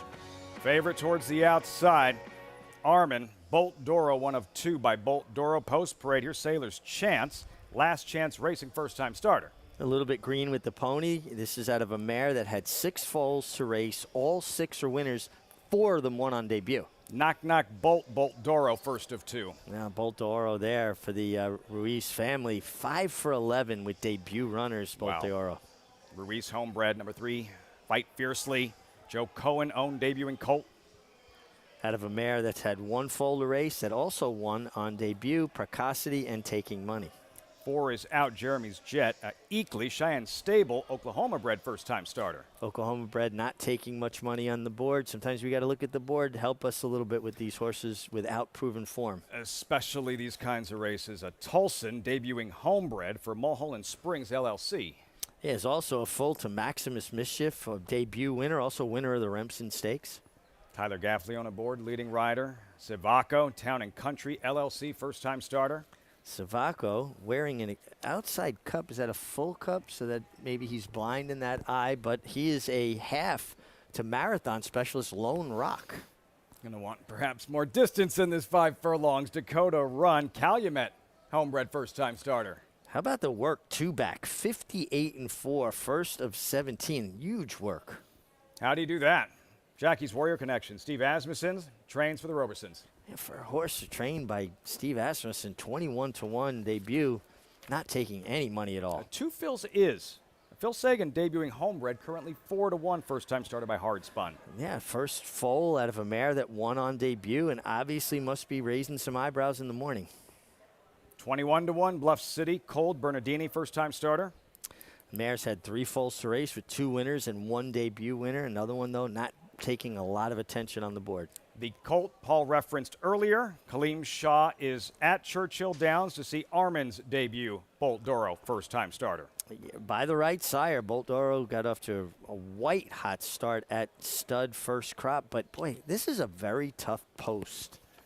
12 going 5 furlongs. You got to be ultra-fast not to be caught 5 or 6 wide. Tough post for the favorite, Paul. Fight Fiercely, drawn towards the inside, number 3 at 7-2. Yeah, you know what, Lafitte, when I looked at this colt in the paddock, I couldn't see any chinks in the armor at all. This Twirling Candy colt took everything in stride. Eddie Keneally came into the paddock. He had his ears pricked forward. Nothing was bothering him at all, and he physically looked the best of this group. Now the 12 on the outside, we were talking about Kaleem Shaw's here. Simon Callahan is not here to saddle the horse, but Armand, I thought, did nothing wrong as well. Talked about Bolt D'Oro with his progeny. They've been unbelievable, 5 for 11. So I really thought this race was the 3 and the 12. And I was going to mention something to you, Mig, about the 6, because this horse had been acting up, was nervous in the pack, and now is a late scratch. And I was a little bit worried about the 6 and the 10. They were acting very, very studdish in the paddock. Now the 6 is a late scratch. And Mig, I want to always ask you this. It's something I've been wanting to ask you for a while. The 6 and the 10 both walked by me before they went into the paddock with the saddle already on. Is that a sign already that we might have a little trouble going in the paddock? Yeah, I think it's a great point, Paul. And yeah, absolutely is that you know, they may even put an exercise saddle on a horse because it just keeps them more settled, that they already kind of gone through that process. They may take that saddle off and put the racing saddle on next. But it definitely, I think, gives them a different focus. They know they're going to be ridden. And some of these colts that can be tough, and obviously the 6 Tulsa, I don't know exactly why he scratched, but, you know, Paul was talking about how he was acting. You know, there's all kinds of little tricks that people do to almost make them feel a little bit more comfortable, less out of the routine. They put the tack on, they leave the barn. They do that almost every day. It's all brand new. It is all brand new for every one of these 2-year-olds. Number 6, Tulsin, late scratch. Looking at Fight Fiercely at 3-1 contender. We mentioned the 2 first-time starters by Bolt Doro for the Ruiz family, Knock Knock Bolt, and the favorite, Armin. And this is the list. Kaleem Shaw and Simon Callahan is hoping Armin joins. The first-time starters by Bolt Doro, the winner's agency, Boppy O, Major Dude, Owens Leap, Hop Doro. Look, the precocity shouldn't surprise anyone if you ever watch Bolt Doro race as a 2-year-old. Absolutely. A horse that wasn't the biggest horse, but very well balanced, very well put together. And usually those are the shifty kind, and those are the kind of stallions, you know, you can go back to Northern Dancer and Danzig and horses that didn't have that huge imposing side, but they had that impeccable balance. Bolt D'Oro kind of fits that bill. Name for Usain Bolt, and all at different tracks, by the way. Would be the second at Churchill, Owens Leap. They've all been bet. And again, this is what we did expect, this type of production, maybe not to this extent, but from such a young, exciting, promising sire in what he did as a freshman. Now, Corey Nakatani rode Bolt D'Oro several times, if I'm not mistaken. Yes. And this horse is named Knock Knock Bolt. Got to have some correlation there. Sounds about right. And I've always, every time I hear probably onto something there, Corey Nakatani's name, I just wonder when the Hall of Fame is going to get around to getting it right. He belongs. And enshrining him in the Hall of Fame. He is a couple of times Rosario, but several times. Corey Nakatani is the one jockey who I would mistake for my father watching. If I turned on the TV, there's Dad. No, I can't tell you how many times I thought it was my old man and it was Corey Nakatani. So strong, tactically so sound, putting horses in the right position, rode the turf. It's good. Watch some of his rides in the Breeders' Cup Sprint on a couple horses for Janine Sahadi, weaving his way through a field. Elmhurst, Lead de Justice, a Yes. Gray Blur in the stretch, right? That was at Woodbine, I believe. He was a magician. I know we're getting way off topic. He was a magician down the hillside turf course as well out at Santa Anita. Absolutely. One of the people that I followed early on when I was out there to get the hang of riding down that hill. But, all right, we went off on a you're little onto bit of something a... there that would knock Bolt. Yeah. We saw Brian Hernandez jump off. How'd he do that? The Good Magic first-time starter. The colt that beat Bolt Doro when he was favored in that Breeders' Cup Juvenile. Good Magic. Yeah. Out at Del Mar as a maiden. Still remember the gallop out, Jose Ortiz. And good boy, patting him on the shoulder. So cool. Good Magic, sire of How'd He Do That. Connecting all the dots here. As best as we possibly can with these 2-year-olds about to sprint 5/8. Can this 12-horse overcome this post? Is he that good? The money he's taking says he is. $600,000, he better. Watch it from the start. See how he handles it. That's bargain basement, though, for that owner. Kaleem Shah owned massive Dortmund. Some of those pitch battles with firing line in the West Coast Derby preps. They ran 2-3 behind eventual Triple Crown winner American Pharaoh. In the Derby, 2 Phils, who was live on the tote board, having to be coaxed forward. So races are always exciting. You never know what we're going to see. Don't know if we're going to see the next superstar. Just maybe. Armin to the outside favored. Bolt Doro, first-time starter. 2-year-olds. Travis Stone with the call. Race 5 live, Churchill Downs.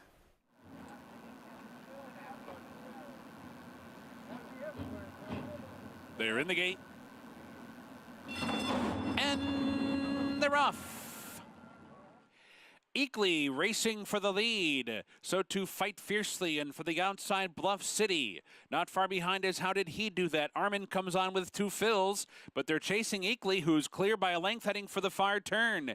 Eakley is the leader. Checking out of there was 2 Phils. So Eakley's in front, far turn. Bluff City now comes on to be second. Armin's not far behind. Third, Fight Fiercely. Fourth, 2 Phils on the move. Fifth, How Did He Do That? Racing in sixth. Knack both down inside, advancing. Seventh, Dakota run is eighth by 4. Savaco second to last early, and Sailor's chances at the back. Quarter pole. Eakley's off the turn in front, cutting the corner, hit the rail there, top of the stretch, but Armin is finding stride, and here comes Armin. Armin comes up alongside of Eakley, grabs the lead, furlong to go. Armin in front, Eakley fights on back into second, but it's Armin opening up to the wire. And a good-looking debut. Armin wins by 2.5. Eakley second, Fight Fiercely third. 4 of them in the photo for fourth. Oh, so that's why owner Kaleem Shah flew in. $600,000 purchase worth every penny based on his debut. Armin, a 6th winner, sired by Bolt Doro. Impressive on debut. This was very impressive. He broke okay, not very sharp. Was under a hustling ride from Martin Garcia and basically had to run the entire race while caught wide. And if he had tired a bit and finished third, you would have said that was a great debut. The fact that he continued on and ran through the wire points this horse out as a real nice prospect. I think he'll appreciate going further too. And Bolt de Oro, well, he's 6 for 13 now with his first time because he had 2 firsters in here. A little bit of hurting himself with his own success a bit. Padding, it's like, the trainers with horses in Triple Crown races that have 3-4 horses. Those losses count too, unfortunately for them, statistically. Martin Garcia rode Dortmund, I believe, for Kaleem Shah in that 2015 Kentucky Derby, third behind American Pharaoh firing line. When he left the gate, in these short races, 5 furlongs, less room for error, especially for a 2-year-old. Maybe they get flustered. Again, it's all brand new for him. Yeah, he was sluggish leaving the starting gate and rebounded quickly, put himself in contention, engaged the leaders, accelerated on cue. Look at the way he's coming back. And this is so reminiscent of his sire, Bolt de Oro. The way he travels, that efficiency of stride. That's all about mechanics because of the balance involved. When you look at a racehorse, the first thing that should stand out to you is balance. Bolt de Oro is obviously passing along the impeccable balance that he possessed. Bolt Doro, Colt Armin. Out of an Uncle Mo mare, Kaleem Shah's Armin, lots to be excited about. Results 12-5-3 Churchill here at Belmont in the feature. David Donk, the exacta, yes and yes. Razor sharp 3 straight victories. Maggie with David Donk moments ago. Pleased to be here with Dave Donk with the feature exacta with yes and yes and big package. And Dave, yes and yes, rattling off 3 wins in a row here in 2022. He's just in raging form right now. And you were just saying he's such a happy horse too. Yeah, listen, Phil sent him to me ready to run, and you know he's just done really well here. He loves Belmont, and yeah, he's in really good form, really happy, and I thought he'd run well again. You mentioned Phil. Phil Gleaves, a former trainer of Yes and Yes, and still owns a piece of him too. What's it like when your owner, your client, is a former trainer? And did you guys work together when you worked for Woody Stevens? When Phil left Woody, that's how I got the job with Woody. So have remained good friends, close ever since. And yeah, Phil retired and just happy to have the opportunity. And he bred this horse. So, yeah, so yeah, it's really cool, really fun. I'm really happy for everybody. Yeah. Big Package made it close, though. He really kind of turned things around. Obviously, it was a tough spot in the elusive quality, but he came rolling considering that the pace pretty much held together. Yeah, he got pretty sick after his last race. We had a bunch of horses in the barn, so he's done well. I was hoping he'd get back to this kind of effort because he's run well at the 5.5 in Saratoga also. Well, Dave, it's always a pleasure to catch up with you. And I don't know if you know this, but when we run features on the show before a race, I mean, we're batting at like 75%, and we rolled your favorite race. Well, I got a text from one of my clients that they played it again. The only thing I'd ask Tony is maybe I should be getting some residuals as many times as they've run it. But yeah, that's great. So listen, I'm just lucky to be here. Got a great staff. I couldn't do it without them.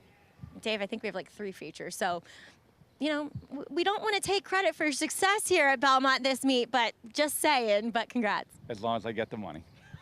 And he's gotten the money, guys. We don't like to take the credit, but we will. The exacta, like I said, maybe that becomes his new favorite race, running 1-2 in this feature at Belmont. Yes and yes. Over Big Package, as he mentioned, that's significant. The illness coming back and putting forth that big effort. Yeah, really finished well. He's a horse that likes to close, that closing sprinter type. Yes and yes, just in really good form, was involved with the pace, put away Principal Stand, and held off Big Package. And we ran a feature on Rob Atras earlier, and he won the very next that's race, right. too. That's right. Yes and yes. Late pick 5, 950. Yes and yes. 333,000 plus going into the pool. So impressed with the versatility, yes and yes. We saw how he won his last race.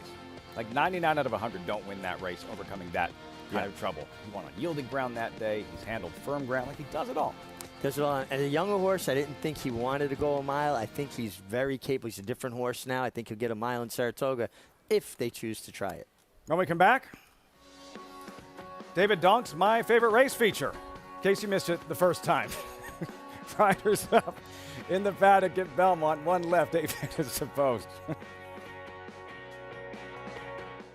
It's difficult to get a sire that can upgrade your mares like this stallion can. This horse does produce runners, very talented runners, 3-year-old runners, Derby contending runners. This horse is priced where anybody can afford to breed to him, and if you're trying to improve your mare, he's a horse that's shown he can do it. There is no younger AP Indy that moves his mares up like he does.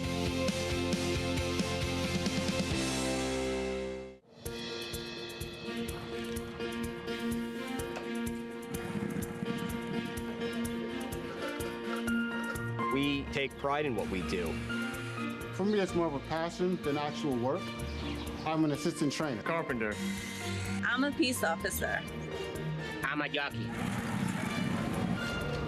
I'm a gardener. I'm a groom. Clocker. Assistant starter. Trainer. ESL teacher. I love what I do. There's so many jobs that come together every day. It's a collective effort that really makes this ball go round. We are New York Racing. I couldn't imagine working anywhere else. For me, riding horses in the morning is the best thing I can do. New York racing helps support my small business. It's extremely important to New York economy. Like my dream come true. This is like a big family.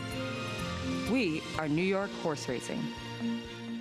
A Grade 1 winner on both dirt and turf, War of Will became a classic winner with this victory in the Preakness Stakes and added a Grade 1 with turf credentials in the Maker's Mark Mile.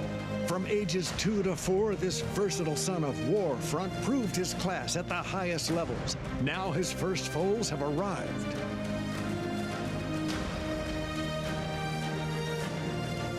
War of Will, standing at Claiborne Farm. Live look at Churchill Downs. Gorgeous afternoon in Louisville. Great to have you with us on America's Day at the Races. Impressive first-time starter. Armin, the Bolt Doro colt, trained by Simon Callahan, ridden by Martin Garcia, owned by Kaleem Shaw, with Paul in the Churchill Winner Circle. Yeah, Lafitte, I'm with the whole team of the winning Bolt Doro colt, Armin. I'm with the trainer as well, who got this horse ready, Mr. Santa Maria. Martin Garcia rode this horse. Excuse me for forgetting your name. Ben actually purchased this horse for $600,000. What I love about this is Kaleem goes, I just put up the money. Kaleem, you put so much trust in your team. Yes, certainly Ben and Simon, they were instrumental in picking out this horse and coaxing me to buy this horse at the sale. And I want to say thank you big time to Carlos as well as to Jack Sisterson, who initially helped prepare the horse. So big thank you to both of them. And they all love the horse. The entire team collectively loved the horse a lot. So I decided to name the horse after my son, Arman. And so there was a lot of pressure on the team all day. So, but since Arman is running, I had to show up for the race. Well, that's pretty awesome. You name one after son. And Carlos, I want to talk to you a little bit. This horse been training that much forward? Obviously, the win from the 12 hole, very, very impressive. And Martin said when he saw the other horse, he just took off. Yeah, I'm actually have this horse for the last three and a half weeks. And since the first day I took him to the track, I knew the horse got a lot of class and he was going to like straightforward. It's a really nice horse and easy to train. The only concern on this race was, the 12 horse on the outside, but we knew we had a good horse, a really good horse. What are you seeing in these Bolt Dioros? I mean, they're unbelievable. Yeah, I mean, he's made a great start at stud. I think he's already had 5 or 6 winners. He was a great 2-year-old himself, and this horse showed himself to have a lot of potential at OBS March, Breeze 9 and 4, and I really loved the way he finished out today. I think he. And Kaleem, you went back to the little California connection with our man Martin Garcia. Well, Martin and me have had a lot of success together. Yeah. He's won many Grade 1 races, from the Breeders' Cup Classic to the Santa Anita Derby, the Haskell, the Pennsylvania Derby. I can rattle off many more. When I look at the many pictures in my home, on the wall out there, I just see Martin. You got to look at that mug? Mexican word, American flag. Well, the whole team of Armand here, a Bolt Dior colt that has a bright future, guys. Named after his son, Paul Armand. The team, the success they've had together, really excited about Armand. I don't know, that Sanford, maybe? Sure. Opening weekend, Saratoga, just throwing it out there. Yeah, I really hope we see him up there. What a nice prospect, beautifully balanced colt. Eakley ran on well. 47-1. Be second, and he was lugging in a little bit tough to handle, but he ran on well. The other Bolt de Oro ran sneaky good, Knack Knack Bolt. One to keep an eye on for next time. Knack Knack Bolt, Armand. Big effort. Kaleem Shaw, Simon Callahan, Martin Garcia, victorious at Churchill Downs. One left here at Belmont, $25,000 maiden claimer. Post time in 3 minutes. We check in with Maggie. And we'll check in with the first-time starter, the lone firster in this field, as we did see the 3 scratch in here. But number 2, Shadow Box, will debut for trainer Bill Morey, and he looks physically like he's already run 5 times. That's how fit this horse appears in his debut, and that would make sense given his long line of works. Obviously, there's been some gaps here and there in them, but it certainly looks as though he's been well prepared from the fitness standpoint. Now, he was acting up a bit back in the paddock, but you will see that sometimes with first-time starters. They'll act up in the paddock because they really haven't done that much. And while you might school a horse here and there, they just don't get as many reps as they do coming out to the racetrack. So once he got out here, he composed himself and he's acted really well with Trevor McCarthy aboard. Like I said, I think this guy could run well in this spot, despite, though, not having an abundance of pedigree, as the dam was 1 for 33 in her lifetime, and that lone win came on the turf. As we'll move on to number 6, Limit Up. I mean, if Javier Castellano wants to lead, he's got it, I think, with this guy. And the more I watched him, the more I liked him. He's a little bit of a shorter statured type of horse, but he's your typical sprinter. He's just that ball of muscle. And I like the fact that Javi takes the mount here once again, and I think he controls here. And yes, it may have been situational with the horses that have won races on this card, but it does feel as though on the dirt, you want to be on the lead today for whatever reason. So I think that forward placement's going to help his chances. And let's check in with the favorite. That's number 12, Devil or Angel. He is more devil, at least when it comes to the warm-ups or when it comes to ponies. He does not, he acts really silly as Jose kind of hit the track running, and he didn't win any. He might link up with him here, he might not. But he's a horse that just never really went on. You can see how narrow he is on the screen right now. He's a very narrow horse that never filled out. So he takes that huge drop in class from a maiden special weight to a maiden claimer in the 25. Now, he has one dirt race, and while I will say he does physically at least look more like a turf horse, that one dirt race makes him a winner here, and that's why you see him favored. It was a live race. He ran a 56 Beyer. That can easily win this. He's fine, but I just thought I'd take a little stab at somebody else. But there's no stopping the Dave Donk train right now, Lafitte. Especially when we run that feature. Donk looking to sweep the late double. Looks like you guys gonna run the feature before the race or what? 7-5, Devil or Angel. Short price for the favorite here. But Donk Barn going well, trying to go back-to-back. And as Maggie mentioned, that one dirt race should, if he reproduces it, should be good enough. Should make him competitive. A difficult post in a race that's playing kind of inside speed types. He wants residuals. Not happy with running 1-2 in the feature at Belmont Park. That's not enough? Maybe we should ask for some residuals. You went Suit of Armor, yes? I went Suit of Armor. Number 7. Yeah, getting down to the level they claimed this horse last fall. I think this horse's race is good enough to be competitive. I thought the 6-1 was attractive. I almost went with the 4, the horse they named for me when I was riding. He's got a short fuse, but... First thing I thought when I saw we were covering that guy today. But... No, I've never seen it. I've changed. I've heard a story or two, but I've never seen it. I'm a kinder, gentler soul. Nice and laid back. Nice and laid back. Maggie's top selection, pictured Limit Up. Yeah, showing more speed in his 2 races here at Belmont than he had prior. Yeah, and I think sometimes when a horse gets into that groove, especially on a speed favorite track, they can be dangerous. All set for the 9th and final. Rider off on number 2, Shadow Box. That first-time starter, Maggie liked how he looked. Back aboard. Johnny I with the call. Nightcap, Belmont.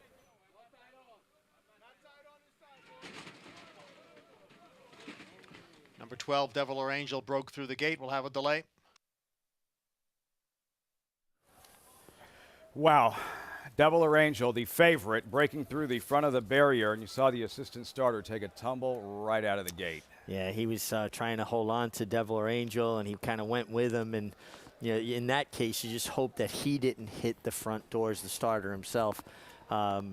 Such a tough job, and they're so good at it, and we're blessed in New York to have such a good crew. I mean, our outriders are terrific, our gate crew's terrific, as they are in most jurisdictions. Look out. The first-time starter, number 2, Shadow Box, really acting up in the starting gate. Thrashing about, and it's going to be a few moments here, Richie. So for someone brand new, just started watching the sport, what happens now after the 12 Devil or Angel broke through the front of the gate? What happens with him? What happens with Shadow Box, or the first-time starter, acting up? Well, what happens is a lot of times it sets the other horses off. They hear that noise. They hear the doors open. They've been conditioned to break from the starting gate in the morning. He's expecting to go now. So he's all pent up, and it basically set him off. And it looks like he's going to be a late scratch because he really kind of threw a fit. Maggie, late scratch, shadow box. Yeah, he kind of tipped his hand back in the paddock, didn't he, Lafitte, that he should be named the 4 horses. He's got a short fuse because he does. And we just saw when they do that, and he was thrashing around pretty severely. And luckily, Trevor McCarthy kind of felt that, and we saw him step off of him and onto the other side of the gate, as I'm always trying to keep my ears open to listen over the radios for the vets that stand here trackside, as if there's any other rumblings of horses that may have been compromised. As we're going to see, I think everybody backed out of here, Lafitte, possibly just to kind of give the bettors a chance to maybe adjust bets and also to adjust the horses' places in the starting stalls. Guys? Maggie, thanks so much. And something you referenced, Richie, how that sort of energy can almost be contagious for the other horses standing in the starting gate. When one gets set off, how many others can potentially be impacted? Horses feed on energy. They feed on the human connections around them energy, and they feed on other horses' energy. When a horse breaks through the stall doors like that, it has a tendency to set other horses off. And you'll see it more with lower level type horses, Lafitte. They're more of the herd followers, if you will. Better horses seem to be more independent, and they won't just follow the lead of another horse or what they do. The favorite who broke through the front of the gate, Devil or Angel, what are you observing? Well, he looks fine. Obviously, he was checked out by the attending veterinarian behind the gate to make sure he wasn't injured when he did that. That's one of the protocols that are in place to ensure that all these equine athletes are healthy and people are wagering on a horse that wasn't injured. That being said, there's an intangible here. It's like letting the air out of the balloon. You've got all this energy built up, built up, built up. And they bust through the doors. Whew, they drop all those blood cells, and it's like expelling all of that air out of the balloon. So what's Jose Ortiz trying to do right now? Well, at this point, he's just trying to keep his horse calm, cool, collected. Now, we've seen horses win that break out of the starting gate, break through the stall doors. Pretty rare. But it is rare. And at a short price, if I'm wagering on him, I'm not feeling good about it at this moment. Feet out of the stirrups. We'd see that a lot from Hall of Famer Chris McCarron. Feet out of the stirrups. He felt it kept his horse relaxed underneath him. They feel your leg around them. Riders ride with a different seat. People ask, why do jockeys use crops? Well, they give up their leg aid. They don't have their legs around a horse. They're poised, basically hunched over a horse's withers. And people say, well, why don't they ride with longer stirrups then? You'd have more horses getting injured because you can't center your weight properly, and you'd be moving around so much, throwing a horse off stride. Great insight, Richie. Always appreciated, as they will try this again. 9th and final, these New York bred $25,000 maiden claimers, 3-year-olds and older. All eyes will be on Devil or Angel, the favorite. Even money. How much energy has he spent? And still pretty wound up, Richie. Yeah, I mean, he obviously was ready, and they weren't ready for him. As a handicapper, would you have pivoted by now elsewhere? I would have absolutely pivoted. See what he does. Devil or Angel back in. Take 2. Johnny I with the call. Race 9, Belmont. And they're off. There's a Raw Courage. Right there is a Limit Up. Now moving on through Martini Margarita. In between horses is a Suit of Armor. As they move up the backstretch, it is Raw Courage along with Limit Up, Suit of Armor, the gray. So 3 of them across. Martini Margarita's on the far outside. Down at the rail is He's Got a Short Fuse. The quarter went in 22 and 3. Perfect Banker is next in 6th, followed by Devil or Angel.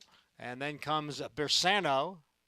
And it's a big break back to El 24 as they come for the quarter pole. Limit Up is on the outside and Raw Courage is on the inside. And the two of them are heads apart for the lead with He's Got a Short Fuse in 3rd. Farther back is Suit of Armor. A Devil or Angel is down at the rail. They're moving for the 8th pole. It is Raw Courage who has the lead. Then Limit Up. He's got a Short Fuse on the outside. A 16th to the finish. It is Raw Courage in front. And Raw Courage is going to do it here, and it's a double for Dylan. Raw Courage, the winner. Looked like Devil or Angel came on to get second, and El Vente Cuatro, who was way out of it, rallied at the rail for third. At 5-1, Raw Courage, 2 wins on the afternoon. Leading rider, Dylan Davis. Courageous effort from the favorite, Devil or Angel, who I thought was spent after everything that had happened and still dug down deep there on the rail to close and run second. He finished well. Jose Ortiz did a good job with the hand he was dealt with a horse that couldn't clear from the outside, dropped to the inside, rallied before coming out into the stretch to get up for second. Dylan Davis obviously paying attention to how this racetrack has been playing. Raw Courage, they added blinkers. John Toscano, crafty old trainer, trained his first winner in 1970. We're talking 52 years ago, and still getting it done. And Dylan said, hey, you know, speed's been good all day. I've got speed. I've added blinkers. I'm not going to give up my position. I'm going to go forward. And now he's, once again, 4 wins in front of Irad Ortiz, who has to serve that 5-day suspension for leading rider here at Belmont. About 2.5 weeks left. Going to be exciting, that chase for a Belmont riding title. Raw Courage, 5, 12, 1, 4. You see 24 closing on the rail. El 24 flying up the rail to complete the try. 5, 12, 1, 4 Belmont back at Churchill Downs. And a lucrative starter allowance event. $127,000 purse. 1-turn mile. Wicked Wonder is out. Smarmy is in. The 6-5 make it 7-5 favorite. Live look at the favorite as we've reached post time at Churchill Mig. Yeah, inside post, going a mile. Julien Leperoux is going to have to be somewhat aggressive, but this horse is coming out of a very sharp pace 6-furlong race. He should be on the lead. Paulie, what do you think? What'd you come up with in this 6th race at Churchill?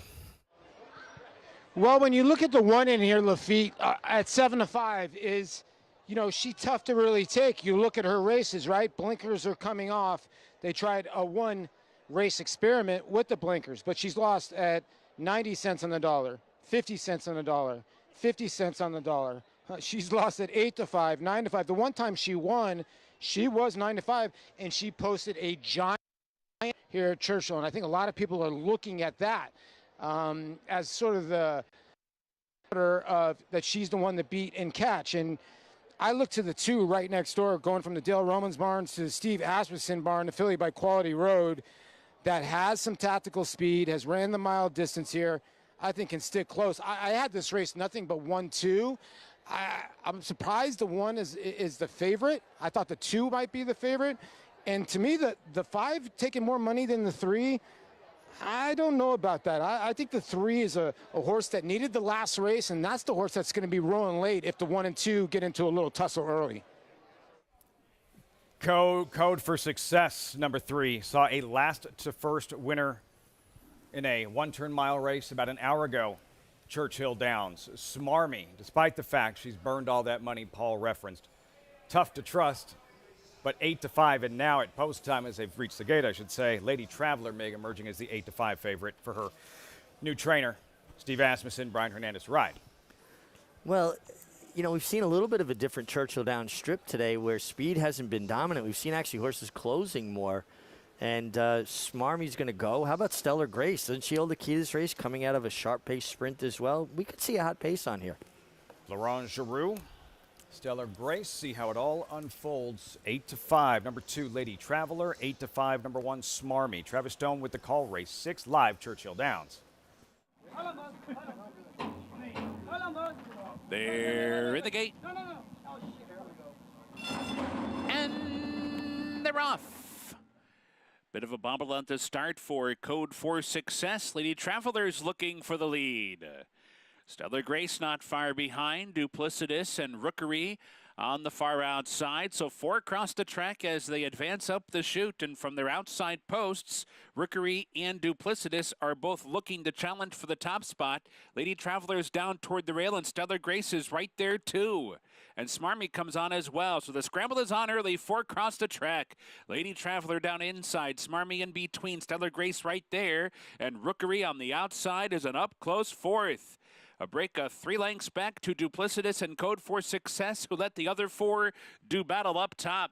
But it's not much of a battle pace-wise. The opening quarter was just 23-3, but then they went to 46-4 at the half. So they're on to the far turn. Smarmy going head-to-head with Lady Traveler. and Rookery revs up on the outside. Here comes Rookery coming after Smarmy. Lady Traveler's under pressure and has lost ground and is back into third. Backpedaling is she.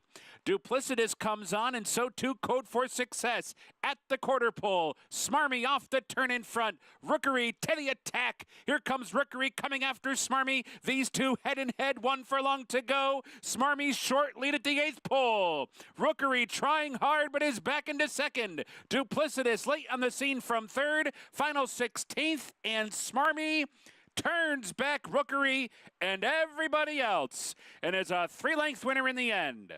Smarmy first, Rookery second, Duplicitous was third. Stellar Grace and Lady Traveler in a photo for fourth. Defeated favorite on several occasions. No denying her tonight. Smarmy, collared by the long shot here. Rookery on the outside, poised for the upset, but Smarmy, resolute on the inside. She doesn't like the crop, Mig, but she does respond.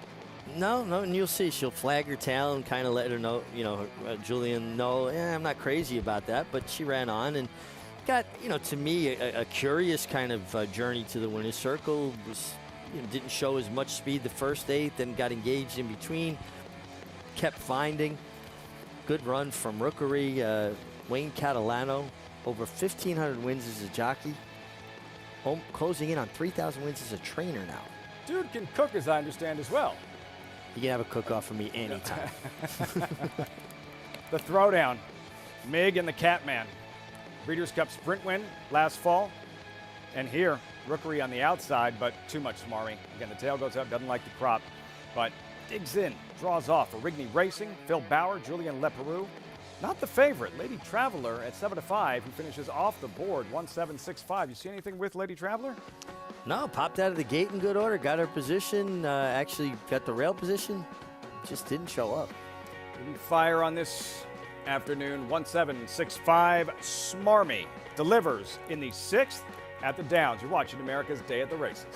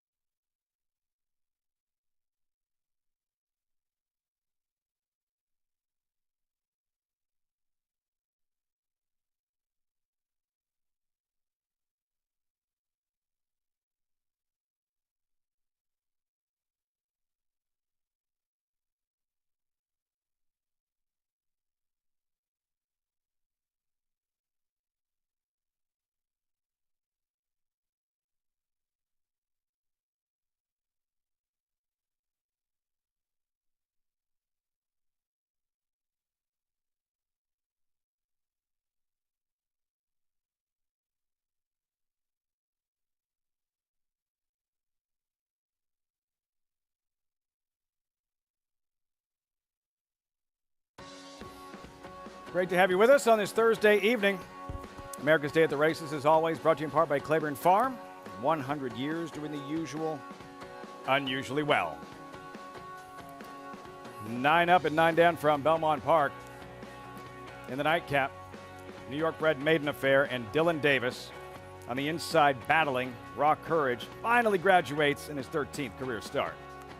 And inside speed was good all day at Belmont. Dylan Davis paying attention, used the speed of raw courage. Blinkers added for John Toscano.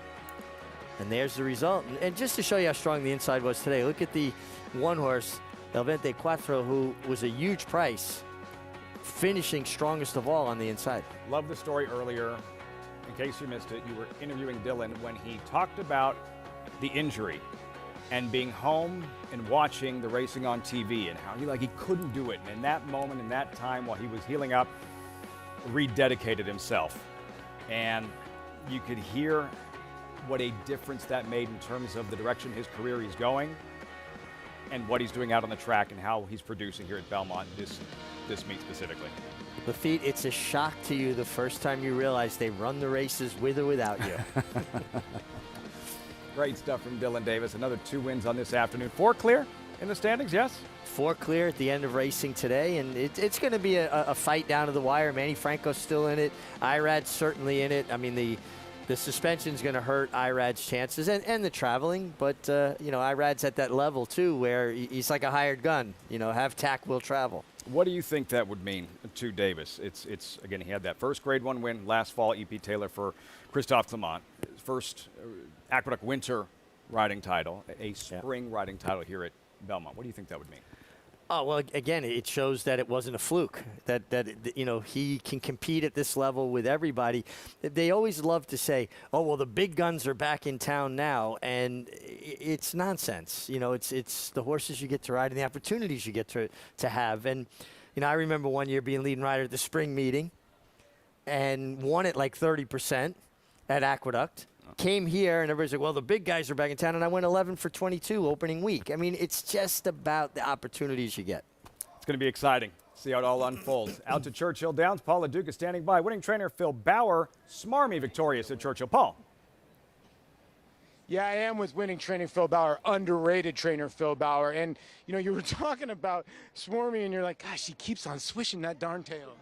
Yeah, she's kind of a Jekyll and Hyde type horse. In the morning, she's phenomenal. And then the afternoons, we just can't figure out why she won't put it together. And, she got the job done today, but it seemed like it was against her will. But, she's a nice filly. We just got to keep after it, and hopefully it'll come to her. But, she's got a ton of ability, and you just saw that today, just natural. So you tried blinkers last time. You took the blinkers off. Now you're telling me, hey, listen, she's got a little bit of a turf pedigree. We might go there next. I think so. Sometimes horses will kind of tip their hand when they're unhappy through swishing their tail or whatever. But, we'll try it. It can't hurt. We tried everything else. I know she kind of lost the 1X today, but I don't know if it was the toughest group, but we'll take it and move forward.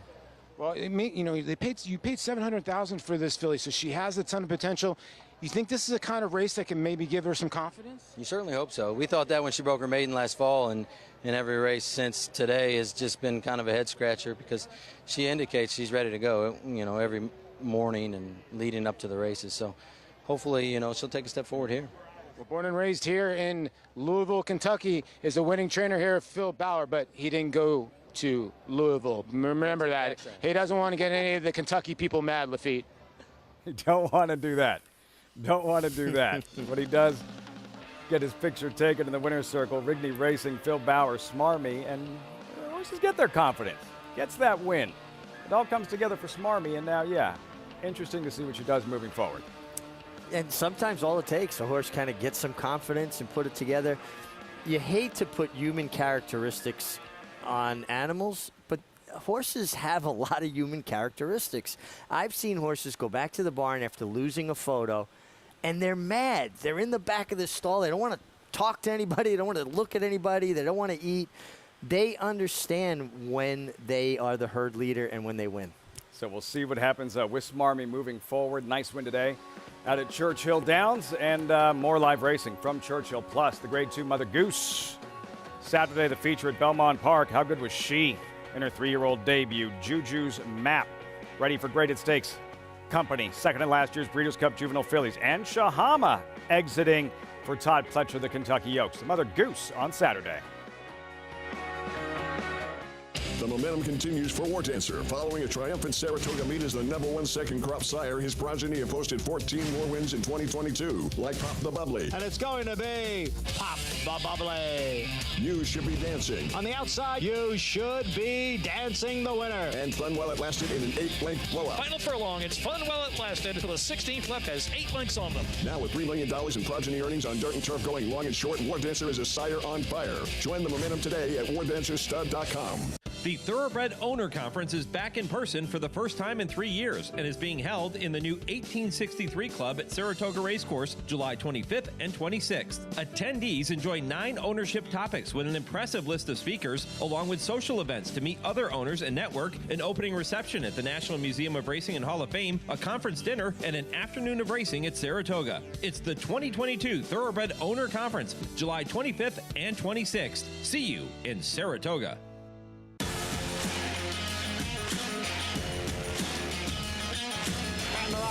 Following C, pouring it on here in the stretch. Impressive to win the Grade 2 Vosburg. Following C, Mile Happy has kicked it into high gear. And Mile Happy with a powerful performance wins by 2.5. The Club champion Run Happy, standing at Claiborne Farm. Racetrack Television Network brings you every race, from every track, on every screen, every day. With monthly packages starting as low as $5, RTN gives you great value and access to more live HD streaming and race replays than anyone. Visit RTN.tv today to sign up and watch on almost any device, including Roku and Amazon Fire. RTN has packages that start at $5 per month.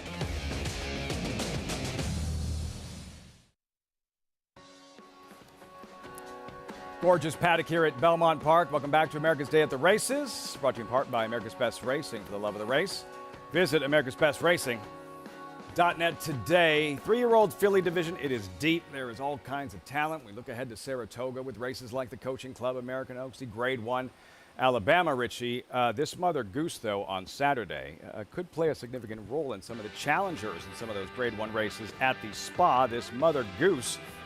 Some of the previous, like, look at Midnight Bijou, Untappable, Rachel Alexander, like Hall of Famer after Hall of Famer, some of the very best 3-year-old fillies this sport has literally seen, having won the Mother Goose. It's a who's who of great fillies throughout the years. I mean, it's just an incredible, storied history of this race. And you appreciate the history, so much history with the Mother Goose. Do you have an all-time favorite? Does one in particular come to mind? One that stands out to me, and the mother of all gooses, Meadow Star beating Light a nose in an epic struggle. Incredible race. Basically, there were other horses in the race, but it basically turned into a match race. Jerry Bailey on the inside on Meadow Star. The aforementioned Corey Nakatani on the outside with Light. MC Hammer's Light. MC Hammer, Carl Icahn, the owner of Meadow Star, kind of the established owner in New York, and the upstart MC Hammer, if you will. It's like blue blood, new blood. Just an incredible, and honestly, this was the weekend for me that also was almost like the coming out of Jerry Bailey.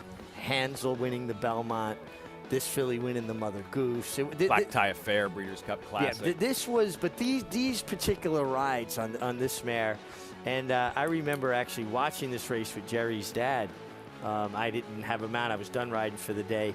And how impressed his father was, and his father was, an owner at one time, was a tough critic. And, to me, these are the races that Jerry really, I think, stepped out. Proper Reality, winning the Met. That's when it opened people's eyes to the incredible talent that Jerry was. And you get Corey Nakatani and him inches apart, but absolutely fantastic horse race. Thrilling edition. Meadow Star, Light. We can only hope this year's edition is as exciting. The Mother Goose on Saturday, America's Best Racing's Race of the Week. Grade 2, 3-year-old fillies, compact field, talented field. Juju's Map from the outside, even money on the morning line. Chahama, 9-5 strong. Second choice, Juju's Map and Chase Echo Zulu home in the Breeders' Cup Juvenile Fillies last fall. Mig and look real good. Handing some older fillies and mares at Churchill Downs in their comeback. Just what you said right there is the most impressive part. Facing older horses in May of your 3-year-old year is not an easy task. I don't care who they are, allowance types, whatever. You're facing your elders, and we've seen over the years, Affirmed was, better than Spectacular Bid. Slew was better than Affirmed, and that was the fall of their 3- and 4-year-olds' respective years. This is what you want from a comeback. You want to win it, but you want to win it to build off of it, not to tear down from it. She won with something left. She was asked to run mid-stretch. Florent Giroux's going to look around and go, all right, I got this. And basically, he's going to canter her under the wire. Spectacular performance. Didn't have to go through the rigors of the road to the Kentucky Oaks, poised for a big second half of 2022. Fist pump, Florent Giroux, Juju's map. Morning line favorite, grade 2 Mother Goose. However, Todd Pletcher, who's won about 26 of these, has Shahama, the UAE Oaks winner, coming in for the Mother Goose. Yeah, and Shahama went into the Oaks undefeated. We were watching her here over in Dubai, and she's just cruising. Look how she's galloping up alongside of these horses. Everybody else, look at all the other riders' posture. They've already dropped down into their horses. They're hand riding. Their seats are lower. They're asking their horse for the best. And she gallops into the stretch with the rider standing in the stirrups. She finally asks a question with about 200 meters to run. She quickens away. The fact that Todd's had her now for an extended period of time, was able to get her to his New York base. We saw what he did with Mo Donegal after the Derby, regrouping, getting to his New York base. Nest after the Oaks to Nest the Belmont. Shahama now. I really think Shahama is a major player. I've had the privilege of watching her train here at Belmont Park. She's trained extremely well. She could not look any better. She's put on a little bit of weight to my eye from what I saw training into the Oaks. In a good way, though, just filling in the right places. She's going to be very difficult to beat. Significant, this Mother Goose, because these are the fillies who run well, who figure to challenge the big girls. Nest, Secret Oath in races like the Coaching Club American Oaks, and of course the 1 1/4 Alabama. It's going to be a fun summer. Be a real fun summer. Opening day, 3 weeks from today, Saratoga. And how about this sprint out at Churchill Downs? Bell's the one in the Chicago. Some big names, some of the biggest names in the division. Sconson, All-Stars highlighting the Chicago at Churchill.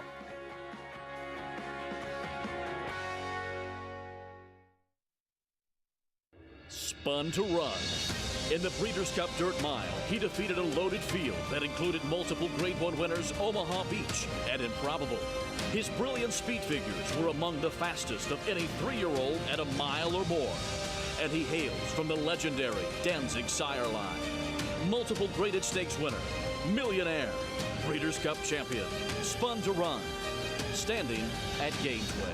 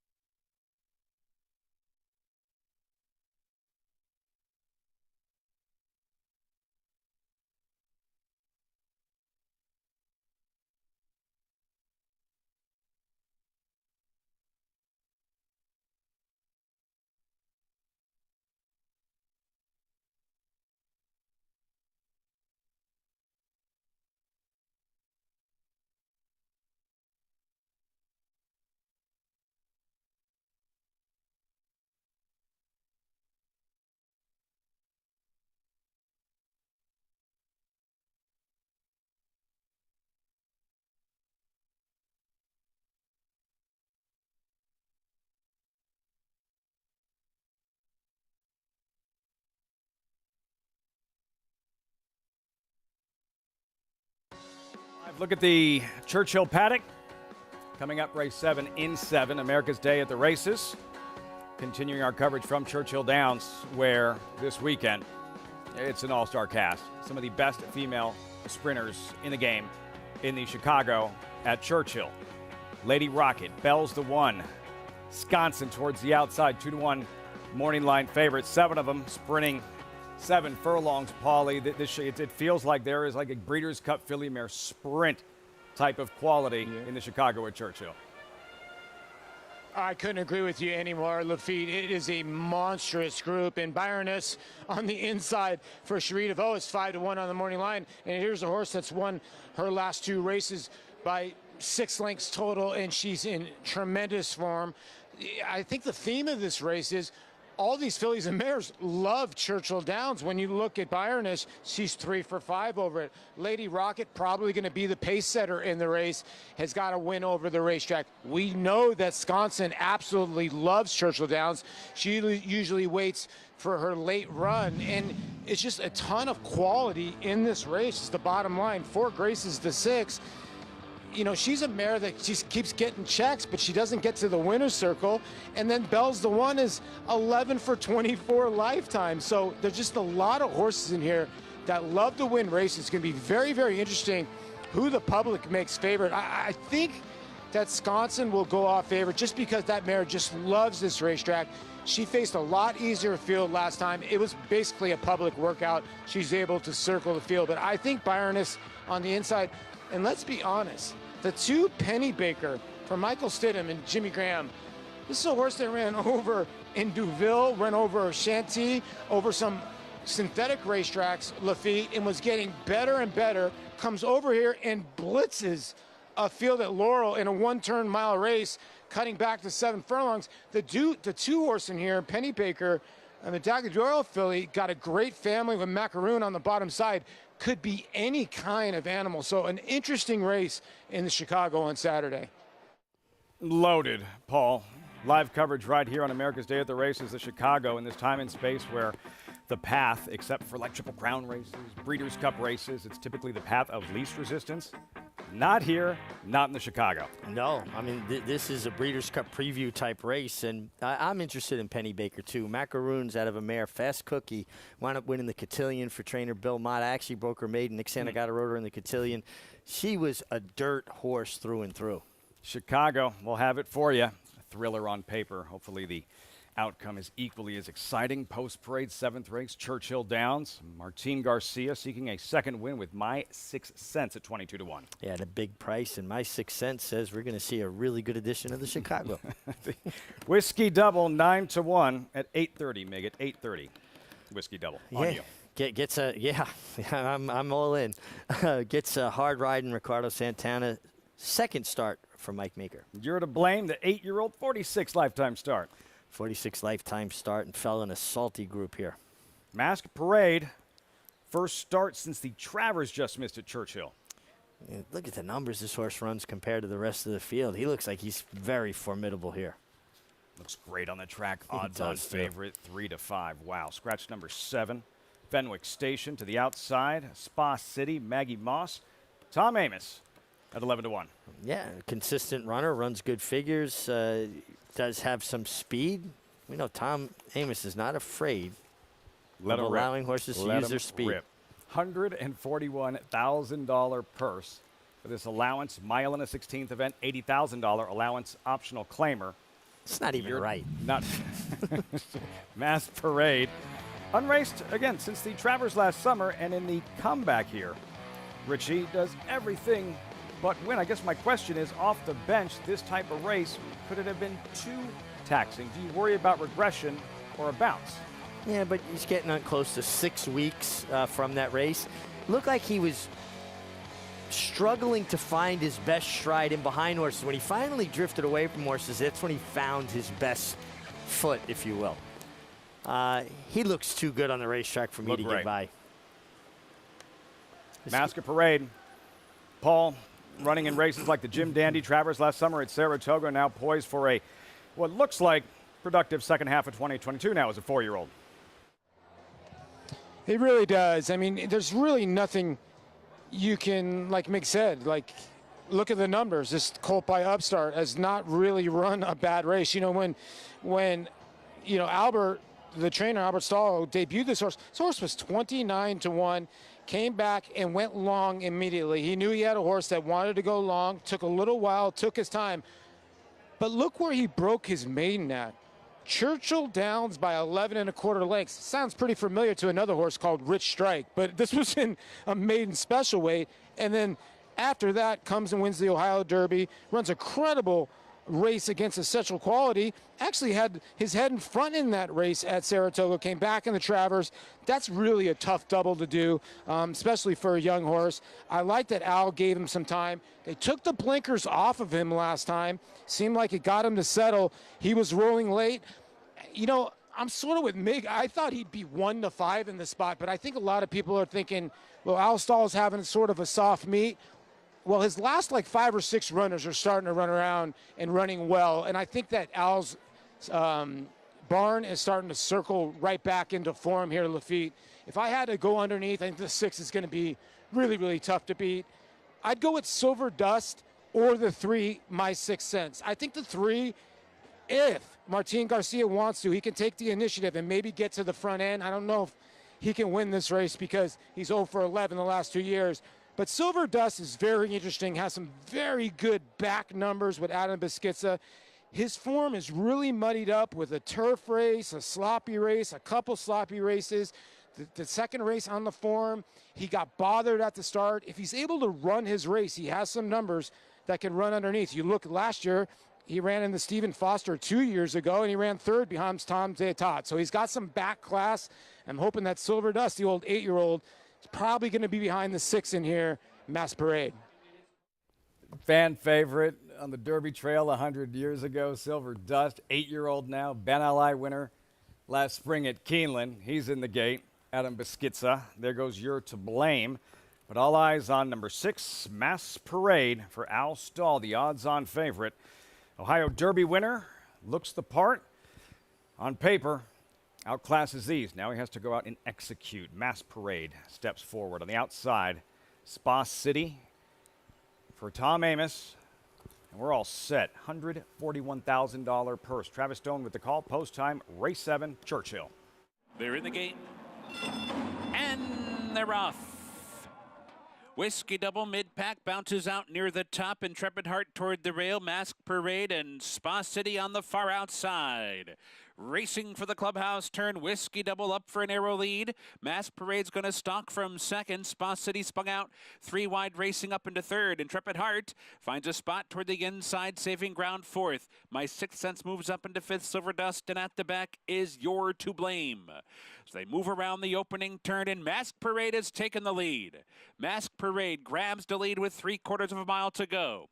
Whiskey Double is keeping pace, though. They went that opening quarter mile in just 24 3/5 seconds. The pace is tepid. Spa City is right there to the outside, and Spa City is now up into 2nd as Whiskey Double is back into 3rd. Intrepid Heart is right in the thick of it 4th. My Sixth Sense is 5th, and Silver Dust is launching a rally. Very wide, but passing horses quickly.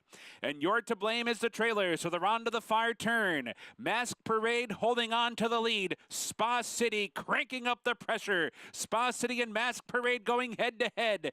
And Silver Dust looms on their outside 3rd. Intrepid Heart working on a good trip so far, saving ground on both turns and angling outside for the run to the quarter pole. Off the turn, into the stretch. Mask Parade cut the corner and grabbed the lead, but Intrepid Heart is switched out, and here he comes. 1 furlong to go. Mask Parade digs in. Intrepid Heart surges alongside. Intrepid Heart and Mask Parade in a battle with 100 yards to go. And Intrepid Heart grabs a narrow lead. Mask Parade fights right back. Photo! Mask Parade came back on Intrepid Heart. It is close. Spa City 3rd. Doing their best, Meadow Star, light impersonation. What a stretch duel in this 7th race at Churchill Downs. Mass Parade on the inside, Intrepid Heart outside. Mass Parade digs in, fights, claws. Did he hold him off, Richie? This is a head bob on the wire. I do think the inside won. Funky angle. But the outside horse got an awfully good bob at the end there. Intrepid Heart, a former Belmont Stakes runner. He was third for Todd Pletcher in the Peter Pan, and he was eighth in the Belmont behind Sir Winston. They exchanged bumps in mid-stretch without a benefit of a head-on. I don't know if the 2 came in or the 6 came out, or it was a little bit of both, but they did come together. Mask Parade. How do you say that? Mask Parade. Mask Parade. Very game on the inside. And, you know, Paul was talking about Al Stahl. Definitely a soft meet for him at Churchill. But here's a guy that trained his first winner in September of '91 and has trained 1,735 unofficial winners right now. 20%. You're going to go through periods like that. You don't forget how to train. This is some horse race, though. Campaign Blame, only horse to ever beat Zenyatta. Champion older horse, 2010 Breeders' Cup Classic winner Al Stahl. Mass Parade, still awaiting the results of the photo. They're showing Mass Parade. Nothing yet from waiting the photo of the results following this thrilling cameraman at finish. Churchill They're showing believes Mass it's Parade. Mask Parade. And we should also say Blame beat one of the greatest race mares of all time in Zenyatta. An incredible champion who I think was unlucky that evening. Arguably the best race of her career, the one race she lost, Zenyatta, to Blame in that Breeders' Cup Classic. We have a glare. It's very difficult to see. Is there an objection, Churchill? Yes, there is an objection there as well. And they did come together mid-stretch. 6-2. So Mass Parade gets the photo. Flared nostril over Intrepid Heart, and here's our first look at the head-on, Richie. Yeah, now it's just important to see. It looks to me like the gray horse is the one coming in at this point. Now, Colby Hernandez goes left-handed. They do make some contact here. Wow. The contact, the second and third contacts were all the inside horse, where the gray horse came down to him originally, but the contact was definitely initiated by the inside horse coming down to the finish. I thought 50-50. First contact, as you mentioned. Second bump, trading a paint, Mass Parade coming out. Even the third bump almost felt 50-50 to me, but the second bump, and you have to take into consideration, Paul, as we look at Tyler Gaffalione on the phone with the stewards, the margin of victory being as slight and narrow as it was, something the stewards will take into consideration. Lafitte. I'm actually standing right next to the phone where where Tyler is on the phone. I asked Tyler, what'd you see? He's like, hey, man, he just bumped me like 3 or 4 times. I was about to go by. Now, Colby Hernandez just came to me and said, listen, I tried to get my horse out to engage the 2 because he was on me and started leaning on me. This is going to be a really tough call. Tyler was very adamant that I was going by, and he bumped me 3 times. Exactly, he keeps on saying to the stewards. Now, Colby just got off and said, off the phone with the stewards and said, hey, listen, I was getting my horse out to compete. So this is going to be a really tough call because it was such a narrow margin. And if you look at the paths, it does look like Colby comes out maybe a couple lanes, 3 or 4 lanes, Lafitte. So this is going to be one for the stewards. I would probably side with maybe a takedown here. See, now, if you're Colby Hernandez, you do not say that to the stewards. I was coming out to engage him. He came and leaned on me. He turned my horse out. We bumped, and he turned me out towards him. He started the contact. He initiated the contact. If you're Tyler, you're saying all the right things. He bumped me. I was going by. This is why talking to the jockeys is an outdated system, because you're always going to defend your side of it. I wouldn't have, if I'm Colby, I say he came down to me first. The first contact he initiated, that turned my horse out. I'm on a 1,000-pound animal, and he threw my horse off balance. That's what you tell the stewards. You saw that image of Tyler Gaffalione and Colby Hernandez actually interacting, awaiting a decision. Like, how rare is that? Well, it wouldn't have been me. You know, I mean, listen, we're out there competing for the same thing. The way I always looked at it, there's a bag of money laying there at the finish line. We weren't kidding. We told you that he's got a short fuse horse, who he was named after. Intrepid Heart. There they are. Tyler Gaffalione, leading rider, Churchill Downs. He's won 6 consecutive riding titles at Churchill Downs. Colby Hernandez on the right, on the favorite, Mass Parade. Another look at the head-on. Intrepid Heart comes down to him first. They come together here. That's 50-50. That's 50-50. Now, there's the one. There's the one that's the problem. But you've got to make the point, the case, that he threw the first punch. He initiated the contact, threw my horse off balance. It's all nonsense, but this is what you have to say. What's your gut? Never mind the... My gut is he came out into him and he should come down. But there should be. But I'm just saying what a jockey should be saying to the stewards to defend his position. Let's get back to Paul at Churchill.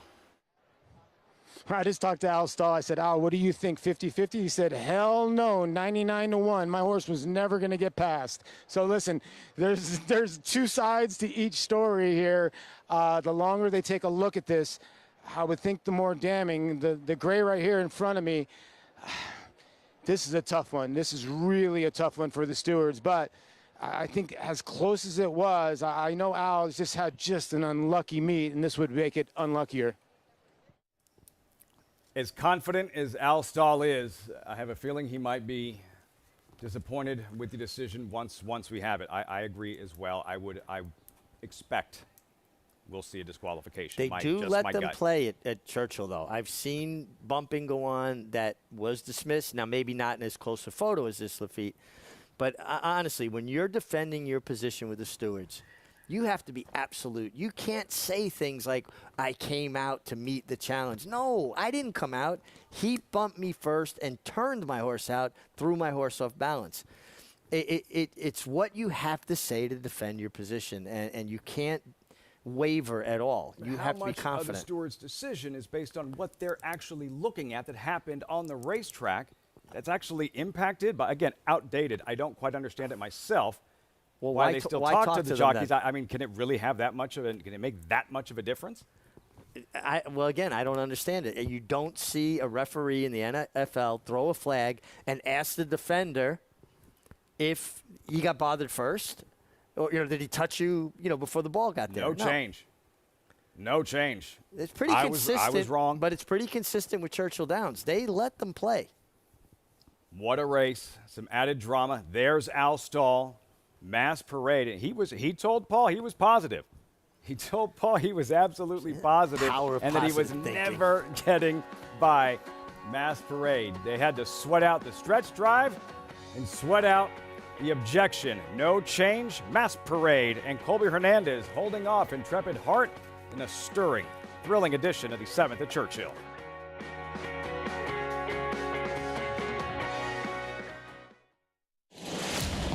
Perryville. All alone as he turns for home. Nashville under no stress whatsoever. What's it going to take to win the Breeders' Cup Sprint, and could this horse have toyed with a group in the Breeders' Cup Sprint? I'm going to say yes. This was sensational. 107.89 track record.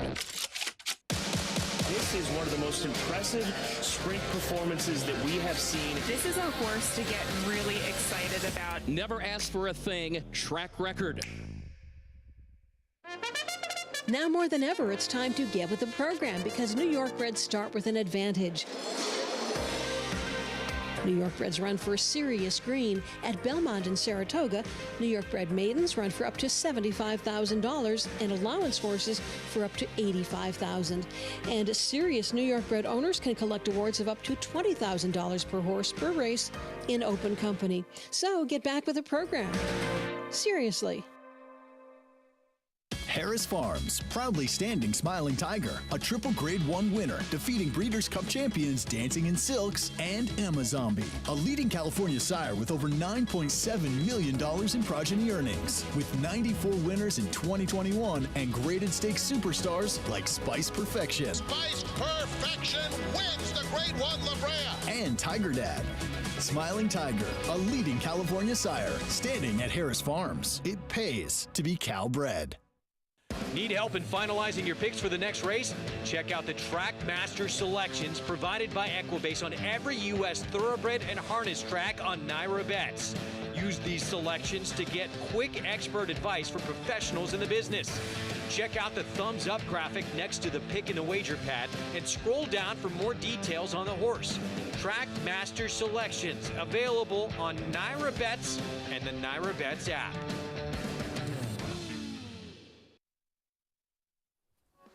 High drama and a thriller at Churchill Downs. Mass Parade in the 7th. Coverage on America's Day at the Races is always brought to you in part by Run Happy, brilliant champion sprinter.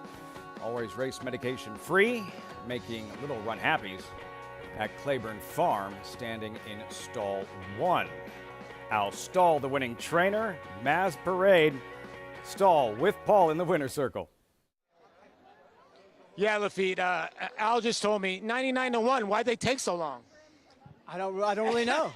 I don't really know. Tyler came down on us, and we kind of repelled a little bit, but you know, here we are. We're in the winner's circle. Now this is a horse, obviously, he was on some major trails. Ran a good third at Saratoga against Essential Quality. He has a ton of ability. What made you take the blinkers off to start his 4-year-old season? Might put him back on, to be honest with you. Just because we were experimenting in allowance races, just see where we were. And we might go to Saratoga and run the Alley Dar, and I might have to have a little chit-chat with the stewards and put him back on because he focuses a little bit more with the blinkers. So we might give that a run if we can. But we're happy with him. You know, he overcame a lot. He was kind of beat up after a hard campaign last year, and to have a stud colt like that come back, it's not exactly an exact science. So we're thrilled to death to have him come back, and I'm assuming he ran another 90-something buyer and a really good time, and he fought to the end. So I like our spot going forward. Well, this is something. Listen, Tom's d'Etat, Blame. You've trained some of the best horses in the last 20-some-odd years. This is a kind of horse that can move forward for you. You think, Albert? Well, yeah, we do. I mean, he's a big, you saw him, physical, freaky prospect, but. You know, I love older horses. I just want to give him a chance. So we gave him the whole winter off. He went to Camden, South Carolina with Frankie and Daphne Wooten. Came back like just a monster and had a little trouble getting an attack on him for no reason of his own. He's a smart horse, but he just jacked up and he's fresh. And I think we're kind of in the spot we want to be going forward the rest of the summer. Well, Lafitte 99-1 ended up being 1-9 because Al Stahl was right. I think he's got a phone dial to the stewards. He wasn't sweating anything. Al Stahl, Mass Parade. One of the keys to his success, we saw it with Blame, Tom's d'Etat. He is so incredibly patient, Al Stahl, and we're seeing that again, that approach with Mass Parade. Well, you see it. He allows horses to develop, to find themselves. And not all horses are going to be precocious at 2 and even at 3. But if you give them an opportunity, horses don't fully mature until the age of 5. He referenced a conversation he would have to have with the stewards about the blinkers. What's that all about? Stewards are reluctant to allow connections, owners, trainers, to make equipment changes on horses off of victories. It sends the wrong message to the public. People, well, the horse won without blinkers. Now they're putting blinkers. They usually will make, years ago they were stricter. If a horse won with blinkers, that horse had to run with blinkers for at least 3 or 4 more starts without winning before they'd allow you to change equipment. It's gotten a little bit different now where they will have a conversation with a trainer and, you know, he'll have sound reasoning. I think my horse wandered off his line because he didn't have the blinkers. That was an experiment. I think he's better with them. They'll review that and allow him to make that change. I got a kick out of what was going on around the far turn. Al Stahl, Mass Parade, Tom Amos, Spa City. They were going head-to-head. Round in the far turn. These are all college roommates at LSU, and it looked like Spa City taking some of these starts. Had a Mass Parade. In the end, though, regardless of what the stewards decided, just Stahl had to be very pleased with we know Mass Parade's talented. As he mentioned, he's an absolute specimen, but the heart and determination that he showed in deep stretch.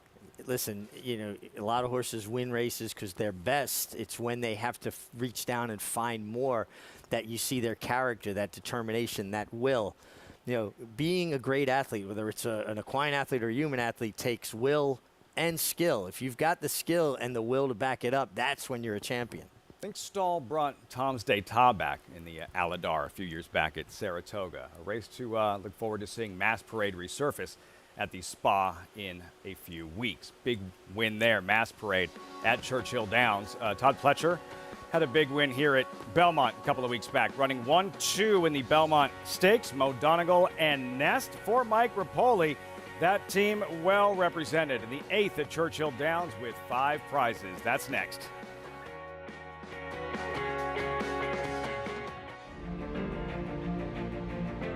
Idle, perfectly timed. Idle gets up under Joel Rosario to win the big cap. It's known agenda for St. Elias Stable. Race Adler, a scintillating performance in the TVG Del Mar debutante. And Clariere will win the cotillion. Down to the wire. Who's going to win it? It's Mala by a neck. Curling, the classic sire.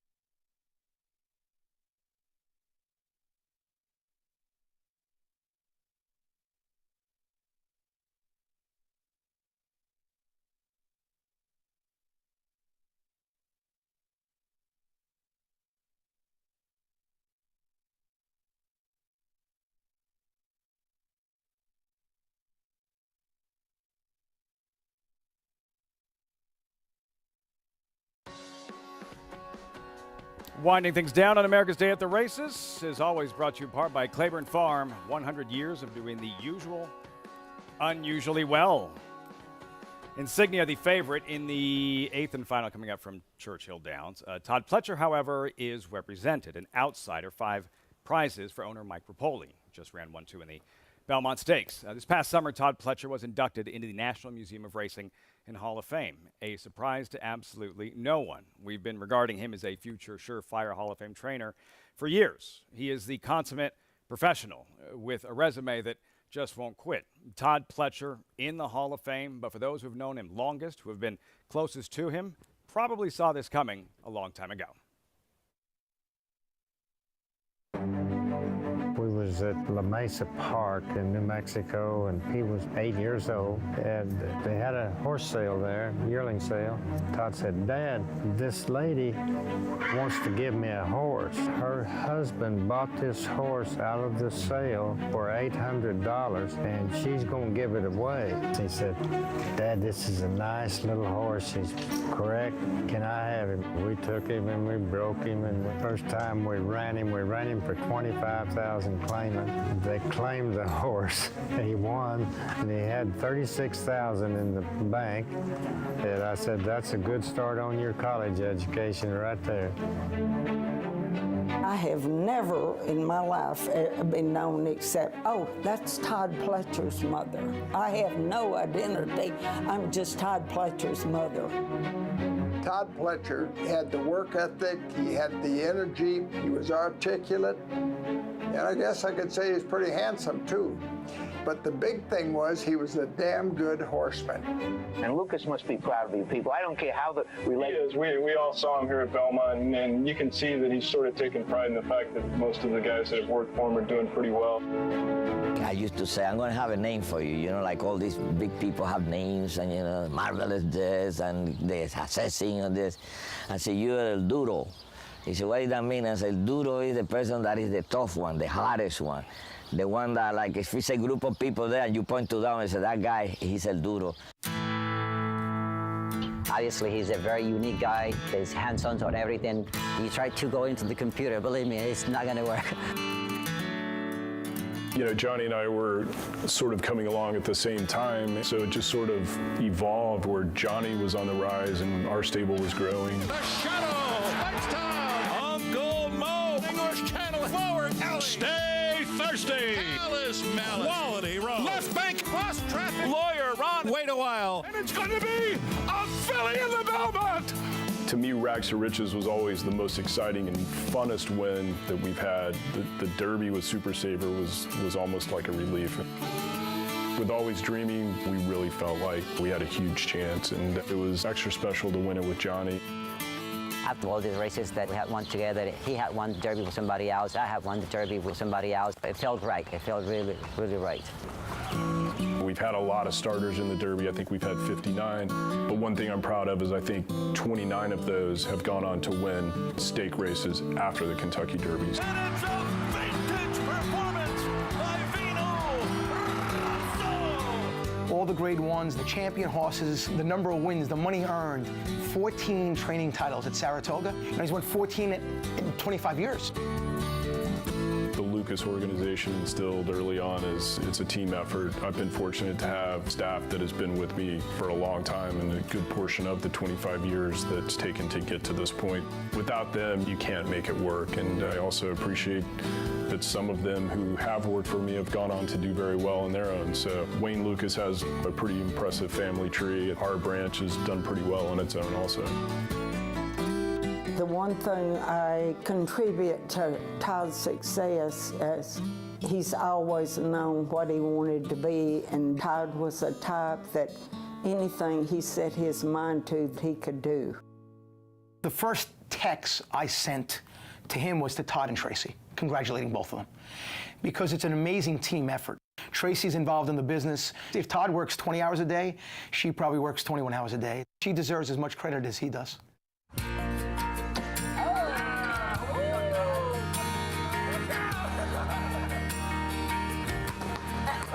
It's hard because of a lot of time, a lot of effort, a lot of sacrifices. He always separates one with the other one. You know, family's family and business is business.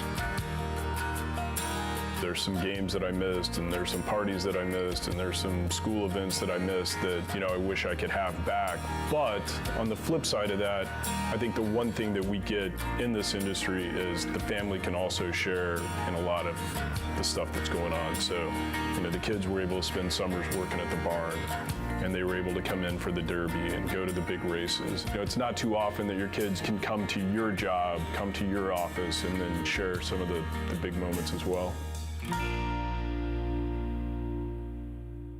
And how proud they must be of their father, I like that, the Todd father, in the Hall of Fame, the wins, the big moments, the glory, Richie. Difficult to encapsulate just how much hard work, though, has gone into it. It's incredible. I mean, I honestly don't know how the man fits so much into any one given day. The attention to detail is impeccable. He's at the barn in the dark, 5:15, 5:30 in the morning. He oversees the training of those horses. 10:30, he goes into the office at the barn, and he's on the phone for the next 2.5 hours between owners and other assistants and he knows every horse in intricate detail. Then he goes home, changes, gets ready for the races, goes racing all day. Saratoga, I'm sure then there's dinners and sales. And this success did not happen by chance. It happened by hard work. How long have you known Todd? It's going back to the early 90s when he was working for Wayne. How soon could you tell Todd Pletcher was going to be Todd Pletcher? Everybody knew Todd was going to make it big. And again, his attention to detail is one of the keys to it. Going down to the Delaware Park Handicap with him in a limousine, I think it was maybe 91, and the horse conversation and the intensity and the passion that he showed even then has not waned. It's still there to this day. That relationship with he and Mike Rapoli at the Hall of Fame, and then to run 1-2 with Mike Rapoli and the brothers Ortiz a couple of weeks ago. Mo Donegal and the filly Nest, a fourth win in the Belmont Stakes for Todd Pletcher. Nightcap is next, coming up from Churchill Downs. Stay tuned.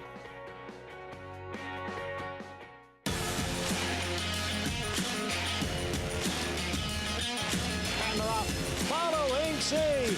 Pouring it on here in the stretch. Impressive to win the Grade 2 Vosburg. Following C. Smile Happy has kicked it into high gear. And Smile Happy with a powerful performance wins by 2.5. The Clutch champion Run Happy, standing at Claiborne Farm. Monmouth Park's 50-cent Win Early Pick 5 is one of the country's earliest Pick 5s, making it the perfect way to get your wagering day started. With a 12:15 post on weekends and 2 p.m. start on Fridays, the Win Early Pick 5 is home to 6-figure pools and a low 15% takeout. Start your day winning early. Play Monmouth Park's Win Early Pick 5. Win early, win often. Daredevil, returning to stud on U.S. soil. The only first crop sire to see 2 offspring win the Grade 1 Kentucky Oaks and the Grade 1 Preakness Stakes in the same year. She dares the devil, taking the Kentucky Oaks and the Grade 2 Azeri Stakes, and champion Swiss Skydiver, winning the Preakness and the Grade 1 Beholder Mile Stakes. With more exciting prospects on the track and multiple 6-figure sales in the ring, Daredevil's career is just getting started, only at Lane's End. Racetrack Television Network brings you every race, from every track, on every screen, every day. With monthly packages starting as low as $5, RTN gives you great value and access to more live HD streaming and race replays than anyone. Visit RTN.tv today to sign up and watch on almost any device, including Roku and Amazon Fire. RTN has packages that start at $5 per month.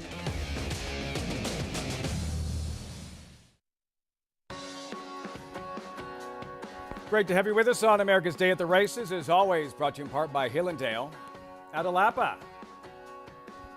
Beneath the twin spires at Churchill, 1 left, 4 minutes out. Horses warming up. There's the field, Richie. These are maidens, $120,000 purse.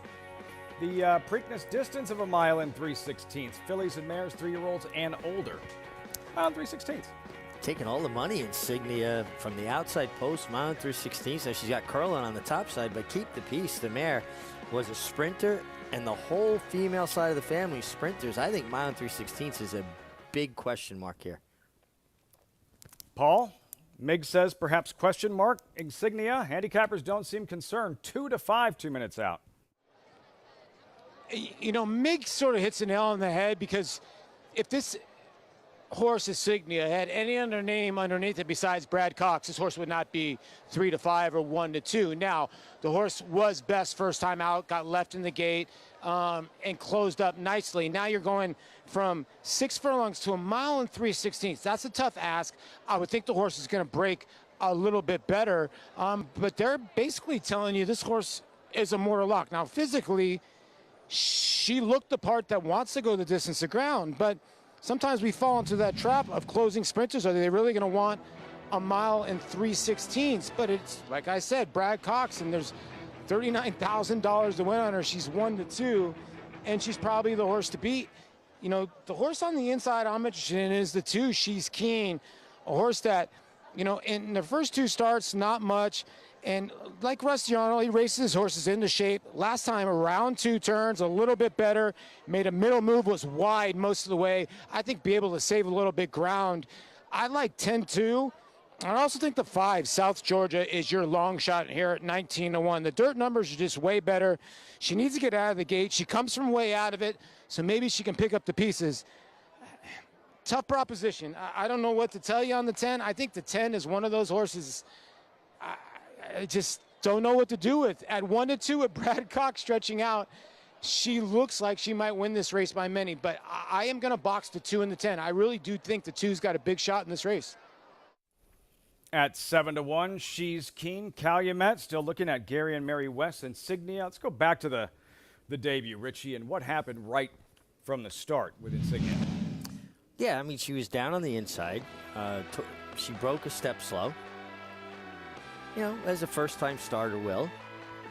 All right, so now you've got to play the hand dealt. Ricardo Santana sits on her, gives her an opportunity, and she showed a lot of determination to take kickback, to wend her way through a field, save ground, kick through. This is eye-catching. Listen, there's no doubt she has ability. I'm just, you know, when we talk about big favorites, you've got to talk about pedigree, and obviously she's by Curlin, so that's certainly going to enhance her ability to get distance. But the female side of the family, predominantly sprinters. And just because a horse closes in a short race, that doesn't always translate to how they'll run in a long race. Now, obviously, this was a very impressive debut. Got a big buyer speed figure. I understand why people are making her the favorite and they're enamored with her. I just think there could be some questions. What about Trip from the outside post in a mile and 3/16 here at Churchill? Well, she's got a very long run to the first Mm-hmm. turn. I don't think that's going to be much of a factor. And I think coming out of the 1 sprint, she's going to put herself, she's going to be involved. She's not going to be as far back as she was breaking slow in a sprint. So Paul said he would pivot to number 2, She's Keen. There's High Resolution. Where would you pivot to? Well, She's Keen's trained by Rusty Arnold, winner of over nearly 1,900 races. But he also has the 1, High Resolution, who's a half to Romantic Vision, Grade 1 winner, who did not win till her 4th start and really didn't show much until her 4th start. This filly probably want the distance. She Watts Humphrey, the owner breeder, breeds for stamina. She's a huge price. I think she's overlooked from her pedigree. How about the 3, Forever After All? She's only a half the Tom's d'Etat. We talk about Al Stall all day. Tom's d'Etat, one of his most impressive performances in the Foster a couple of years ago. Yeah, and this, look, Tom's d'Etat did not run well first time, and then he became Tom's d'Etat. Insignia. Loads is the odds-on favorite. 8th and final from Churchill. Here's Travis Stone. For Insignia. They're in the gate. And they're off. She's Keen breaks out okay. So too does Fine Cotton. Music Street is there. South Georgia and High Resolution for that inside post. She gets a forward spot too. So bias the first time. Fine Cotton is up for an arrow lead, and She's Keen's going to move with her. Music Street tucks in behind to be 3rd. High Resolution toward the inside in 4th. Forever After All comes away 5th. Amundsen 3 wide 6th. Insignia is 7th in the early going, 8 lengths off the lead. South Georgia's running along in 8th. 5 Prizes moves up into 9th. And Sinks the trailer in 10th, a dozen off. Heading for the backstretch run, the opening quarter sharp on the board in 23 and 2/5 seconds. Fine Cotton, short lead down the backstretch run. She's Keen keeping pace down toward the rail, and hovering to their outside is Music Street in 3rd with 5 furlongs to go. And now it's 3 back to Forever After All, who's 4th. Set 5th, High Resolution 6th. Insignia is going to be wide to the far turn 7th as South Georgia finds a seam in between 8th. 5 Prizes has to wait for racing room and now moves up outside. Sinks the trailer. The half and 47 and 4 round the far turn. She's Keen has come on through to put a nose in front with 3 furlongs to go. Fine Cotton keeping pace. Here comes Music Street set down, and Insignia with a 4-wide sweep on the far turn is under a ride at the quarter pole. Forever After All in behind them. Off the turn, into the stretch. She's Keen, cut the corner, holding on to the lead. Fine Cotton fights on. Insignia coming down the center. Forever After All's in behind. There's 1 furlong to go. She's Keen is still in front. Insignia is roused to the lead right at the 16th pole, and she spurts away. Insignia, wide trip and all, wins by 2.5. And it's tight for second there. She's Keen or Forever After All. Farther back, it's Fine Cotton, and then maybe Set in that photo for 5th. Lost all the precious real estate, but wins the battle. And Insignia for Gary and Mary West. Brad Cox, Florent Giroux, favorite, delivers and graduates at 2-5 in the 8th and final at Churchill. Well, like I was saying, you knew she'd appreciate more distance. Listen, she got it done with a big, wide middle move. This was impressive. She ran well. But I think these are questions you have to ask when you're looking at short price favorites. And by the way, the 3, Forever After All, ran a big race to be second. Paul liked She's Keen, big race. She's in that photo with Forever After All. Yeah, and at half the times they improved vastly first start to second start. Insignia in the 8th and final at Churchill Downs. Really looking forward to the Chicago at Churchill Downs. Top quality female sprinters this weekend, and right here at Belmont Park, Mother Goose 3-year-old fillies taking center stage. That'll wrap things up for us here on America's Day at the races. For Maggie Wolfendale, the MIG, I'm Lafitte Pinkai. Thanks so much for joining us. Yes and yes in a groove. 3 straight for David Donk, the Donk Exacta in the feature here at Belmont Park. And how about that finish in the feature at Churchill Downs? Intrepid Heart outside Mass Parade. The favorite, though, digs in, survives the stretch duel and the objection. Great to have you with us. Have a great night, everyone. See you tomorrow on America's Day at the Races.